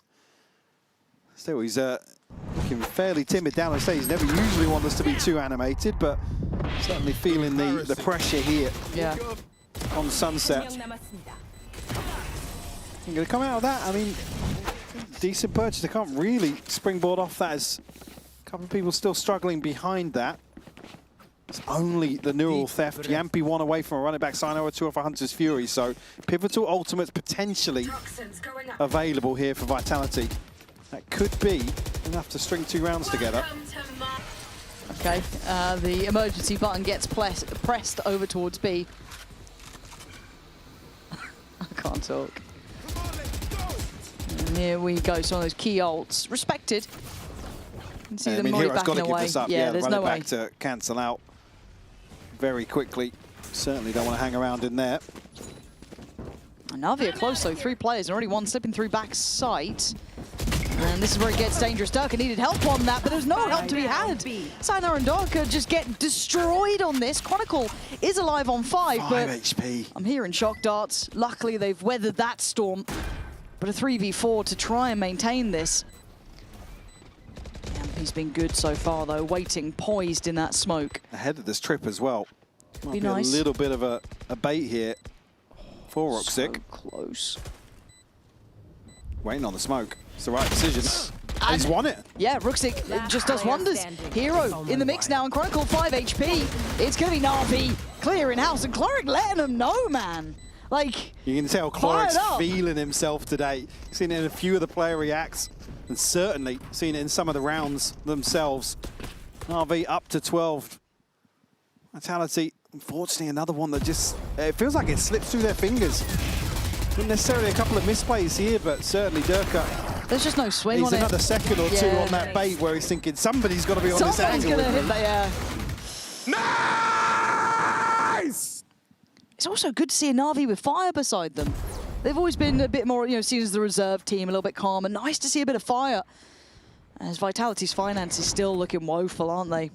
Stingers. That's what I mean with that previous there. It's, they almost needed another to solidify the purchase to close out the map. Now got to get it done on a lesser buy. It's only Profek really with a full rifle here. Tasuri going to get invested from Cloric. Just fishing though. Get a bite on the other end here. Sevov will. In terms of the information off this wall, one of the rounds that Bayer was looking at previously, fairly similar in terms of the approach here to Sevov. Good point. Looking to re-hit towards middle though. Oh, they're going to just pass each other. This could be it. This could be the 1 foot in the grave basically at this point. See you later, Yampi. By Durka. Absolutely just running rings around them. The late round confidence there to go for it. Careful, Sevov. Almost got caught then. He's soaking damage, but they're not getting much done here. There's still an issue of Exit being where he is right amongst the pack. So yes, as much as Profek look at the get clock ahead. though. Look at the gap between Profek and the other 2 members of Vitality. 30 seconds left. I think Exit's close enough to hear these steps as well. I think he has. Yeah, he's definitely heard him. You can already see the movement. Top middle though for Profek could be quite nice. He's going to see 2 and just try and buy time. 18 seconds. Profek doing wonders, trying to at least alleviate some of that pressure. Exit needs to do the same, though. He wants to buy time. All he is doing is going to play to that clock. 10 seconds. Can he buy the precious seconds? He can! And he's on for the 5 here. He gave it a damn good go, but the round will be won. And Na'Vi looking like a brand new team. Fantastic stuff from them overall. Vitality, again, showing a number of different approaches to some of these rounds, but Na'Vi just looks so well equipped to deal with whatever Vitality threw at them here on Sunset, Lauren. It's been absolutely lovely to witness, and as soon as we're ready, I'm pretty sure we'll be hearing from Ruxic, so I can imagine the atmosphere pretty good down there for Na'Vi. So I'm already seeing them get themselves prepped. We're going to hand it over to Frankie to get this one wrapped up at least on map 1. Ruxic, you look so excited to be doing so well against Vitality. Sometimes, do you think you forgot yourselves and maybe overstepped a bit, lost some easy rounds? I mean, it was like, I think, easy game, but we just like fucked up a little bit. I don't know, like we was no like there in B, but we just like too excited. Like we are not calm down literally. Like. So who calms you down in those moments? Because for example, you throw round 17, round 18, you're in your omen smokes getting a 2K. I mean, I try to calm down, but some round is not working. Like it's okay. Like we need to just. It's okay because you just won Sunset. We need to just improve this. If we improve this, like we will be very good. Like, but still, we win. All right, well, go off. Go meet your team. Get ready for Breeze, all right? And you guys get ready for Breeze too. Grab yourself a cup of tea. We'll be right back. No! That the down! What are you standing up for, huh? No! Sit the down! Sit the down! Hello! Wake up! Oh!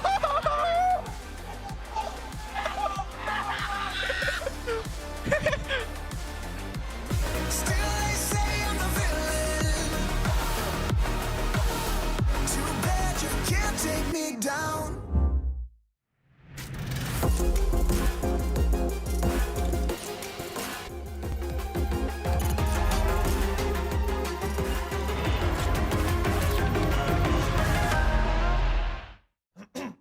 Wingman World while what?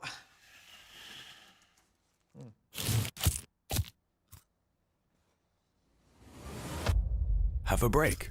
Have a Kit Kat. Wingman World while wanting a well-won break. Let's go! At Carmine Corp, we demand the best. This is what backs us up. The Razer Iskor V2 New Gen.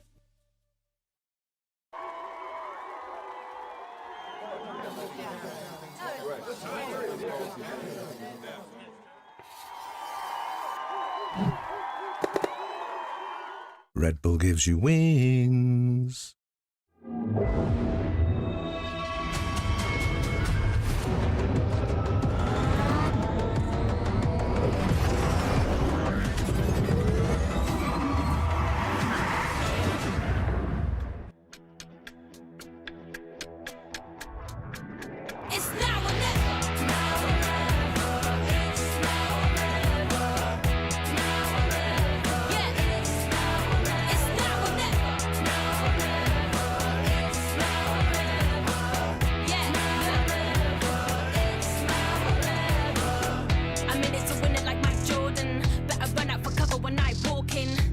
No limits to my calling. Going straight to the top like I've been boarding.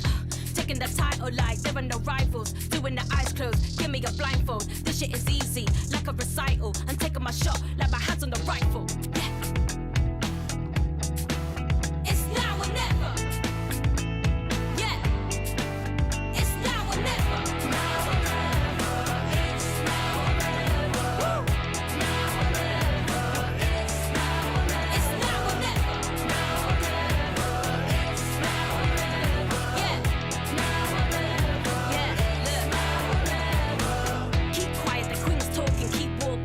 Couple of rings brought in, lines choking. Couple of reporters reporting. Firing line with the red dot, no recordings. Taking the title like there are no rivals. Doing the eyes closed, give me a blindfold. This shit is easy, like a recital. I'm taking my shot like my hands on the rifle. Yeah.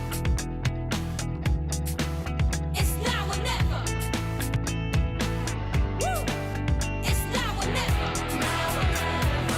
It's now or never. Now or never. It's now or never. It's now or never. Now or never. It's now or never. Now or never. Yeah. It's now or never. It's now or never.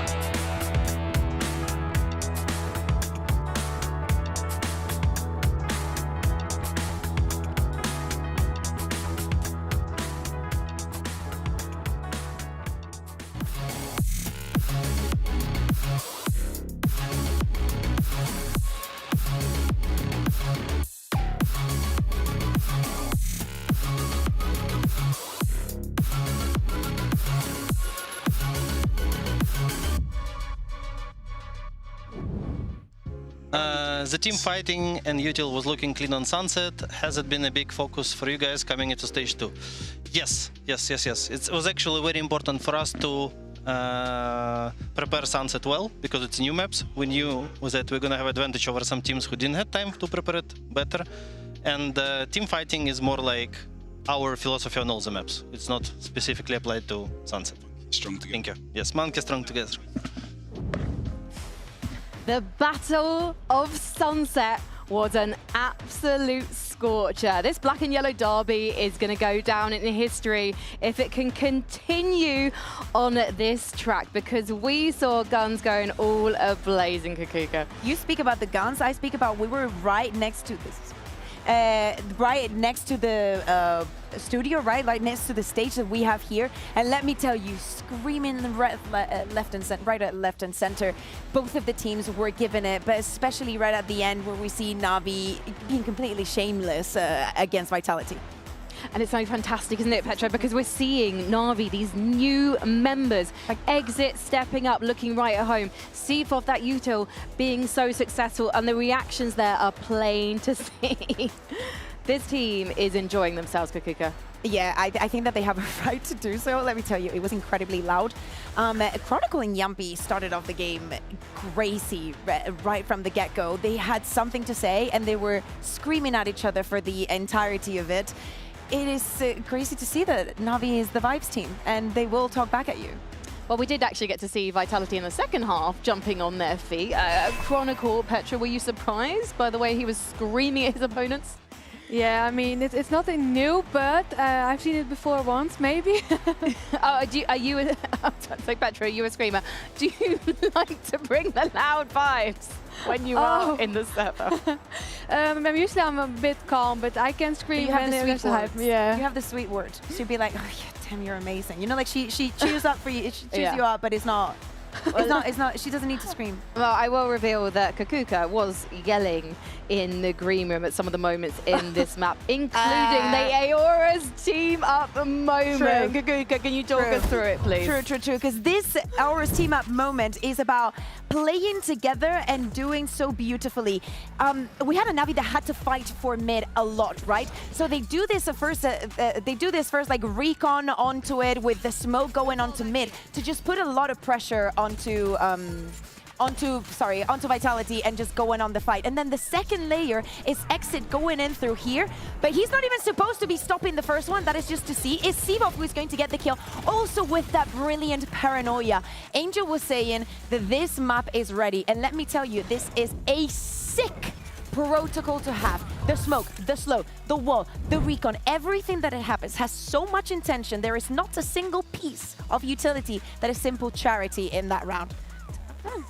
I mean, more of the rounds could have been 10 out of 10 though, Petra, if Na'Vi hadn't got ahead of themselves, forgot that they were playing Vitality, who were going to punish the mistakes, because there were a few.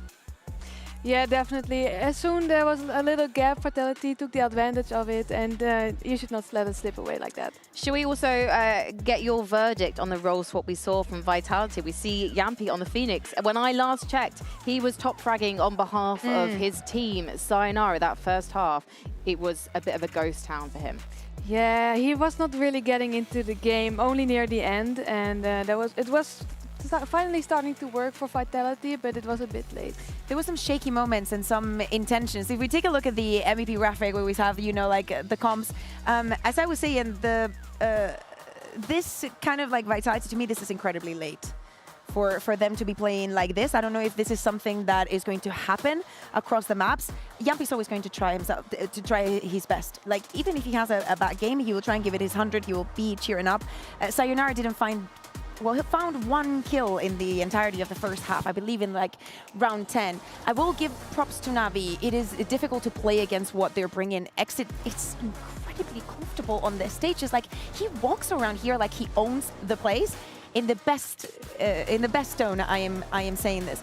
So now moving on to Breeze, we obviously expect the changes to still stand, and like for if there is a secondary duelist for Yampy to be that player. I would also be down for some chamber action. You know, it's Yampy, it's a chamber. To me, it's like good memories, good vibes. But it is very difficult not to cheer for Na'Vi in this instances, because I also since we're filling up a bit, I will let you know. There were many moments, especially when we showed up the comms. I don't know what Yampy has to micromanage onto some of these players. Well, I wanted to talk to you about that. I particularly wanted to talk to you about that, Petra. How did that make you feel listening in and hearing Yampy? It was quite, personally for me, shocking to hear how much he felt like he was having to do for his team in that moment. Yeah, I so experienced some of these players.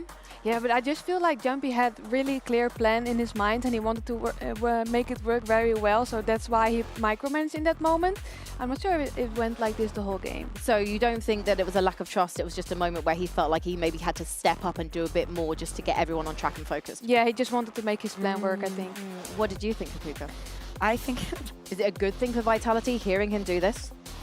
No, because I want to hear some comments from Vitality. Like we've shown them so many times throughout the year, and I just want to be like, damn, that's my super team, you know? I expect great things from them, like, and I don't think I can be blamed for that. So when homework starts piling up and Sunset is not ready by the end of the stage, I start worrying because they should be the pride and joy of EMEA. They should. We've got Yampy back on his beloved KO. We know that he's fantastic on that. Sayonara now on the Sova. Petra, how do you feel about the Vitality composition? Yeah, I like it. I mean, it's a bit default, I think. Yeah. And I mean, obviously Sayonara is trying to get comfortable on playing Initiator. It looks like map to map. So it's not like he's used to playing the agent. I just wonder if he's going to have a loss of confidence after everything that we saw on Sunset. Yeah, he's brilliant on the agent. I do think that he's going to bounce back. Like Sayonara individually, he's absolutely brilliant. I just need them to breathe a little bit. I feel like they're tense, you know, because if they are to lose today with all the expectations and how the year is going, they also have to bounce back from that. And I'm saying it's more homework piling up. On the other side, Chloric moving on to this Harbor. EMEA, wake up! You need to play the Harbor in so many maps. It's become so good. Like the wall is so good. There are so many possibilities. So seeing Navi also take this turn in a team that is already moved away from the double duelist completely and it's looking so good. I love seeing both the Viper and the Harbor on both sides. And we're going to have a mirror matchup here, so we can't call it a comp difference. We can only call it a team difference. And right now, the team difference, it's saying Na'Vi is going to win this one. Yeah, but at the end of the day, you need to think this is Vitality's map pick.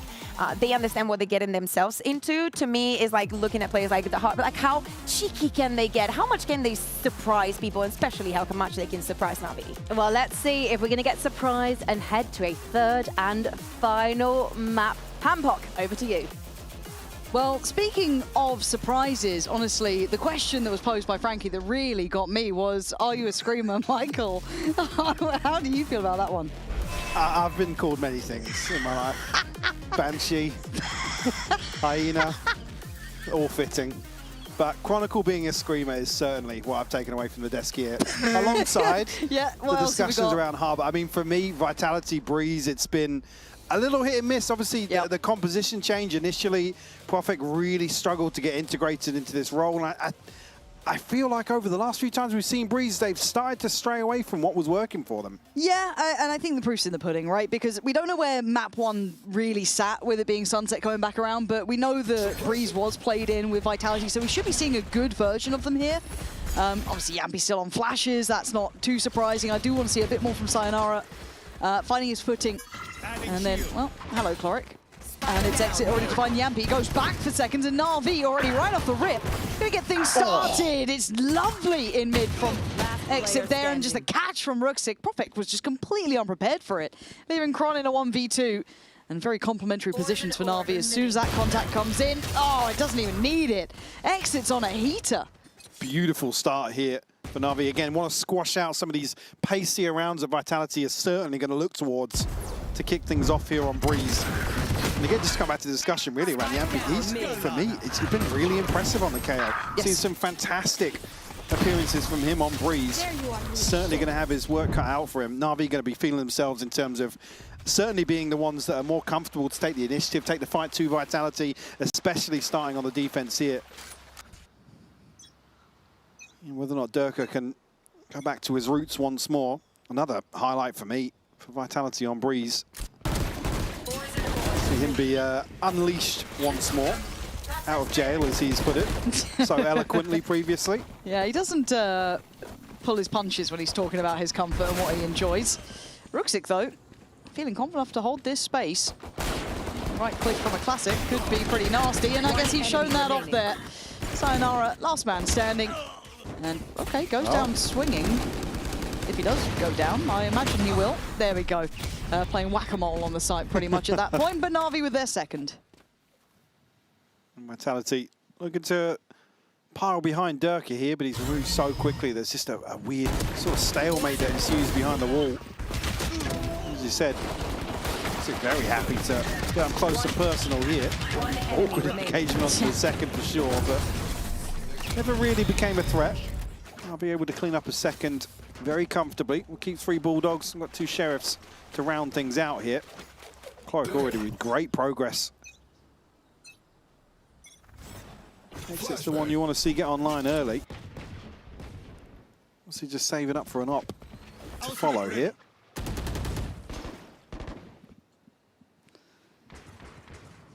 No real exchange to kick this round off.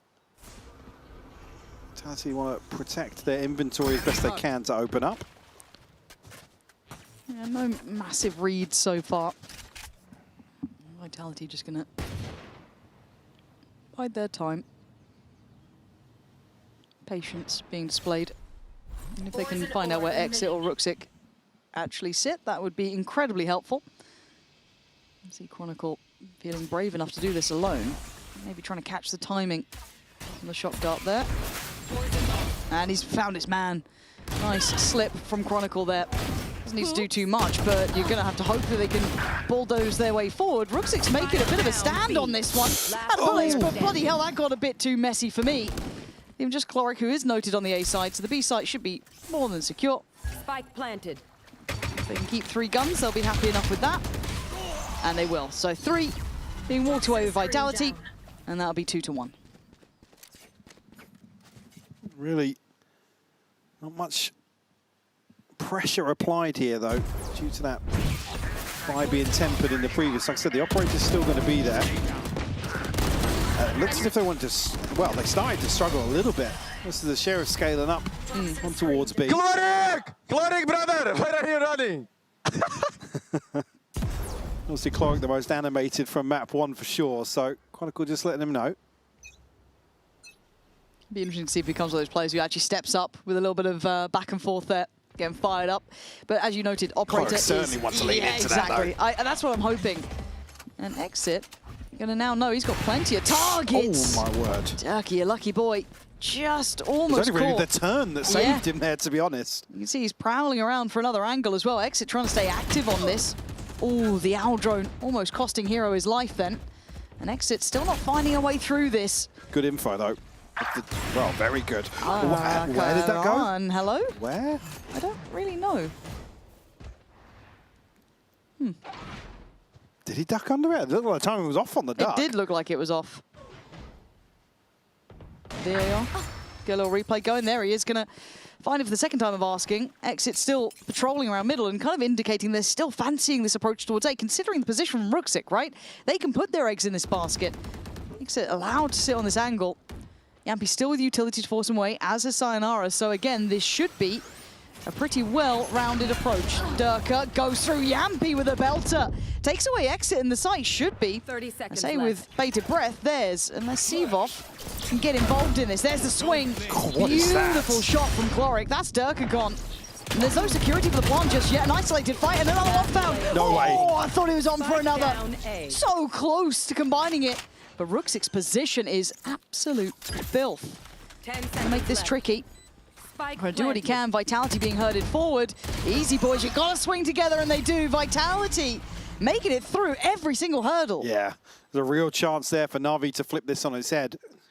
Vitality, luckily, able to stabilize here. Very quick decision making as well. Oh, it's just over the top. Exit's so unlucky not to find that one. So they catch on the second swing, but Operator well handled here. And initially, again, I think the only thing that prevents them after finding this pick onto Hero is the Operator really being a question mark of how they scale towards A. A bit of frustration shown there with maybe the outcome in the Na'Vi coaching booth. We will get a chance to listen in with Vitality comms just to see how round 5 pans out. Maiming with you. They took jet FZ, they took jet FZ. We should Go, yes. Exit. KM backside, KM backside. Yes. I'm droning. But guys, we brute force, okay? Viper backside. Go right, path right. Still left. Yes, he's backside, pillar. Launch, I reveal. Launch, big guys. Middle one. And out backside. One is out backside. It's 2 here. I'm ulting. Just left down. Minus 47 backside. One broken wall and 1 get right. Should be get right, David. Okay, One there mid, should be guys. get right. Last player Middle. standing. Still get right. He's low. You get ulti when you plant. Enemy remaining. I have the spike. One. Spike planted.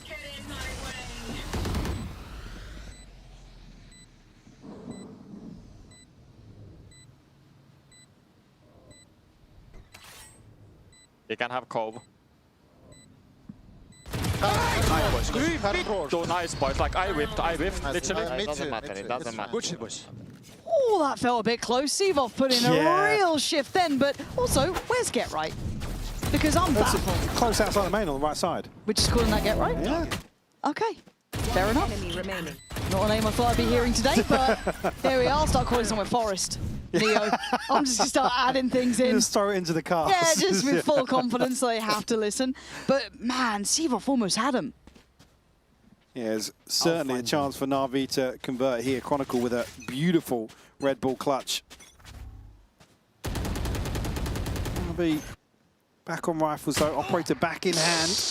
Oh, exit noted early on here, and it's going to be Profek. Put on alert, down to 3 HP now. Do have the knives behind that as well, just in case things get a little chaotic towards B. Vitality actually calling the rotation to maybe go into this. Do have ults themselves as well, Hunter's Fury and an ult command. I think my concern just resides in the fact that Sevov almost did that with just a Sheriff. Now they've got to do it against two pretty well-equipped players. Should be able to get info at least on one. Snakebite ahead of the null command as well. Again, Exit doing really well to keep this one in hand here. And there's going to be issues now. You see him tries to go back in for seconds, but a refight comes out from Vitality. Sight now looking far more available. Ooh, beautiful opener from Cloric though. Way back in. Has to be conscious of Profek's position. Very low. Nice ratty stuff from Profek, but good. 3 HP. You've got to try and make something happen with it, so it's a bit of an ace up the sleeve almost at that point. Keeping a lot of the space on the site though. Cloric trying to tee them up. He's not going to get cleared. No, he's certainly not. There's no way you give this a glance. There we go. Okay, I was concerned for a second when it took a moment, but at the end of the day, Sevov not getting much play in now. Best you could hope for would be to catch Profek, who's already making a run for it. He wants to get out of there. But for Sevov, options become zero. At least the approach here towards B looking a lot cleaner for Vitality. Oh, massively so. Stumble a little bit. And that sort of second player defending, but even here where they're held out, the Snakebite ahead of the null command just to prevent anything, but Exit's in a really awkward position. Not sure how that's done, 97. We've had some interesting op shots today. So it's just not zeroed in, apparently. 200 meters above. Yeah. Na'Vi, though, going to pump the brakes early. It is 4-2, so it's a pretty respectable one, I guess, considering how these rounds have managed to shake down once the buys have come out. It hasn't felt, I don't want to say confident or comfortable from Vitality. But it's just early season stuff. I don't know how much space you get against the new Na'Vi now. Are they a team that's pretty solid in this? They're going to give you those fight backs. You're not going to get clean rounds anymore. But again, for Vitality, it doesn't feel super certain yet, but scoreboard-wise, I mean, they've got to be happy enough. Yeah, it's certainly going to feel a lot better after some of the rounds of the first half on Sunset, and at least establish themselves a little bit of breathing room now. Talking about how dicey it is to really feed into a team playing aggressively when you don't have the benefit of, the economy and the scoreline aside from that. You're certainly going to be in command of this first half of Breeze for the time being. Obviously, Na'Vi going to be struggling now financially. Maybe considering a couple of purchases, but Exit really to offset that with the knives. Yeah, I do wonder if he gets played in much in this one. Again, he got noted so early on towards A main last time around, it'd be quite surprising. Go, Crab, go. It needs to be like a race. It used to be like 2 racing somewhere on the map. Oh. We'll give the feedback to the devs. They'll ignore us, but we'll do it. Get it on a form. Get out of my way! Love a form, mate. There we go. Let's see if they can identify where these knives are currently invested. We can see they are going walkabouts towards elbow here. Exit, trying to be played in alongside Sevov. Vitality look well equipped to receive this aggression, though. Right place. Profek's got to be careful in his transition away from window. The steady pressure from Vitality over towards A is going to force the hand eventually. And it's right about now. It's a pretty quick shift this side. Hero going to try and make himself safe by doors. Give up a fair portion of the site. They're really banking on Exit here. All eyes turning, but very little damage done between the two. A little bit of a curious round here. Seaboff going with the Vandal as well, but Durka takes him away, so that should be able to fall in hand. Exit going to spot out Chronicle, but still two on the side to clear, and that late pressure through double doors is going to be a problem. Yet to be at the forefront of their minds, but it will be soon. Sayonara. It's not pretty, but it's got the job done. And there's the strike through the double doors from Profek. Brilliant positioning, very patient from him, and Vitality making it up to 5. Beautiful timing from Profek. That's as things start to get fired up on site. Durka now will have the knives in response. Profek just missing one. Still a couple of ults to play with on the side of Na'Vi. Beautiful shot set from Profek to clean up. Yes, yes, Ruxic. That one was muted out. That one they didn't like. Yeah. Huh. Yeah, certainly Vitality now. A little bit of momentum behind them. 5 rounds unanswered. Exit to go forwards with the operator once more. Even with that knife there. And I don't say limited support, but it is going to be just what? I think Hero beside him? Yeah, really out on a limb. Lovely from Vitality to turn and face this and then just burst through. They leave the spike behind, but they can recover that shortly. It's on Ruxic to over-deliver now. Goes back in, and he does. Yampi deleted, and the site stays in the hands of Na'Vi. Durka has got his hands on the operator, though. A deadly position as well to cut off some of these rotations. There's still knives to play with. And call a quick pivot in towards A. Still one player, it's Cloric, to hold down the fort. We've got a sound cue. Can't line up both of them. It's only Profek to fall. There's still a 2v2. Seaboff and Ruxic both have ults. Spike planted. Durka and Chronicle can't give up the site here. And Durka's paranoia about that back line. Misplaced, as we can see, but of course in his head, every opportunity for it. Chronicle alone on the site. Now the cross going to be supported. Hard for them to break in. You've got to look to see where that flash from Seaboff comes through potentially. Kron looking potentially to try and back away as well. There goes the knife, and there comes the swing. Chronicle down on 30, and Durka actually off the angle now. This is where he gets a bit dangerous. They can now gap close towards the site itself. Looking to find Chronicle. He's not backpedaled away. And there's the ult, but this is last minute stuff. This is down to the wire. Seaboff takes away Chronicle, even just Durka. He knows his lines, and he knows his timing. That's all he needed is Vitality make it to 6. Beautiful shot here from Durka. Sixth sense just telling him when to pull the trigger. We'll nail that one. It's number 6 on the board for Vitality.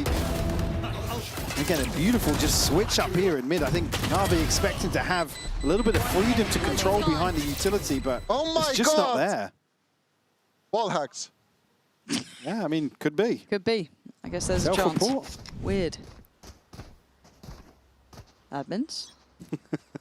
But now again, it's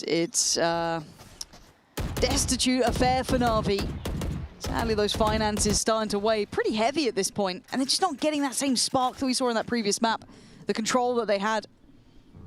Exit looking to go further, but he's already being watched here. Yampi could be called out. We know that he's going to have a lot of time kind of micromanaging the rest. But a deep drone indicating they're aware of this. But Exit, ooh, how much of his life does he get to keep? No, he doesn't. Yampi going to hunt him down. And that's him gone. Great way to secure the kill here, but Cloric, we get a little bit cheeky. We'll catch Durka. Not able to retrieve the op, though. So it'll just be the Sheriff in hand for Cloric for the time being. Got a ton more players on the other side. There's Chronicle, the hard clearance onto him. Ruxic looking for a spam, but won't connect. He's kept in check for the time being. Now plays towards Hero, who will be noted, but finds Yampi nonetheless. Yeah, it's that follow-up, not to be. If he was able to string it together, you could have had a bit of a fight back through the doors, because Profek's position then gets a little bit more, I guess, hectic for him, but he's in a good spot now. Considering both are trying to approach through this way. And again, the want to just keep that operator becomes too paramount. It doesn't really make it feasible to fight back in here either. As Ruxic's given a freebie through the double doors, but don't expect Vitality to be over-peaking. Situation still showing composure here. Again, we kept talking about map 1, a few of these rounds slipping through their fingers. This sort of situation, you know, an over-peak there and puts it to a 2v2, makes it way more doable for Na'Vi. Yeah, good to see the discipline in play. I mean, after map 1, you're surely going to be having words. Nothing too crazy. I don't think it's going to be... Well, I mean, the comfort factor as well coming to us. Vitality have so many reps on Breeze. Oh, yeah, again, massively. you know, once this comp change did come through and there was a few hiccups along the way, Power was kind of leaning into cleaning up a lot of that. Maybe opponent dependent, but... Nice working today. Yeah. Really happy with this. A contrast from map 1 for me. Oh, night and day. It feels night and day. Once they've got into the swing of things, a couple of, I don't say even close rounds really, but some moments for Na'Vi, but it's been few and far between. It hasn't felt like a team effort really yet. It felt like who's able to have a moment or two, but that's been about it. Unable to really deny Vitality. Once those guns came out to play, firmly in the driving seat. Exit still trying to get involved here. And Operator going to be trying to play ahead now. Going to get dangerous. Not exactly a prime position, but this is helpful work. But the flash fantastic for Yampy, and we were complimenting his flashes, I believe, in London on this map. And Durka goes a little too deep there, trying to get a bit greedy with the site security. I get it, why wouldn't you give it a go? But now down to a 4v4. Oh, come on, popped here as well. Hero going to go forwards. Fire Chronicle. So try and find another one, though, ahead of that utility, but just can't do it. Gets shut down. Yampy now over the top will find one, but Rooksit quick to trade. Yeah, but can they really string more together? Maybe so. And Sayonara, last one standing. This one much harder. Yeah, not in a position to even challenge. Oh, this one's gone. Absolutely gone. Not even an opportunity to fight back. A little unfortunate maybe, but still would have liked to see him in a position to try and make a difference. And maybe expecting some of those outcomes on site to all go their favour for Vitality. Yampy going forwards here. And has to try, I guess, make use, get the information on the back end of the null command, but it's really Hero to find a crucial kill to get the ball rolling. That is just a third for Na'Vi. I mean, if they can make a recovery here in the final 2, it will be a miracle, considering how this half has panned out. Durka again aggressive. The Operator. He's going to be rewarded. Positioned. Absolutely. Yeah, that's lovely from him. Reading the approach, good information. But a good bailout from Ruxic there. Just dips his toes through those double doors and going to claim one. So back down to a 4v4.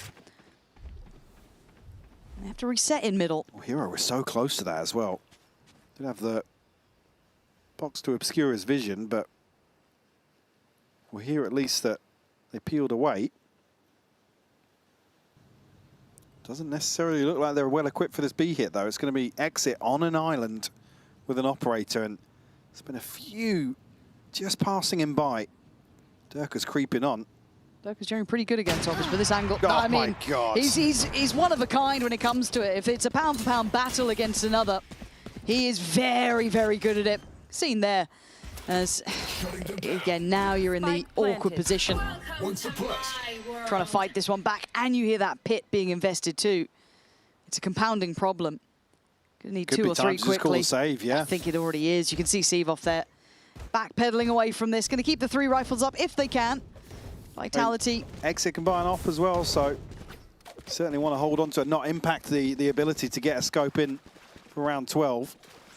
So 8-4 going to be the best that Na'Vi can aim for here. They have a Hunter's Fury to overcome. Obviously the pit invested here. I mean, it's going to be Sevov and Chloric with ults available for Na'Vi. But again, it's Exit, unfortunately, just not delivering some of these key shots. I mean, there's not much for him to do in this situation. Durka obviously catches a wallbang here. He's ever so slightly exposed. He's just so good at slicing the pie, finding these chances. Yeah, look at this. So much scene there, is there really? But I mean, again, I don't even think Exit saw anything. I don't think so. Just so aware of the angles, though. When you look at Durka, it's not like he's sitting towards the top of the board. He's 6 to 7. He's negative, but that round was pretty much on his back as well. Opened it, got them the sight then. So at 3 to 8. Effectively closed it. Yeah, pretty much. It does feel as though Na'Vi not quite comfortable here yet. This feels like Breeze was not in the wheelhouse. And this is something we have to learn with some of the new teams with shuffles coming in and adjustments. We just don't know where their strengths lie. And not in play yet for Na'Vi. Durka not given an opportunity here, but Exit's position won't be noted. Actually didn't opt for the op in the final round. He's looking to go aggressive with a rifle now. 3 players for Vitality guarding bottom mid right now. There's nobody to play off exit either. He's once again on an island, a solo endeavor for him. Forced out by the drone here. Has to respect the utility and the clearance here from Sayonara. He really wants in though, doesn't he? Still wants to hold space towards middle. But if anything, does he hear these steps and then maybe call the rotate, or... You can see where that spike is. At 40 seconds, Vitality trying to be slippery about it. I'm not sure this isn't really what's worked for them. Bit of a gamble here on the last. Massive Come on gamble. to cancel that, but it's still Ice trained towards A main, Lauren. Yeah, there's still 2 players here, and Heroes found Yampi. That spike lost. They don't have to be too concerned about this B hit now. Na'Vi with their just resilience, their unwillingness to move, Durka. You got to be dead here, surely. 13 seconds. I doubt the outcome of the round's going to change, and he is. 10 seconds Sayonara, last one alive, but once again, not going to have much impact in the outcome of the round. So a little bit of silver lining to be had Yeah, I mean, for Na'Vi. still a miracle from either that, with how that panned out, that they've got 4 rounds here. 8-4 to Vitality, though. I believe we'll be going to an interview with Exit and Frankie right after this. remaining. Exit, you impressed us all with your debut against Foot on Wednesday. How did you feel about playing on the stage for the first time? It felt really nice. I was trying to get comfortable as much as I can because it's the group stage, and we don't really care about the group stage that much, since the stage 2 is going to be there as play-ins and playoffs at the same time. So we're trying to reach deep in this stage, also trying to get more comfortable. So it was really fun and nice. And it's also great to see a really vocal Na'Vi. And I feel like you're the person who's bringing the vibes. Why does that matter to you? It matters a lot, honestly, for me, because we sacrifice lots of our lives into just coming into Berlin and live here with your teammates. So you need to have fun as well, because this game you cannot win if you're not having fun at all. So I'm just trying to be myself and playing every day with the players that I'm playing with, and I'm having fun. How are you having fun with Angel? Because he's someone we know has a sense of humor. You clearly like a laugh as well. How do you guys work together? Angel on practice is really good coach, and I really love to talk to him. But we have 2 different personalities, me and him. In practice, we are boxing a lot, locking in, trying to not have much fun. But outside of the game, instantly we just connect as 2 player and coach. I think in the UK we call that the odd couple thing. I literally need to see a video series from Na'Vi on this one. Going up against Vitality today, though, this is going to be a huge challenge for you. What do you think is going to be the hardest thing about this match? I don't know, honestly. I don't really care who we play. I know that Vitality is a really good team. They're insane players, have insane coaches as well. They have been playing since the kickoff, and they've been really playing good.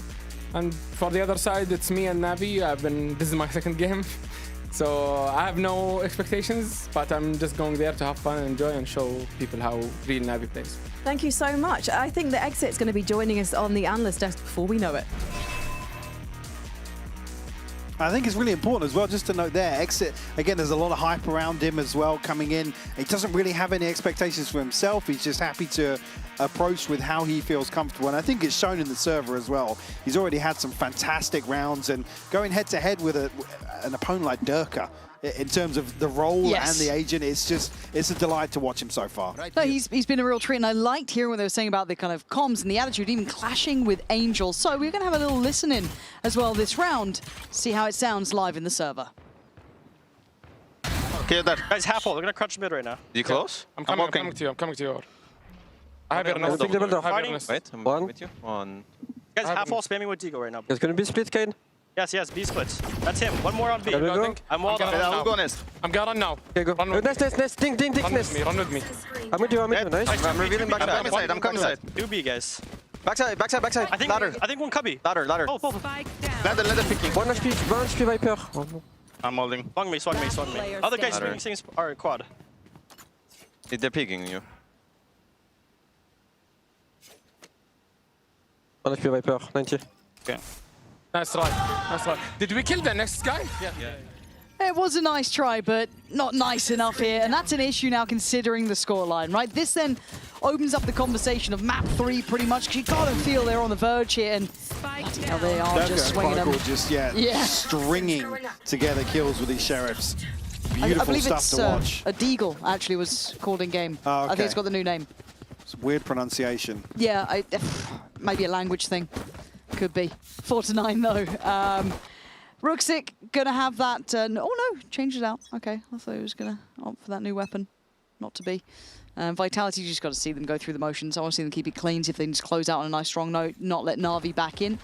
As Na'Vi sounded fine in the comms. Where are those shots going? Don't know. Don't know. Look, some chip damage, but they look good. Probably could do a little bit more, felt like. Shock darts. Oh, that one's not bad. Chloric, a little bit of taste of his own medicine there. And a follow-up. You like to see that. Exit. Gonna potentially live up to his name here with a couple on the way out, but it will be clean stuff for Vitality. Certainly looking to not mince their words at the start of this second half. Already progress made to Sayonara and Chronicle, the Hunter's Fury and the Pit.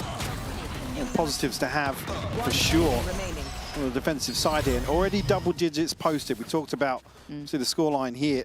Now Na'Vi going to be really tested. A long road back into this one. Hero actually bringing a Guardian. I mean, Hero's pretty good with it. I mean, yeah. I'll give him that. Don't think he needs my compliment on it, but, you know, just letting you know. He's all right with it. Does okay. Now, saying long road back. Yeah. Disagree? No. It's really long road. An arduous path to even get competitive. Vitality looking pretty fluid throughout this so far. Can't quite get a beat yet on where Na'Vi are approaching from, but the timing could be pretty rough here for Na'Vi. Depends. We'll pop flash ready. And there it is. Does catch on Hero, and there he goes. Durka. Again, these lovely little pop flash plays. Vitality have worked on so many of these, And it's we saw the kind of start of it in London when the synergy was just right, and now you can see the confidence. They've got rounds to play with. So they're going to. Prophet getting cheeky with it. Does get checked, though. Seavoff sharp. Wants to speed up off the back of that. Certainly space to play into here, but there are 3 members of Vitality still looking to defend the A site. In fact, that nobody's playing towards default here at least. But everybody's here so early. Plant's going to be really awkward. Challenge come through. Actually, shock dart's a little short. So no chip damage done off that. Now Chloric's got himself in a deadly position. I was wondering if anyone could play off it, maybe. If maybe Ruxic could help, but no, Ruxic's a little bit more dedicated towards main. So I'd love to see someone try and complement that position. And now with Seavoff gone, he gets left on such an island. Yeah, can do 1-for-1 trade out. The numbers so favorable here. This has to be monumental from Ruxic. That's a great beginning, though. Sayonara gone. And a fair fight at the end. Durka just going to pip him to the post, though. And 11 rounds made. And Vitality now so close to taking us to map 3. Starting to build up in terms of confidence. You can really see it in some of the approaches to sort of very pivotal moments in some of these rounds where instead of come back to on Sunset, they just weren't really aligned, not on the same page. The bonus conversion here certainly looking much better, especially considering financial situation on the other side of the board. I mean the investment back in here, 2 Guardians to round out for Seavoff and Hero. Ultimates-wise, nothing to play with just yet. Vitality certainly with an advantage in that regard. It looks direct, doesn't it? Simple in approach. Yeah, just going to go straight to business. Not really slow down on the roll. And Profek already going to catch Chloric, so that's a lovely little pickup. Maybe just, I don't want to say blind, but it certainly wasn't as considered as that was. Exit already going to catch Profek right back in things. Happy to stamp his authority deeper. Full control here over backside. Yeah, but I'm waiting for the support on it, though. I want to see Seavoff right there with him, but actually Hero to catch Yampi, potentially right through the doors, and there's the kill and no trade potential. They start to scale back in towards the site. Seavoff now has to be cautious, not get overwhelmed. There, nice little bit of unison work, just right off the back of each other, but they fall back towards main and play for the plant. A win, though, for Vitality. It's come to a 2v2. RV now considering the util. A late wrap back through double doors here. Oh, it's dangerous. That puts Sevov right in the crosshairs. If he can't control this, it gets really rather concerning. But the time is a factor. No, he's not And got they've, it, very fine margins. Yeah. So Sayonara will fall. Na'Vi to find one. And fine margins, but these are not the sort of wins you want to see Na'Vi have. They need to stabilize the economy. They need to do it fast. Certainly hope to get back into this. Alex just getting ahead of that flash, and I'm sort of okay with seeing him posture up like this. You're talking about there's no trade on the back of that. Again, I think he's just a little bit distracted by what's going on behind him. If anything, for me, in that situation, he hears the drone, he deals with it, he's not tagged. Go further forwards. He's still looking back towards double doors in that situation, and just hearing him speak in that interview there, yeah, I'm looking for the confidence. Looking to really take control of some of these rounds. There's that confidence. It's that's a tough one. Yeah. But look, and the thing is, I'm not even looking at him being the issue. I want to see someone maybe support everything him around a bit. it, yes. Like yeah, if you've got him willing to play his number up, cool, love that, brilliant. Go for it. I think he even caught Vitality in that position too. He actually really held some ground. I want to see a little bit of synergy with it. But Ruxic there, going to find Yampi. Ooh, can he get out? He does. He does make a win. Sevov even finding Profek. This is still game on. That's an issue though. Sayonara should be on for that one, and he is. And now Chronicle starts clearing, leaving just Hero alive. Not going to be able to use that Hunter's Fury as maybe he would have wanted. Needs a kill or two to Oh, make he use needs of a it. lot. And if they're just on the same page, it'd be very surprising. He knows he's got a fight on his hands now at front. Durka not going to be denied on that defuse unless you got it going. A bound on the swing, tees up Sayonara. Defuse is there. No problems to be had. 12 for Vitality. Coming out of that as well. The pit obtained for Chronicle. Oh, yeah. Vitality will hit number 12. It's unfortunate. As I was saying, I think Exit's just looking to rinse and repeat with that same execution towards A. Profek. He found the same kill in the previous round, right? I think so. And a headshot onto somebody else, but Exit, unfortunately, the one to fall here. One away from the knives. It's a muddled purchase. They've got plenty of ultimates to play with, Na'Vi. On the other side, it's just rinse and repeat again. Let's see if Profek finds the same kill. Third time's a charm. Yeah. Eyes on Profek. If he does, could you imagine? There we go. That's how you stop it, I guess. All right, so played out of this one, but Vitality kind of given them the site a fair crack, right? It's, all right, we'll let them take this. We'll play for retake. We've got full kit of utility. We're fine to play for it. There need to be errors. That's one. Exit out pops the knives. He needs to go wild in this, expecting a flash not to be. Playing on the one-way here, trying to buy time, but just gets burnt out of that. Kron going to take him away from the equation, and the problem is the buy behind it. The rest of Na'Vi are not well equipped. No, really not. Now in a position where they have to hold on to site. They do have a Hunter's Fury to play off, though. The investment's coming through. They're piling everything into this. Bigger picture-wise, this is a win for Vitality. They're spending everything just to get one more on the board. Profek will find Sevov, but time's starting to dwindle now. And like I said, Vitality going to feel really happy about the level of investment that comes through and removing any weapons they did have in this situation. Yeah, it's a silver lining, but it is one that basically gets you teed up for the rest of the game, right? Na'Vi had to put everything, because if they didn't, they'd probably lose the round, right? So it's that double-edged sword, what do we do with this? But you're right, you look at the buy coming back in, they don't have those ults there to bank on anymore. They don't have that little cushion, and it starts feeling more and more readable. But again, Vitality are happy with this. How many times have they gotten close, even when they're playing for this retake? But eye up where the spike is. Ruxic, this time, not with the pack. You've got to be conscious here if he even peeks onto window with it in hand. He is challenging. They're just trying to fake out this A again, but Vitality have been happy to leave just Profek. Oh, and he's been caught by the knife. That's a little bit worrying. He's been able to backpedal away, but they're getting active down middle as well, Mike. They're hunting him down. Just have a couple of teammates nearby now. Look how far Exit's gone with his space now. Has to find this kill onto Profek. And he doesn't. Chronicle will find Chloric alongside that as well. Na'Vi just getting ahead of themselves ever so slightly. Giving that freedom towards the A site, hit a few rounds and try to switch things up a little bit here to get the plant, but it is a 5v3. Okay, good find for Hero. Joker gone. The rest slowly making their way over. Profek, I mean, he's still in spawn, basically, at this point. He hasn't moved since the start of the round. No, he's just holding space here.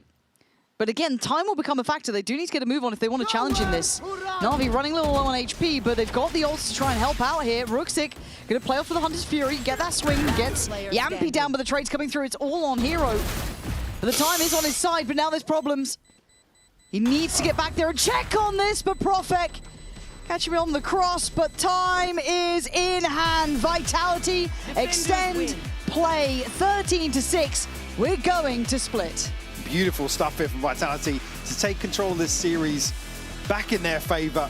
And Profek, really the star for me in these last few rounds of keeping Na'Vi at bay and closing out here. Very comfortable fashion for them. That comfort discussion certainly something to consider here, but we believe we'll be jumping down to a sideline with Yampy and Frankie right now. Did you just slap Profek on the bottom? Yeah, you know, get him excited for the next map because it's not over, so, you know, making sure that he has the energy. So, where was this Vitality on the first map? Shit map, if I'm honest, but, you know, it takes us to get into the game, and I'm happy we reset like that. The energy was a little bit low on the first map, so we talked after that, you know, just rise up the energy a little bit. Well, I'm going to let you go and re-energize your team. You're going to need it. One more map. Let's see if you can take it on split. Take your place with your team, and you guys stay where you are. We'll see you in a few. Oh, nice! Hello! Hello! Nice, Stefan, nice! Nice! Hey! What? Nice! Hello, exit on the area! What? Nice! Still they say I'm the villain. Too bad you can't take me down.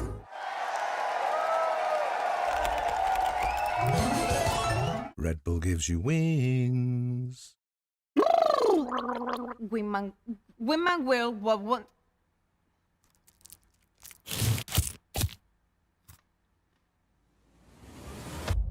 Have a break. Have a Kit Kat. Wingman World while wanting a well-won break. Vamos!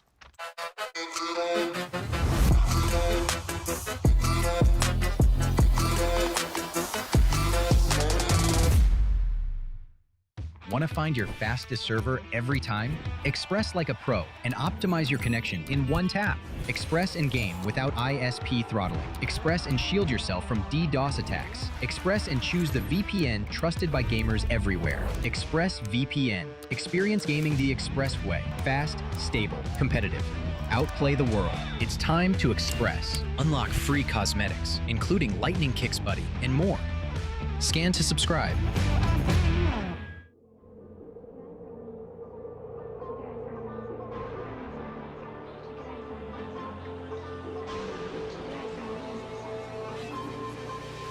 Anytime you clock a butterfly, I flip a switch, keep a secret, let you come inside. When I run the gamut, but I could never plan it. I keep on breathing when I land it. When I run the gamut, but I could never plan it. I keep on breathing when I land it. If you give me a piece of your heart, you keep easy when we are a part of two worlds. It could be nothing, maybe it's something. Keep your eyes on me. Keep your eyes on me. Keep your eyes on me. Me. Keep your eyes on me. Keep your eyes on me. Me. Keep your eyes on me. Keep your eyes on me. Keep your eyes on me. Keep your eyes on me. Anytime you clock a butterfly, you flip a switch, keep a secret, let me come inside. When you run the gamut, but you could never find it. You keep on breathing when you're in it. If you give me a piece of your heart, you keep easy when we are a part of two worlds. It could be nothing, maybe it's something. Keep your eyes on me.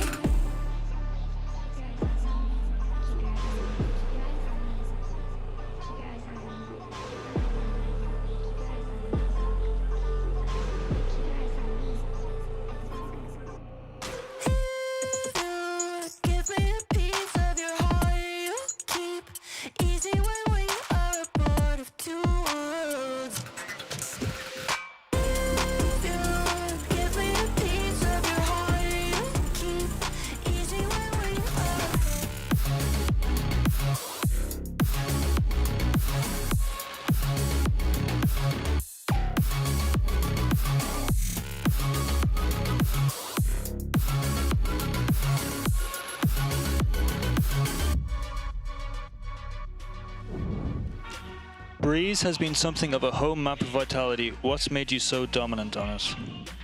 His strats. I mean, I think the boys are confident on the map. They understand really well what the roles are. And we have a really good understanding of our strat book and how to add new things on the map. And also it helps when like a lot of other teams are playing the same comp as us, so we can take inspiration elsewhere too. But I do think that current meta, a lot of teams are playing different things on the map, and I still think that the double info on this map particularly just help you a lot, especially when you're talking about coordinating your rotations. So it's good comp, and we know how to run it well. Roles suit us. So for once, it's you talking longer than me. Yeah, somehow. Simple answer is just your strats are good.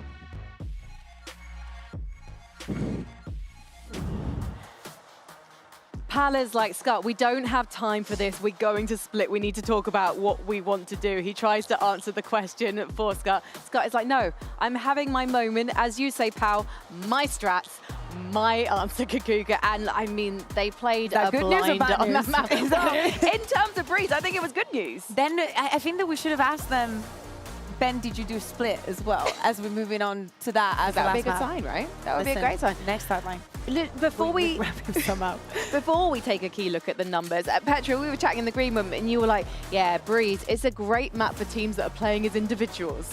I mean, yeah, they showed some team play on Sunset too, right? But going into Breeze, I feel like they get away with a lot of more aim duels, and it was working out for them pretty well because they're very strong aimers. Yeah, there is also something, now that we're taking a look and we see both of the compositions here, yes, there is that mirror there. There's something that I didn't catch up on when we went into Agents, and it's the fact that Hero's on the Sova and Chloric is on the Harbor, and then Rooks is going to be good in anything. No, thank you very much. Oh, they're offering me food. No, pal, thank you. They look good, though. We need to figure it out how we're going to deal with actually having the teams being here all the time. But yes, please, bribe us, bring us food. But sorry, I go back into what I was saying. Having Hero on the Sova when you have Chloric being so good, Rooksik, I would have liked to maybe see in the cheekiness of playing the Harbor. I think that he would have done a great job. And then keep Hero on that Viper. I think that, you know, makes more sense for me, but it's something that I didn't catch up on. And I think it cost them to a certain extent because so many things have been new, good, and refreshing for this Navi team.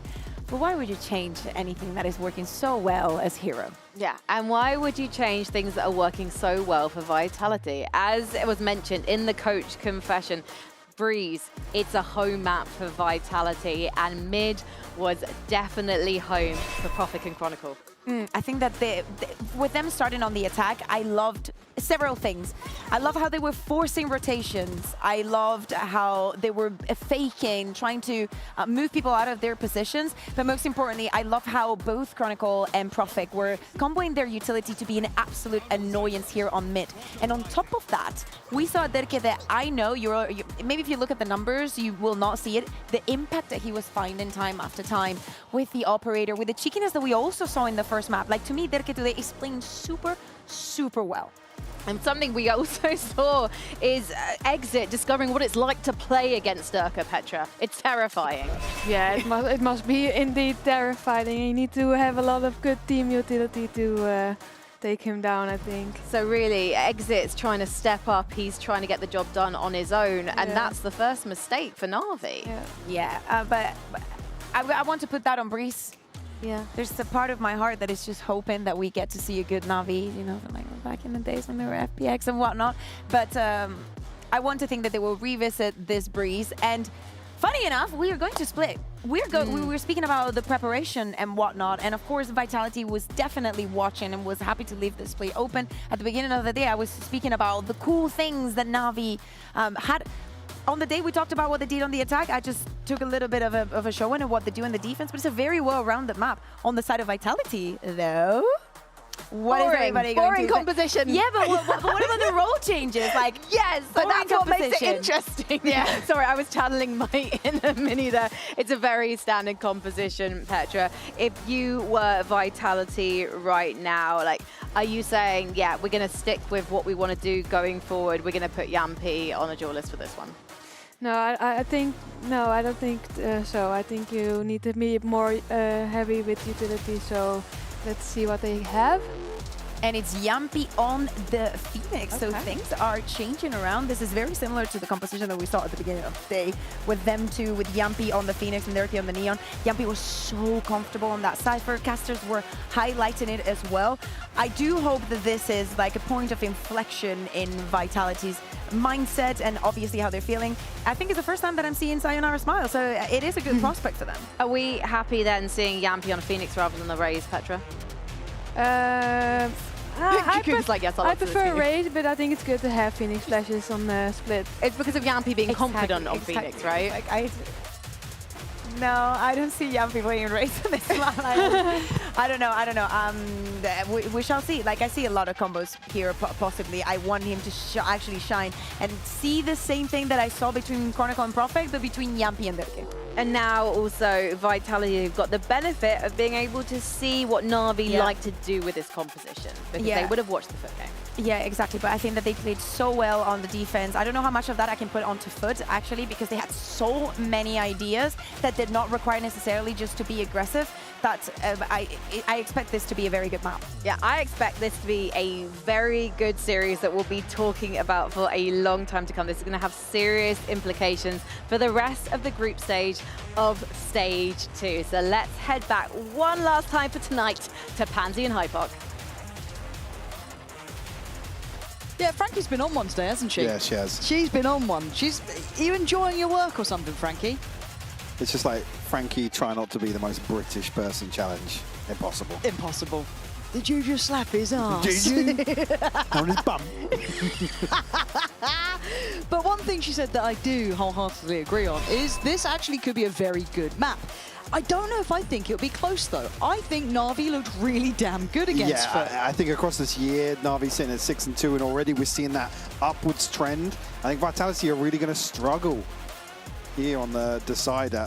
And again, one thing I never want to see is Yampi playing Raze. I'm just going to put it out there. I absolutely agree with Bayer. I'm happier to see the Phoenix come out here.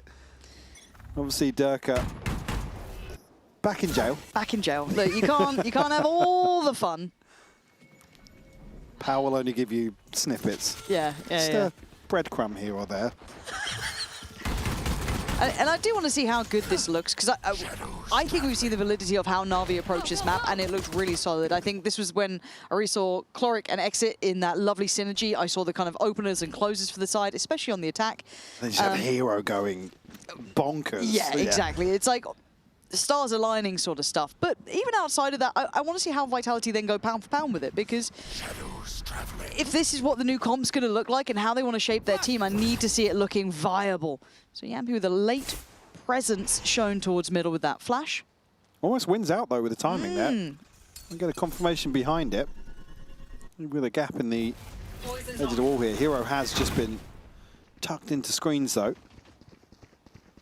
So happy to lean into this retake approach. Full 5v5 here in the post. Plant open for Heaven here, so need to see that awareness from Na'Vi to address the situation. I'm also looking at Chloric too. This position could be nasty. Depending on when he wants to start really building on it, they've already applied pressure towards Pillar and they've won at least the first step in that Vitality have cleared vents, by the way. Yeah, this is getting a bit weird, isn't it? Oh, Yampi. Brilliant heads-up work from him. He's done more than enough for me this round. And it should be a simple conclusion, and it is very well handled. Vitality doing everything they needed to in the downtime here in this post. Be rewarded.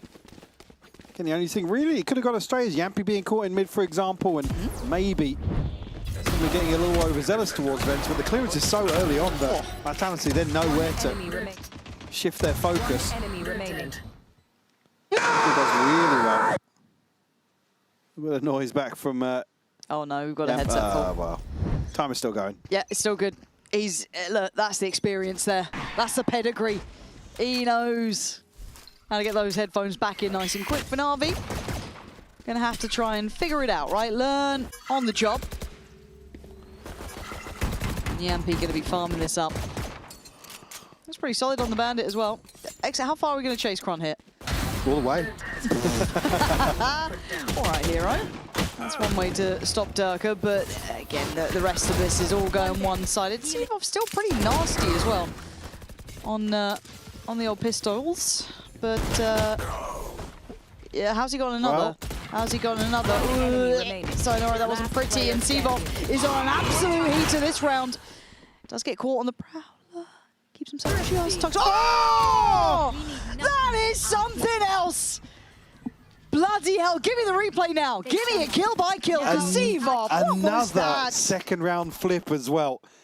In fantastic style. 4 kills for Sivov. He picks up this rifle that's left on the floor and goes to town with it. Oh. I'll change that spray though. Not updated the config here. No, on not the, yet, not yet. Still, the tournament client. He's like, wait, Angel's seen it. He's like, Angel's seen it. Yeah, just staring at the logo now. Docking 5 points from you there. Rubenek, what a swift reminder what he can do. Again, look, he's been a man that we've been waiting to see find his footing. So if there's more of that, be happy to see it. Makes it with a chance here, at least presence shown on the other side by Vitality. Given an honest shot of things just yet as Hero to get a bit greedy there, finding both. Sayonara will shut down exit. Try to springboard off the back of that.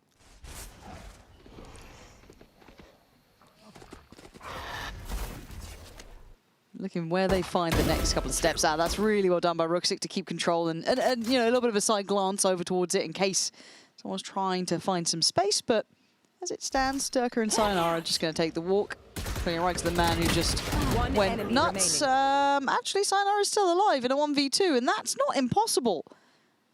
Has utility to play with, has the spike, and has 40 seconds. One more for an ult. Could be a big tool to flip this 1v2. I'll find you. 30 For a seconds safe left. plant here as well. No, they're close in heaven, Spike but planted. Bring them down. just goes on here, Ruxic. Times it perfectly with Cloric. We'll close this out now and find number 2.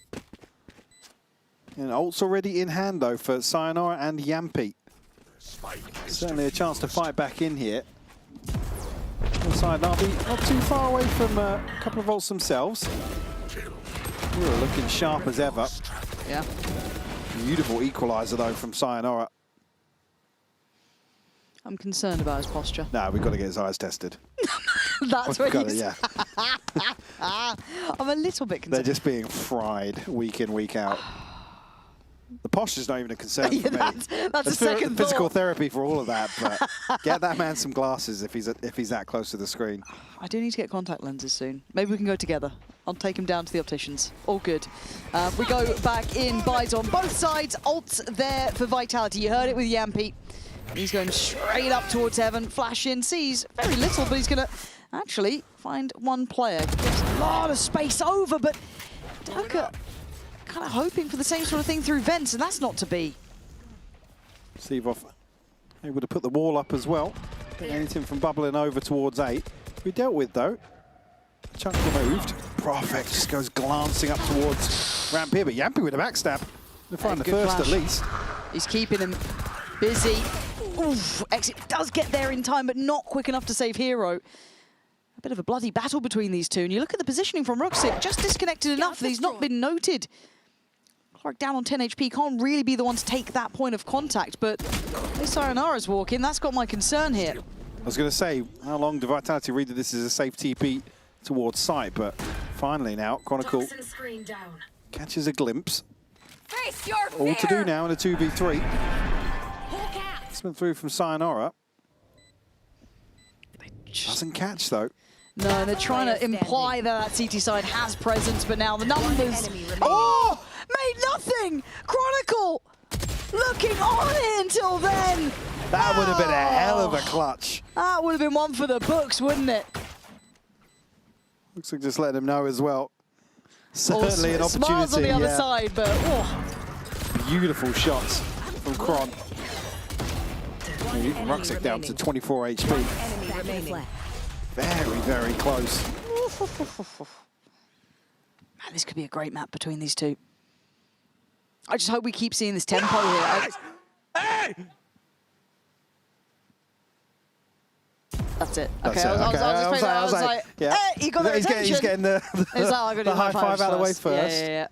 But I want to see Durka find his footing here, and Yampi as well, just kind of that punch towards the site, because everyone else is firing up here. Sayonara's looking solid. Everyone at Kron's almost clutching out here. Give me that front line to add to it too. Sivov tested again, been passing with flying colors. RV trying to hold their ground here, but the Stinger's up against them. Certainly could be valid in a round like this. No spam connecting yet on either side. Yampi got to be conscious of ammo already. We have one more clip left here. Bit of lean from Na'Vi over towards B initially. Actually an exploration from Hero going on a walkabout. Poison's off. He's maybe catch a couple of steps there, so... It seems like Chloric's getting a little bit closer in towards vents. Putting a fair amount of faith behind exit. A lot slower tempo now. Just a bit too early on the flash to know any progress.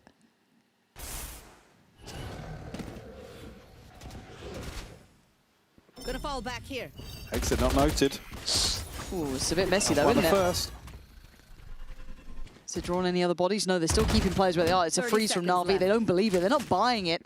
But it could still be this crunch through vents, which I think is what's happening here. Exit's going to be in trouble. He's got players left and right to deal with, but he's... Oh, well, he tried to isolate, but Yampi was there so fast to bail him out. Troy tries to play in. He's got one. Can he turn around in time for bullets? Not enough to handle it. 12 seconds now. Vitality making something out of nothing. And don't forget about Profek in this. Get the pit off this. Chronicle's going to invest. He absolutely will, yeah. It's a good spread on site as well. Allows him to just tuck in. Let Durka and Profek do the heavy lifting here. Profek needs the upgrade though. He's still on that Stinger. Has got a paranoia, but that feels late. He'll be on contact if anything. Does he get any help? No. There it is. Durka's now going to be vision limited. This has to play in Profek here because it can't all come down to Kron. There's the catch and denial. Went to do it as fast as he could, but Hero sends him away. Chronicle left now. Oh my God. How many times will this man get the two, but the third too far? Great synergy from Na'Vi, though. God, the spacing had to be good. I mean, Profek has to play out here. The plant's not for him. Obviously, there's a pit to really cut off some of the crucial sightlines on the approach towards Chronicle on site. Very awkward engagement here with Chloric on the drop down. Just can't hold on to the spray. One enemy remaining. Yeah, I mean, that's really unlucky for Chronicle. Nice job! Oh, nice job playing together, boys. Oh my God, I love you guys. Okay, gets a little controlled at the end. He gets a little controlled. He's a little excited, then he gets a little controlled. What do we think of it so far? How do we like the cheers? Yeah, no, I'm feeling it. You're on board? Get a bit of America's spirit into the yeah, studio. okay, getting pumped up. And we are going to have a little listen in with Vitality. Currently sat on one round. Let's see how that sounds. Here, 3, 2, 1. They won't be. Yeah, they won't be. Yes. Is it strong towards A? They one way. I think. All blind. All blind. Nice. Dead one. Guys, no more. They used Omen paranoia. Guys, just come A, exec. Just come A. Can you flash? Okay. Crossing to Yes. Orals. And orb up. Orb, wait. Oh man, I'm He's gonna pick more. Open the orb. I'm coming too. yeah, just go A, exec. Where did he ult? Oh man, he's on A, guys. Ulted He on. ulted. Okay, guys, cancel. I have double prowler assists. Okay. With neon ulti. Yes, go overrun him. I mean, I'll not ult, but I will Yes. I'm ready to prowler. Tell me when. Wait, let me get closer. Let's just finish the raid boss. I'm gonna wall off ramp also. I'm ready. 3, 2, 1. Careful, he's in ramp. Okay, he's main. I reveal above. Nice. One heaven, guys. One heaven. Careful ramp. Just go towards side. I put the molly on rafters. Careful coming out after. City is T1. I have paranoia if they retake. Maybe TP right. No, he's I not have above. paranoia. He's not above for sure. Yeah. No, I mean TP right on the city. Yeah, it's fine. Careful main, bro. Clean comms. Clean, concise comms there. Bloody hell. All right, let's see if they can hold on to this one, though, because Na'Vi have been good at these retakes. They've been getting up in their faces. We're going to use the dog to get close. That's going to know Chronicle. They're out on elbow. Yeah, they're already there. But Sayonara and Profek, good work in synergy. Chloric can't do it this time. Vitality with the numbers. And able to get their second. Great clean up here. Like things were a little frantic in terms of the initial approach here. Durka, again, he wants to try and run away with this space, but unfortunately shut down so quickly. You can hear the frustration as well. Yep. And still with a very good util to secure this site hold. Vitality will find number 2. Again, it's just the fact that he goes so far, especially after the calls. Stay focused. And it's like, how do you temper a player like Durka? Because you need him, you need him to do yeah. those things sometimes. Yeah, you need to. Oh, well, like I said, you still need to let him do his thing. Yeah, it's so easy to sit there and be like, oh, you should temper him, but actually, Rooksik, hold on. But you don't want to quell that confidence. Sometimes he's got to make a misplay, and you got to kind of take the good with the bad, I guess. But for now, Vitality putting together a beautiful round.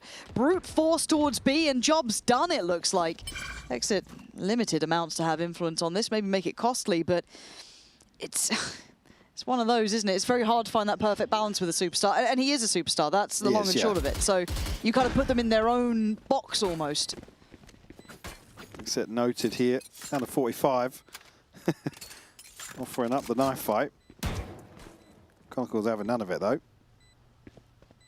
Still discipline here to protect the inventory, and Chronicle will shut it down. Number 3 found. Durka and Profek and Yampi will all have ults to invest now. Navi will be back on a bye. The first time we've really seen him try and get ahead of this slow orb onto B main. Again, I mean, it could be a death sentence in most situations for Durka to come up against Seavoff wherever he's playing. Chloric, Exit and Rooksik all with ults to invest on the other side though. A couple of light shields, I mean, yeah, the scope's gone now anyway. But yeah, certainly Vitality showing a bit more of that resilience we saw displayed earlier on in the series. To keep this one in check for the time being after a string of 4 rounds for Na'Vi. They look comfortable as well in terms of the retake. And I think, just kind of rolling my mind back, right, just because we were here in this timeout for a second, Na'Vi calling it. The comms have been frantic today from Vitality. They always every listening with Vitality. I know, but it felt like they got cleaned up initially, right? But then stage 1, this was when Yampi was playing more of that duelist role almost, or like, you know, come towards that side of things, and it was a bit more hectic, taking almost a back seat to a degree, right? Not massively, it's not like he was ever a passive player, but it felt like there was more focus on it. They tried to really drill that down. I think my concerns just go bigger picture here. It's like, yes, you could probably scrape a win against a Na'Vi here. We don't know how good they are bigger picture. We don't know where they really settle down. I think they're towards the top end, to be fair. I think this new Na'Vi does look solid. But Vitality aren't meant to be see if they can just scrape through a group stage. They're meant to be pushing back to internationals, doing deep runs, right? This is the team we hold them to high standards.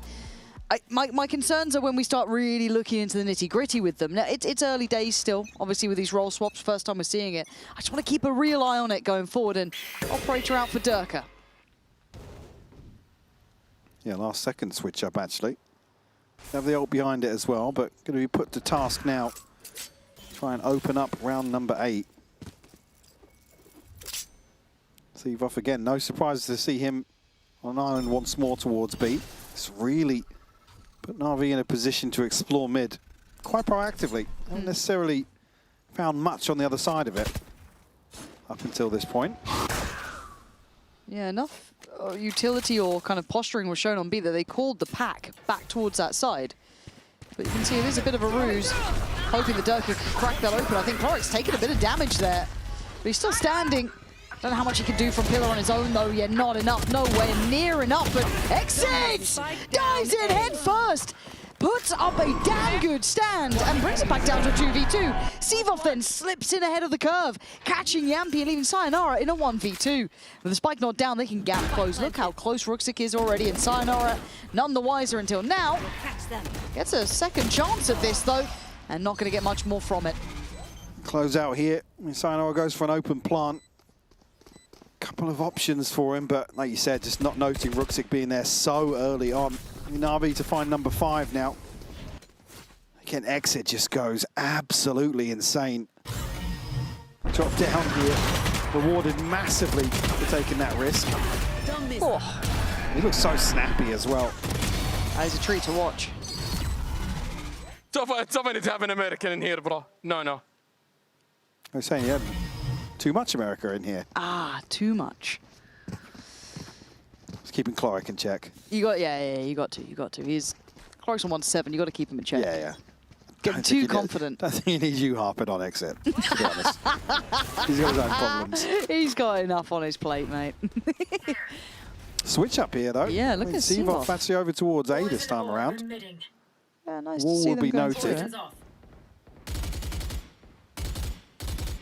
Chronicle trying to bait out the inevitable. I was going to say, could get caught off on the reload here, though, and absolutely is. This is going to be a hard side take. It felt like they had done enough in their minds to just make it through, and they have, apparently. Yampy goes wild opening this up, and Exit not going to get away with it twice. Trying to drop down ahead of expectation, and they are a little weaker than they like, I'm sure, but Sevov has 3 players to locate.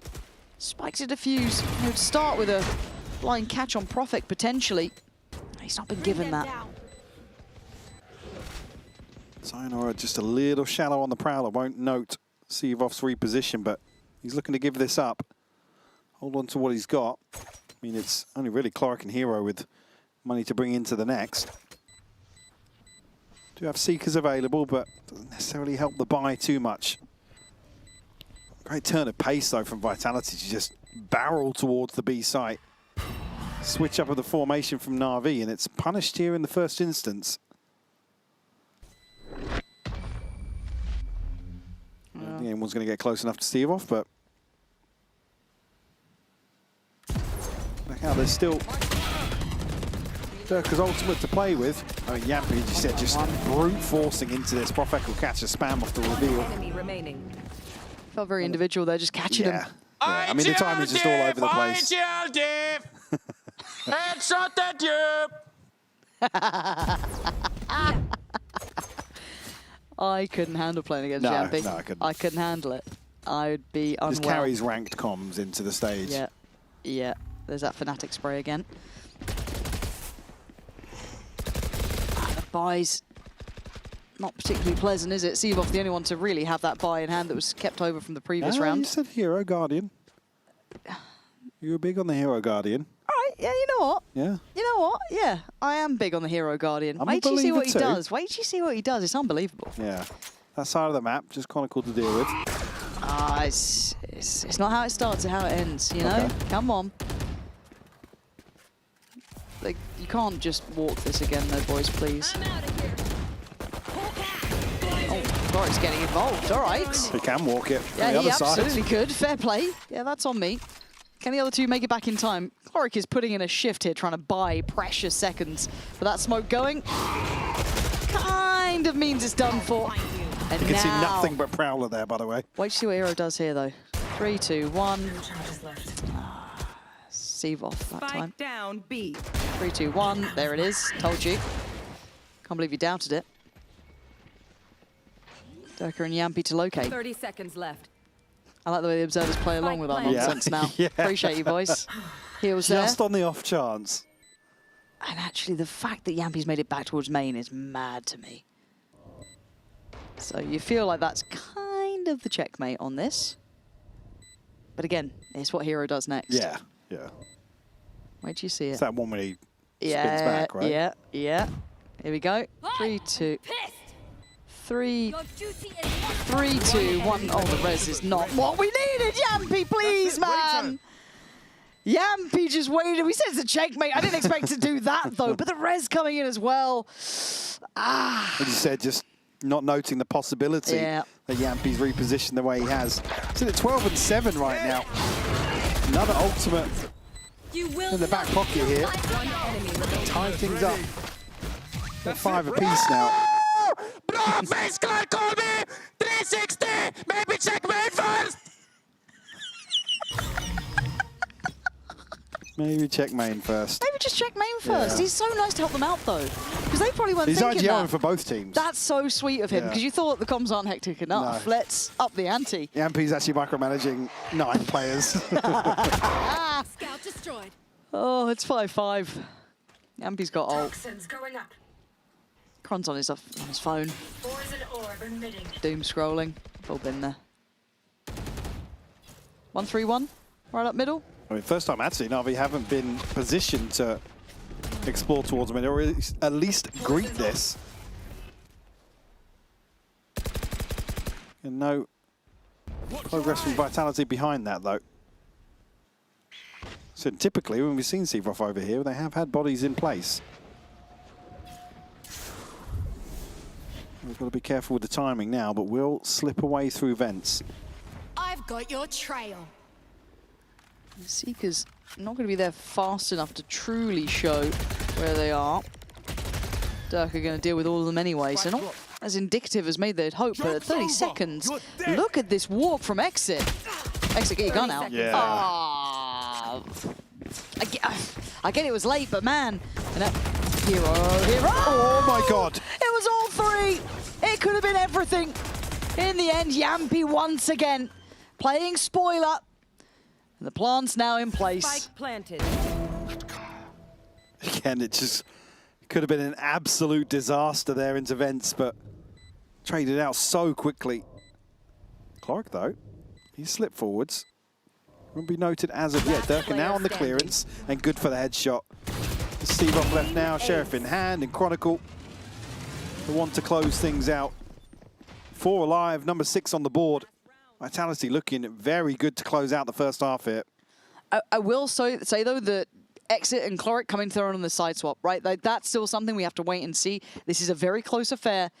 It's a good time, though, for them to hit their stride for Vitality, however, right? Start getting that confidence building. You look at the second half of this first half, it has been predominantly them, Yampy. Flipping the script, essential. really. Yeah, like, I'm very, very impressed. Oh. And a broken bye here for round 12. Spectres, a Bulldog. Hero on the trademark. Makes it out. All good. Stayed around. And God, the timing on that wall might have just saved his life. Rooksik got a kill. How are you finding kills there? You were meant to be dead. Look at the HP on him. Dirk is on 21, Sayonara is on 3. I don't know how they won that fight towards B main. Hero will be noted here. Retreats away. Really now Vitality sight set towards the A site.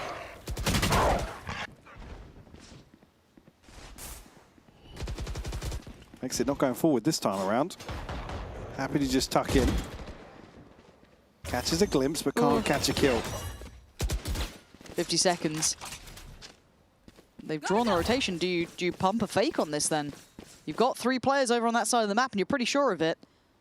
You've still got one in towards middle. It's good calling, but this HP issue is still such a problem. Sivov playing in this angle as well. You've got to feel he's good for one here. Got to see that spacing between Kron and Yampy. Does Yampy still have a flash? He does, but I mean, okay, not good for one. Kron just on the corner. Reads it so well, and Rooksik's options are hard here. Yes, there's some weaker players, but it's just pick your poison. And Yampy's just winning today. Up to 14 now. Doing God's work for Vitality here on split. Plant will come through. Still concerns, though, for me. Still 3 left to deal with on the side of Na'Vi.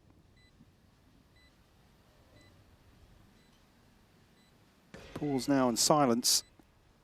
Hero has to be diligent in his clearance through mid here, but Chronicles won it. Yeah, Hero's gone down. This puts it down to Cloric and Exit. Cloric can only do so much, and Chronicles' presence now becomes paramount. Exit in a 1v2. Sayonara is low. Oh, the timing. Face your fear! Jinx. You got to do the throw now. Well, 7-5 for Vitality. Again, a good way to close out the half, especially with Na'Vi taking control early on. I believe right after this replay, though, we'll be catching up with Profek and Frankie. An interview recorded just before this series.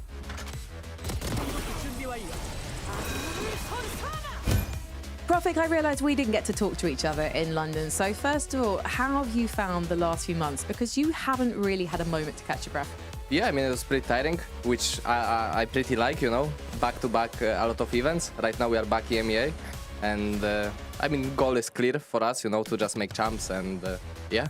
Is it quite nerve-wracking, though, going up against Na'Vi today? Because you haven't had much time to prep. No, I think we are confident. I think we are confident in our stuff, and especially in ourselves, so we are not scared of Na'Vi. We are scared of Leviathan, you know, right now. Well, you don't need to be scared of them for a few months at least. Let's talk about today then, because Pau has mentioned to me that there are going to be some changes. I'm guessing not for you, though, because you look rock solid on the smokes. I mean, I wish it would be some changes with me, but unfortunately this time it's not me. I need to stay on the smokes, but I'm pretty excited for the new changes, and I can't say much because, you know, I will take a fun, but it will be interesting. Okay, so we can't talk about what's happening for the other players, but you don't want to be on smokes anymore, so make your pitch. What do you want to be doing? Double duelist. Phoenix. and Neon. Okay. Oh, so you'd be primary, you'd be secondary. You'll do anything as long as you just get to focus on fragging. Yes, yes. Okay, right. I'm your biggest fan now, Prophet. I want to see this man on a Phoenix. Please, pow. Thank you. I'm not sure it's Power you got to convince us. Yampy at this exactly. point. And he's Yampy's not giving this up. Man. He's having a great time. Oh, man. But also wouldn't surprise me. Yeah, It just, roll just, the dice. Roll yeah. the dice at this point. Yeah. Who knows? Who knows? However, 5-7, right? So I think, I don't want to call it recency bias, but the way that first half closed out, it looked fantastic for Vitality, right? Like some real confidence builders in there as well, looking quite sharp in Yeah, that. the things that were kind of lacking in map 1 and obviously were on display here for Breeze have been carried across here for Vitality for sure. Na'Vi, again, with how well prepped they were for Sunset, I think they certainly had the benefit of the element of surprise. Same approach as the last map. Yeah. Last time I played this simplistic stuff, just all in, and expect this. Expect a lot of that ramp pressure. You can't expect that. That's disgusting. Man. Not just the wow. shot, but the position Yeah, of where he's where? died. Chronicle's going to be reeling off that. I was going to zoom in on it on the map, but you know what? We'll get it on the Do it, replay. Mitch, man. It's a circle. Hold on. I don't know if it even works. Look at where he died. Shocking. Shocking. Did it show? Yeah, Don't it know. did show. Don't know. Doesn't matter. There's a wall. There's a wall. There's a wall. We've got walls, Lauren. Oh, and they got guns. At this point, it is down to Prophet and Sayonara, and it ain't happening. Na'Vi looking solid on that. This is what I'm going to come to expect. If you watch the previous series, this looks very similar, and we need that replay. What the hell was that shot, man? Yeah, like I said, it's where Chronicles died, which is crazy. Please replay. I mean, it probably did look BS from Cloric's POV as well. Yep. Yeah, it Cool. did. Yeah. Cool. I wouldn't even pre-aim there. No. That's not even... That is wild. All right, well, potentially extension of play, 6-7 now. Don't look at me like that. I hate it. I didn't say anything. No, but I can see it in your eyes, But yeah, but you Michael. said it for a reason. Because it's the score! Don't. Vitality looking to crunch in, Where? Towards B main.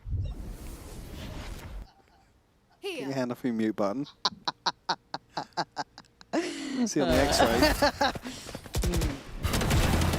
Oh, well. Yampy goes ahead, but nobody follows through.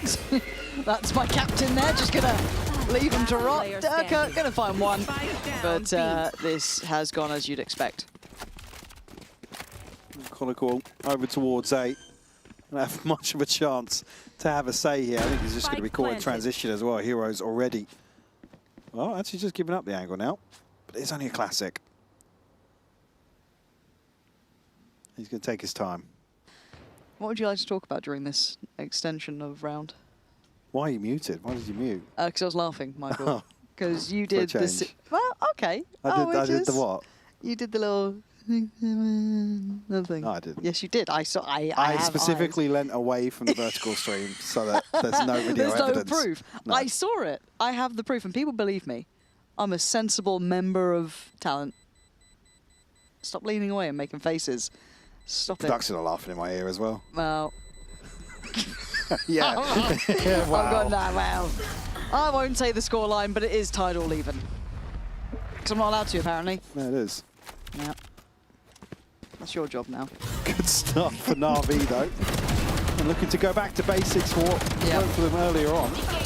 And again, just to note as well, Yampy going forwards here. Nobody following up. Maybe a little bit of a miscomm. Doesn't necessarily look like one of those rehearsed pieces. No. Maybe comms are hectic. But we'll be hearing Na'Vis this round, so we'll see the difference But in the vibes composure. have been great. The vibes have been good, so maybe that continues. I hope so. It looks quite pacey, so we get to kind of be on board with this. Let's check it out right about now. Take my timing, B. Still didn't say when. You holding, hard holding me. Wait, left from the jiggle, I'll kill. I'm not blind. Yo, can you throw Lurk smoke or... You're gonna flash me, you're gonna flash me.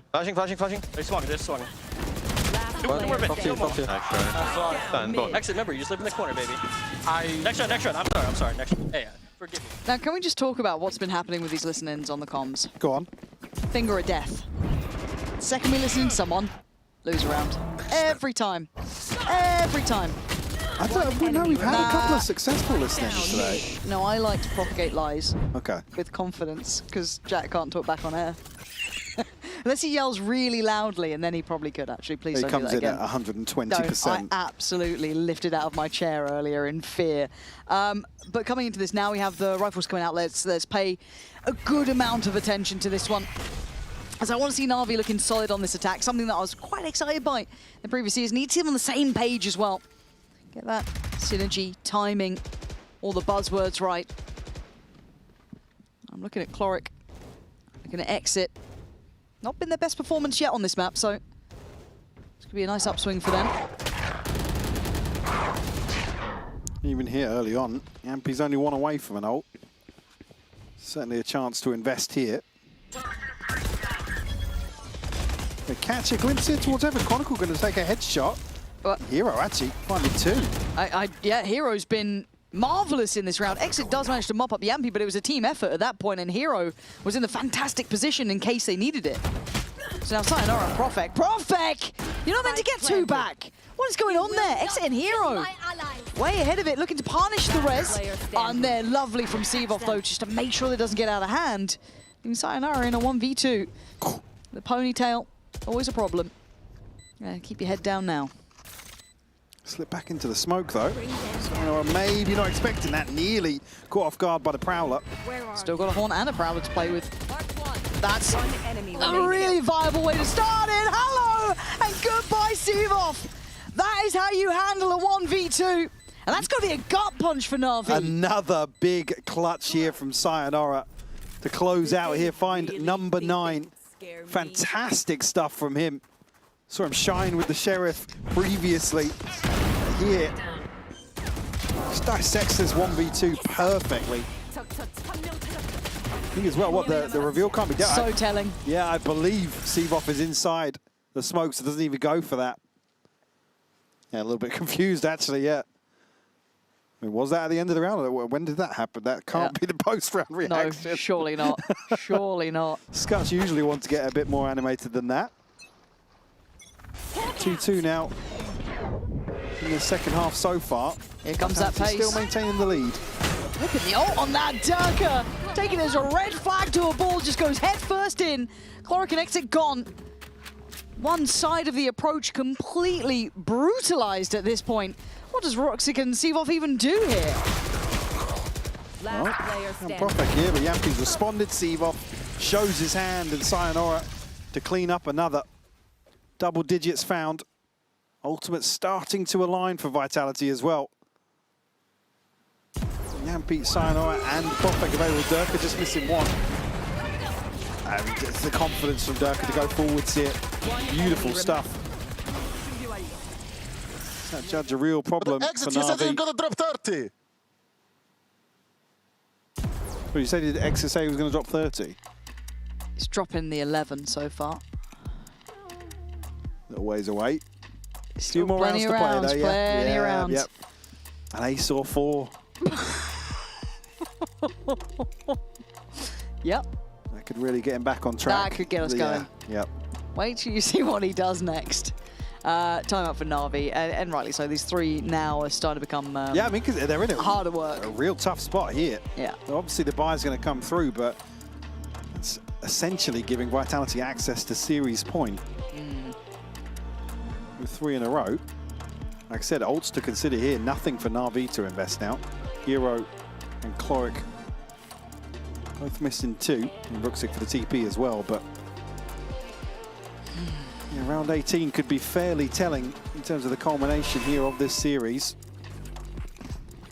I think Vitality back into confidence plays here. You saw Na'Vi go back to basics and do what worked earlier on in the series, but maybe Vitality feeling a little more on form now. Yeah. It just feels like it doesn't have that same burst, right? Like, I feel like Vitality are handling that front line so well here. It's what impressed me watching Na'Vi against Foot. But we've seen it in this series. Chloric and Exit in this map not having that same freedom as they previously had. And kind of hard to see how much depth they have behind that, because we're still having to figure that out ourselves. But a little bit of a timing offset back towards A is Sayonara keeping tabs on this. You can really close the door though. U2 and an ultimate. He does feel the pressure. Already got reinforcements here though. Great bait off at Sayonara. He's found 2. I like that. I like that he dove in with him. Yeah. Not leaving Durka just go down alone. He was right back in on that fight. Good information on the ult as well. The spike's the biggest issue for them now. Where is it in terms of the wall? I'm not sure if it's which side it lands on. It looks like it might be their side. Yeah. So Hero's on a long road here. Not sure. I think it is just in view. I mean, maybe considering getting the orb and TPing across here. Yeah, it could be a shout. They need this to go their way, and it does. Okay, so Hero has kind of put up the wall, right? He said, right. Vitality's trying to body block now. So they know they're going for the orb Observers, in B main. get ready for that free cam. Can they body block this one? Look at it, here we go. Oh! I thought it was so close on that. Left. All right, it was a nice idea. Plant is coming in. Hero needs to hold the line. Defend this as best he can. Oh, it's stunning! Sensational work from Hero. He knew what he had to do, but Yampy has been a monster. 1v2. And X is a 14 HP. He's the one disconnected off this. If he had a flash to play out with, it could have been lovely. Ooh, the paranoia. Did he catch a glimpse? I think he did. Exit should see him. There, okay. Okay, recovery for Na'Vi. A must win as well. Yeah. Only 2 left standing, but I think financially they're going to be able to string together something to resemble a comfortable buy. And Hero just does so well to bolster up here. He looks so close to denying it too. Just get on the bomb, get on the bomb, get on.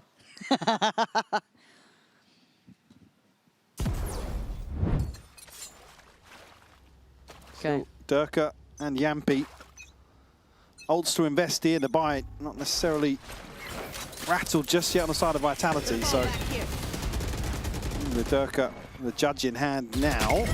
Chronicle's going to get a challenge, but peel away here, and actually Ruxic wins out on the back of the dog. Yeah, Durka still going hunting though, trying to get a wild shot in. Seavoff on the cleanup. It is madness. Pandemonium up towards heaven. Seavoff still alive though. Keeping himself at least in the corner. I'm looking at the timing for Hero as well. This is where he can come into his own. Does he catch the timing just right? How far does he thread this needle? Does he just play it to here? Is he happy with this space? I think he is for now. Won't necessarily know what's behind this. I mean, Chloric one away from Seekers. Pit already available. Seavoff also just missing one. We'll probably get it off the plant here. Seekers all go one way, so it's going to be fairly telling for Hero. He's actually going to reposition here. I like that. I like what he's doing. Heads up work from him. Now actually a complete flip here to maybe get the pit in towards elbow and screens. Yeah, it will actually cut off the entrance a little bit as well. So there's a lot of ground to cover. Decay going to take effect very early on if Vitality come through screens, but everybody through heaven. They've made it out pretty much scot-free, right? This becomes almost telling. They're either all in there or they're on ramp or they're somewhere else, but we are on site and they're going to have to start clearing fast. Hero is the last one standing in the pit. You saw how far away Chloric was, and Hero's fallen. Chloric, how much can one man do here? Flash in, going to catch on that spot spot on the side. Does not see the second Profek. Slightly off to the side, going to rejoin with the pack here. They need to get the defuse going. Sayonara, fast with it, making up for some quieter maps here. Doing incredibly well. And getting Vitality up to 11. Certainly taking charge now for Vitality. Starting to hit a little more consistently. Then this really awkward situation for Na'Vi to be in. Like I said, they're here so early. Look at the kill that Chronicle finds as well. I mean, it puts real pressure onto this pit, especially with Chloric playing so disconnected. Cheeky little side eye out of Profek. Almost villainous, actually. There was something about it, yeah. Threat. See him looking at Yampi for the Phoenix. Durka going to be forced off the angle early, going back to what was previously working. But again, the synergy between Durka and Sayonara is starting to find a bit of viability. Sayonara, though, overwhelmed in the end. It's just going to be Sivov just powering through. Sight's fully theirs. Be an extension of play here. Yeah, Vitality not out of the woods just yet. Yampi and Profect to probably hold on to what they've got. You look at the funds behind this. Yeah. Sayonara 1800, Durka 2K with an ult as well. And Chronicle has the benefit of maybe a lesser purchase for the pit. Certainly going to want to hold on to what they've got. Great pace change though. Vitality continue to pressure towards ramp here, but it's Na'Vi finally to comfortably win out at least. And making use of the res there and just overwhelming the second body. Because yeah, Sayonara gets that kill, right? So yeah, Durka gets shut down immediately. Yeah, it's good to see that kind of simplistic approach working, but it's that repeatable success. How many times do you manage to get that checkmate? How many times do you have that res there? How many, you know, when you go through the list, it gets a bit trickier, but Na'Vi needed something. So they do get 9 rounds, closing the gap a little bit. As you said, the finances not exactly the most stable for Vitality, even though it has been a decent run for them. It's been back and forth enough. Yeah, a couple of factors to offset it for sure, but it's about dwindled now, considering the lay of the land here in round 21. Lay of the land, nearly. No, land. Live, laugh, love. Live, laugh, love. Are you starting to lose it? No, it's just Through the calm. every so often. Well, don't look away wistfully when you say that. All right, back to business. Have you seen this one before? Durka, though. He just finds new ways. That is what you want to see from an experienced player like him, though. The ability to adjust on the fly, something that Na'Vi were really banking on getting that first kill, get some space on the map. He's already threaded the needle. It's a miracle he's got away with that, honestly. Get another catch here, Durka. 5-1 Yampi now to follow through on the run it back. You almost, don't want Rooksik to deal with that, but it's Sayonara. Good spacing. Yeah, beautiful stuff from him. Toxin screen down. Now just Hero left. We'll give it a shot at things here. A chance to reset. Regen will take effect. But he's being hunted. Yeah, nowhere on the map looks good for him. Pick away forward. Okay, good, clean kill. I need one more of those, and I'm paying a bit more attention. How'd you get past these two? 38 seconds. A little bit of doubts caused him to walk away.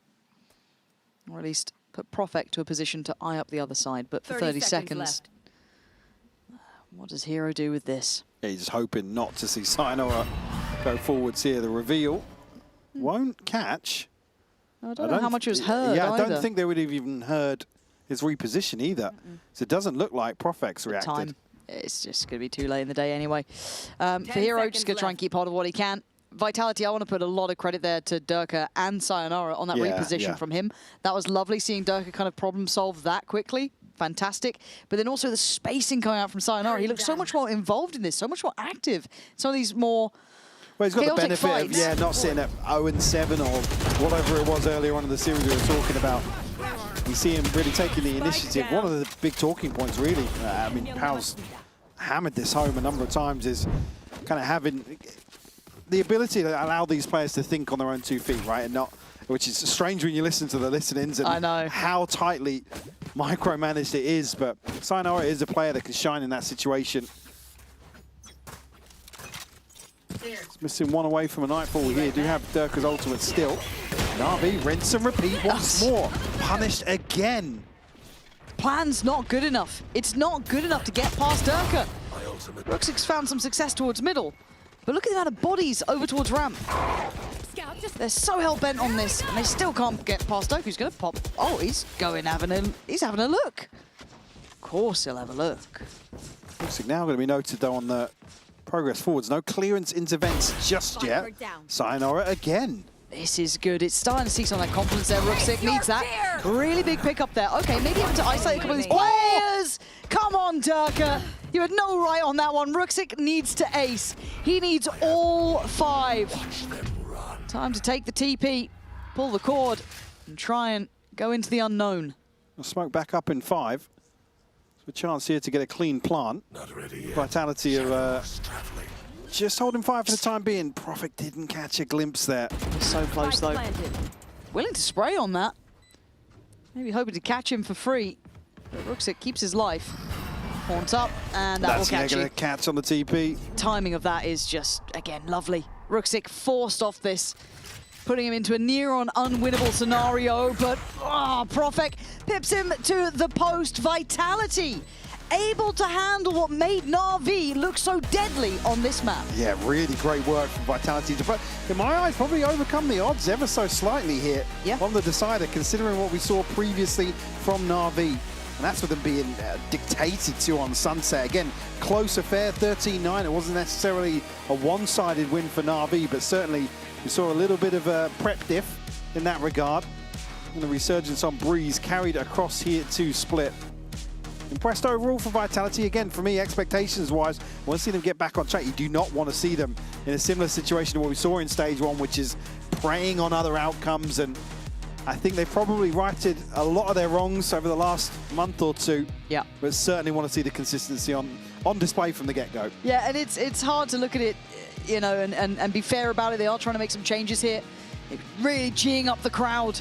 But genuinely, it's got to be a good moment for Vitality, especially in that last map. I think there, I saw the strength of Sayonara. I saw, obviously, Yampi at the helm, Durka doing things that, you know, are notorious with him.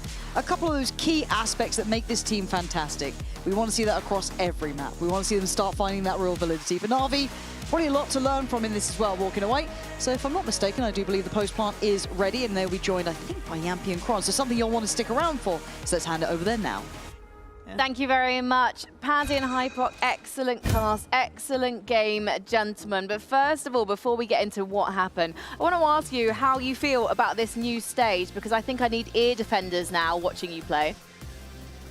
Yeah, it got me hyped up seeing them on the first map yelling so much, so... Well, Kron, you were on your feet in the first map as well. Yeah. I mean, I was on the feet on the next ones as well, like standing up a little bit, knowing that it will be affecting them mentally. I think it got hit.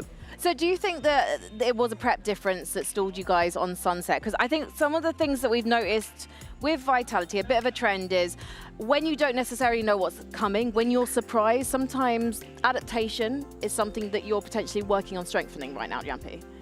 Yeah, definitely on calling Sunset. We haven't had too much time to practice it, obviously. We were in EWC and other tournaments, so... But yeah, we're getting there. Of course, I try to improve all the time on like how to adapt to different comps, but it just takes time sometimes. And I don't think we played that bad on Sunset, even though we lost. You know, it could have a couple of rounds. Crazy. Yeah, it wasn't. Some rounds made no sense. Yeah, like, but you know, we move on. We got the win. What matters? So I'm happy. Yeah. Speaking about the changes, of course, you know what's coming. So, can you name the duelists that you're better than in EMEA? Me? Yeah. I mean, I think only Derke is better than me. No. Oh, okay. I mean, I think he played very, very well. But I mean, like, who are you better than? So everybody else? Yeah, I mean, Derke is better than me. And just Derke is. So I'm the second best duelist from my school.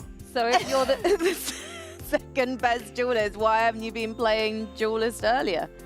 Yeah, I mean, I don't know. I was a good Yoru player, but they nerfed it because of me. Because first time in my career I start playing Yoru, and they insta nerf it. So I'm sorry, Phoenix nerf is coming. And then you go to Chamber? Yes. No, Chamber is his agent. But he plays Chamber. Why aren't we allowed to let you play Raze, sorry. Raze? Not Rice either. Raze, Vice. No, I'm mixing up. Producer in my ear is like, I'm former CS player, so I like Phoenix because you have flashes and molly, so I'm like home. It looks like home seeing you back on the stage now. Going up against Na'Vi today, you knew, Kron, that they were going to be a very different Na'Vi that we saw last stage. What was the one thing you saw that they had that you went, you know what, we can learn a thing or two from how they're wanting to play this game right now? If there was anything. I'm not gonna lie.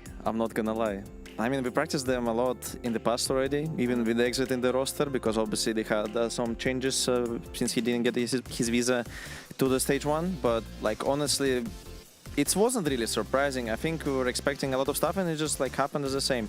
Like they played this split comp, for example, already on stage 2, and they changed nothing. They did 0 additions, and I think it failed them a little bit because like playing against that is quite easy, I would say, like predictable, and yeah, it like we started really bad. We lost some crucial clutches, but like it was still, I think, not the closest game because every time we were winning rounds, it was just like absolute destroy. What do you think also of the rolling schedule? At the end of the day, this is your opening match for Na'Vi. It is the second one. You're not exactly an easy opponent, but you also are going again on Sunday against a team that I think you knew very well. Yeah, well, the org at least. Yeah, I mean, it's good. I like playing more games. Of course, a little bit tough schedule, but you learn from officials most. So I prefer to play more games than less games. So yeah, I'm not gonna lie. I was also surprised that we are playing 2 games in first week. Like we don't have even something like like something easy, like 1 game a week. Like for example, BBL has it, and we don't. I guess they disrespect us. Yeah, you should have made better. You should have done better in EWC. Favorism, yeah. In some ways, though, you kind of, I spoke to Pal about this earlier. Sorry, I need to remember to speak English. And I said, are you kind of glad you didn't make playoffs at EWC so you had more time to get ready for this? Because obviously championship points are on the line. And he said, no. We made. Yeah, it was short-lived. Yeah, short. Oh yes, sorry. You made it to quarterfinals. I apologize. Yes, but I said, are you sad that you didn't make? Are you sad that you didn't make it any further? And for Pal, he definitely thought it was a bad thing that you guys didn't make it there, and I'm wondering if that's something to do with confidence, because to be fair, seeing on the stage today, you didn't seem to have an issue with confidence. I mean, we maybe had something on the first map, like there were some issues, not really that like strong, but it still like meant a lot, and like actually impacted the series, because obviously like if we will start to play the same as we did on Breeze, for example, like kind of with the same energy, with the same communication, it will be much better Sunset in my opinion. It could be 2-0, but it is what it is. Now we need to look at it and then somehow fix it.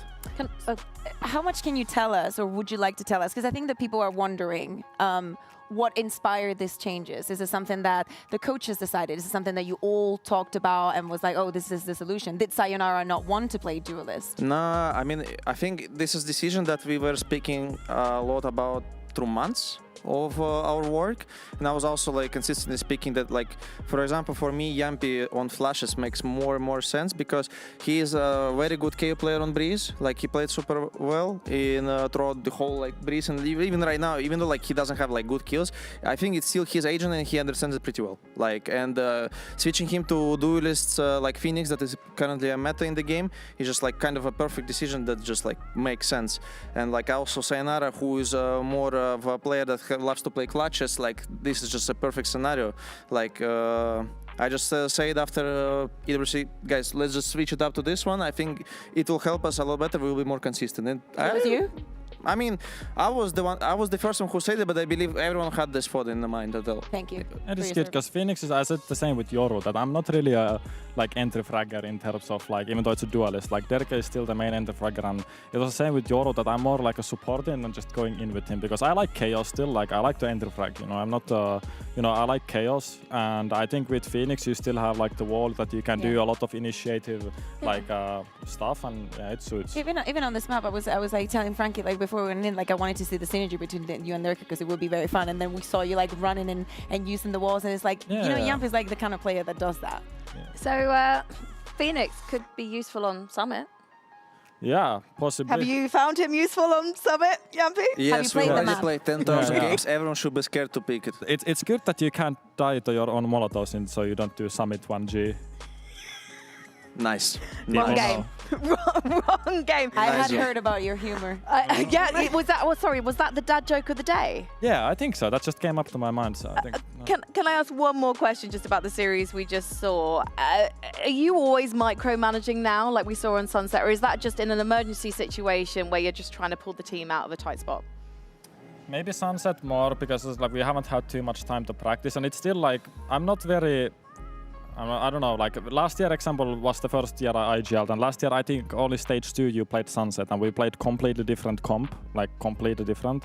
And I think it's still for me a big learning point how to call and understand the map theory, if I'm honest. I mean, from my perspective, I would say, I mean, like he likes to micromanage a lot more just than usual because like it just gives him more control. Like he loves to have as much control as possible, so he have better understanding, blah, blah, blah. Are you happy giving him that control? No. Yeah, they would like to overpeak, you know, everything. It's just weird, you know, because we see the micromanaging, and I was like sitting here being like, I wouldn't expect to have to micromanage Chronicles in my team, you know? No disrespect at all, but it's like... It's not like I'm telling them what to do. Like, it's not like I'm gonna tell Timo what to do, but it's more about the macro understanding what they should do, but I'm not... No, but it makes a lot of sense for yeah, exactly. Yeah, to be fair, the round that we listened in, you said someone get red door and Sayonara was like, I'll take it. Yeah, exactly. I'm on recon. Because like, I can't always like look at minimap or tell everyone, because it's also like, I'm not there to like play chess with everyone. Like I'm like example, I don't know which round you guys heard, but if I told somebody to take door, like I can't when I'm, especially now that Phoenix, I'm in the front line, I can't sometimes look at minimap and tell somebody who's gonna break the door. I'm just like, it also gives them more awareness. Because if they give confirmation that, okay, I will break the door, or whatever it was, like, it also helps them, I think. Well, let's take a look at the standings at the end of 3 days of play, because you guys, you know that you are top of the standings in terms of championship points. Congratulations, you've just got yourself one more. We won against Food. 11 points. For 11 now. is one of my favorite numbers. It's like nice even number. You got a dad joke about that? Even number. Did you hear yourself right now, bro? Yeah, I like it. It's like good. It is even because it's Capicua. I don't know how you say that in English. Same numbers at least, but not even, bro. You know what even means? No, I mean it's like It's even. like Like, odd it's and like even. it's like 1 and 1, so 2 numbers. It's a That's not how symmetrical that number. works. Yampy likes symmetry, it turns out. Thank you so much for I like joining being us. number 1. You like being number 1? Yes. Apparently. Yes. He really it's likes 11 geometry, because but he really two means number math ones. class, bro. I was going to say, it's a shame that you're not playing against BLB on Sunday, because that would almost be symmetrical for you, but it's BBL. It's going to be a very entertaining matchup, so don't miss when we see Vitality play next on Sunday. As for tomorrow, though, we're going to be seeing Gentlemates versus Foot and Team Heretics versus Team Liquid. And Darth Mike is going to be on the desk. But Mike, I've kept the seat warm for you because I have a very large bottom. Thank you so much for watching. Team Liquid. Thank you. Team Liquid, nuts, baby buff. Enjoy the race Let's at go, end of day Alex. highlights. It's because, oh god. Yeah. It's gonna be alright. Yeah, he said he was gonna play. Oh, wow. It's so hot, I might go enjoy Magnum ice All cream right, right then. now. Can I have some more strawberries? Versus Eternal Fire. Behind, and it looks like Eternal Fire might be none the wiser, and indeed they are completely caught off. Still trying to figure out where their opponents are, and as they strike, nice! Let's go! Now just has to take this as a 1v3. Nice shot into Dosia. Second player just around the corner, he'll clear him as well. And now it's just him and Narray, but Narray is coming back around behind him. Good job, boys, let's go. He's got a lot of players coming his way. The 1-2-1 punch. This is the guy that we want to see. What is that? On a turn fire for the moment. Now they look to push out. Great strikes again. The patience on display. His lurks on the attack have been huge. And that triple kill. A chance for a flawless. And now Audaz onto Avez. Now it's getting competitive. Time is against them, but the numbers are in their favor. Oh, he's got freebies. Both low players walking through. I'm playing. Vitality versus Navi.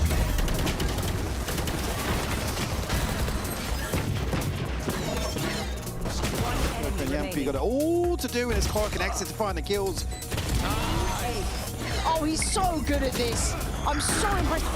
Try and recover this once more. 2v5. Kron desperate to drop another player. This is difficult now for Vitality, trying to be simplistic. And it makes it all too easy for Navi. Nice hero! I love that. Pull his pump. One enemy remaining. Doors is going to be a problem, yet to be at the forefront of their minds. And there's the strike through the double doors from Propek. Brilliant positioning. Taste of his own medicine there. And a follow-on. You like to see that. It will be clean stuff for Vitality. And the rest of this is all going one-sided. It's still pretty nasty as well on the old pistols. Oh! That is something else! Unwinnable scenarios. Vitality able to handle what made Na'Vi look so deadly on this map. Yeah, really great work from Vitality. But in my eyes, probably overcome the odds ever so slightly here on the decider, considering.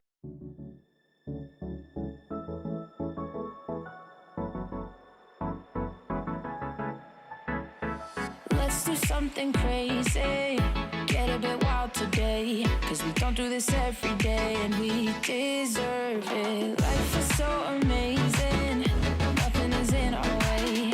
Baby, let's fly away. Do you feel it? Is your heart rushing the way my heart's rushing when you take it all in? Baby, this is when we come alive. Do you feel it? We'll take the world by storm, just you and I. Can't believe it took so long to realize what makes us come alive. Oh, what makes us come alive? Let's break some rules. No, we don't always have to be good. Don't always have to do things that we should. We'll feed the fire. Let's see it through and let go of what's holding us back. Just light it up and we'll burn through the past.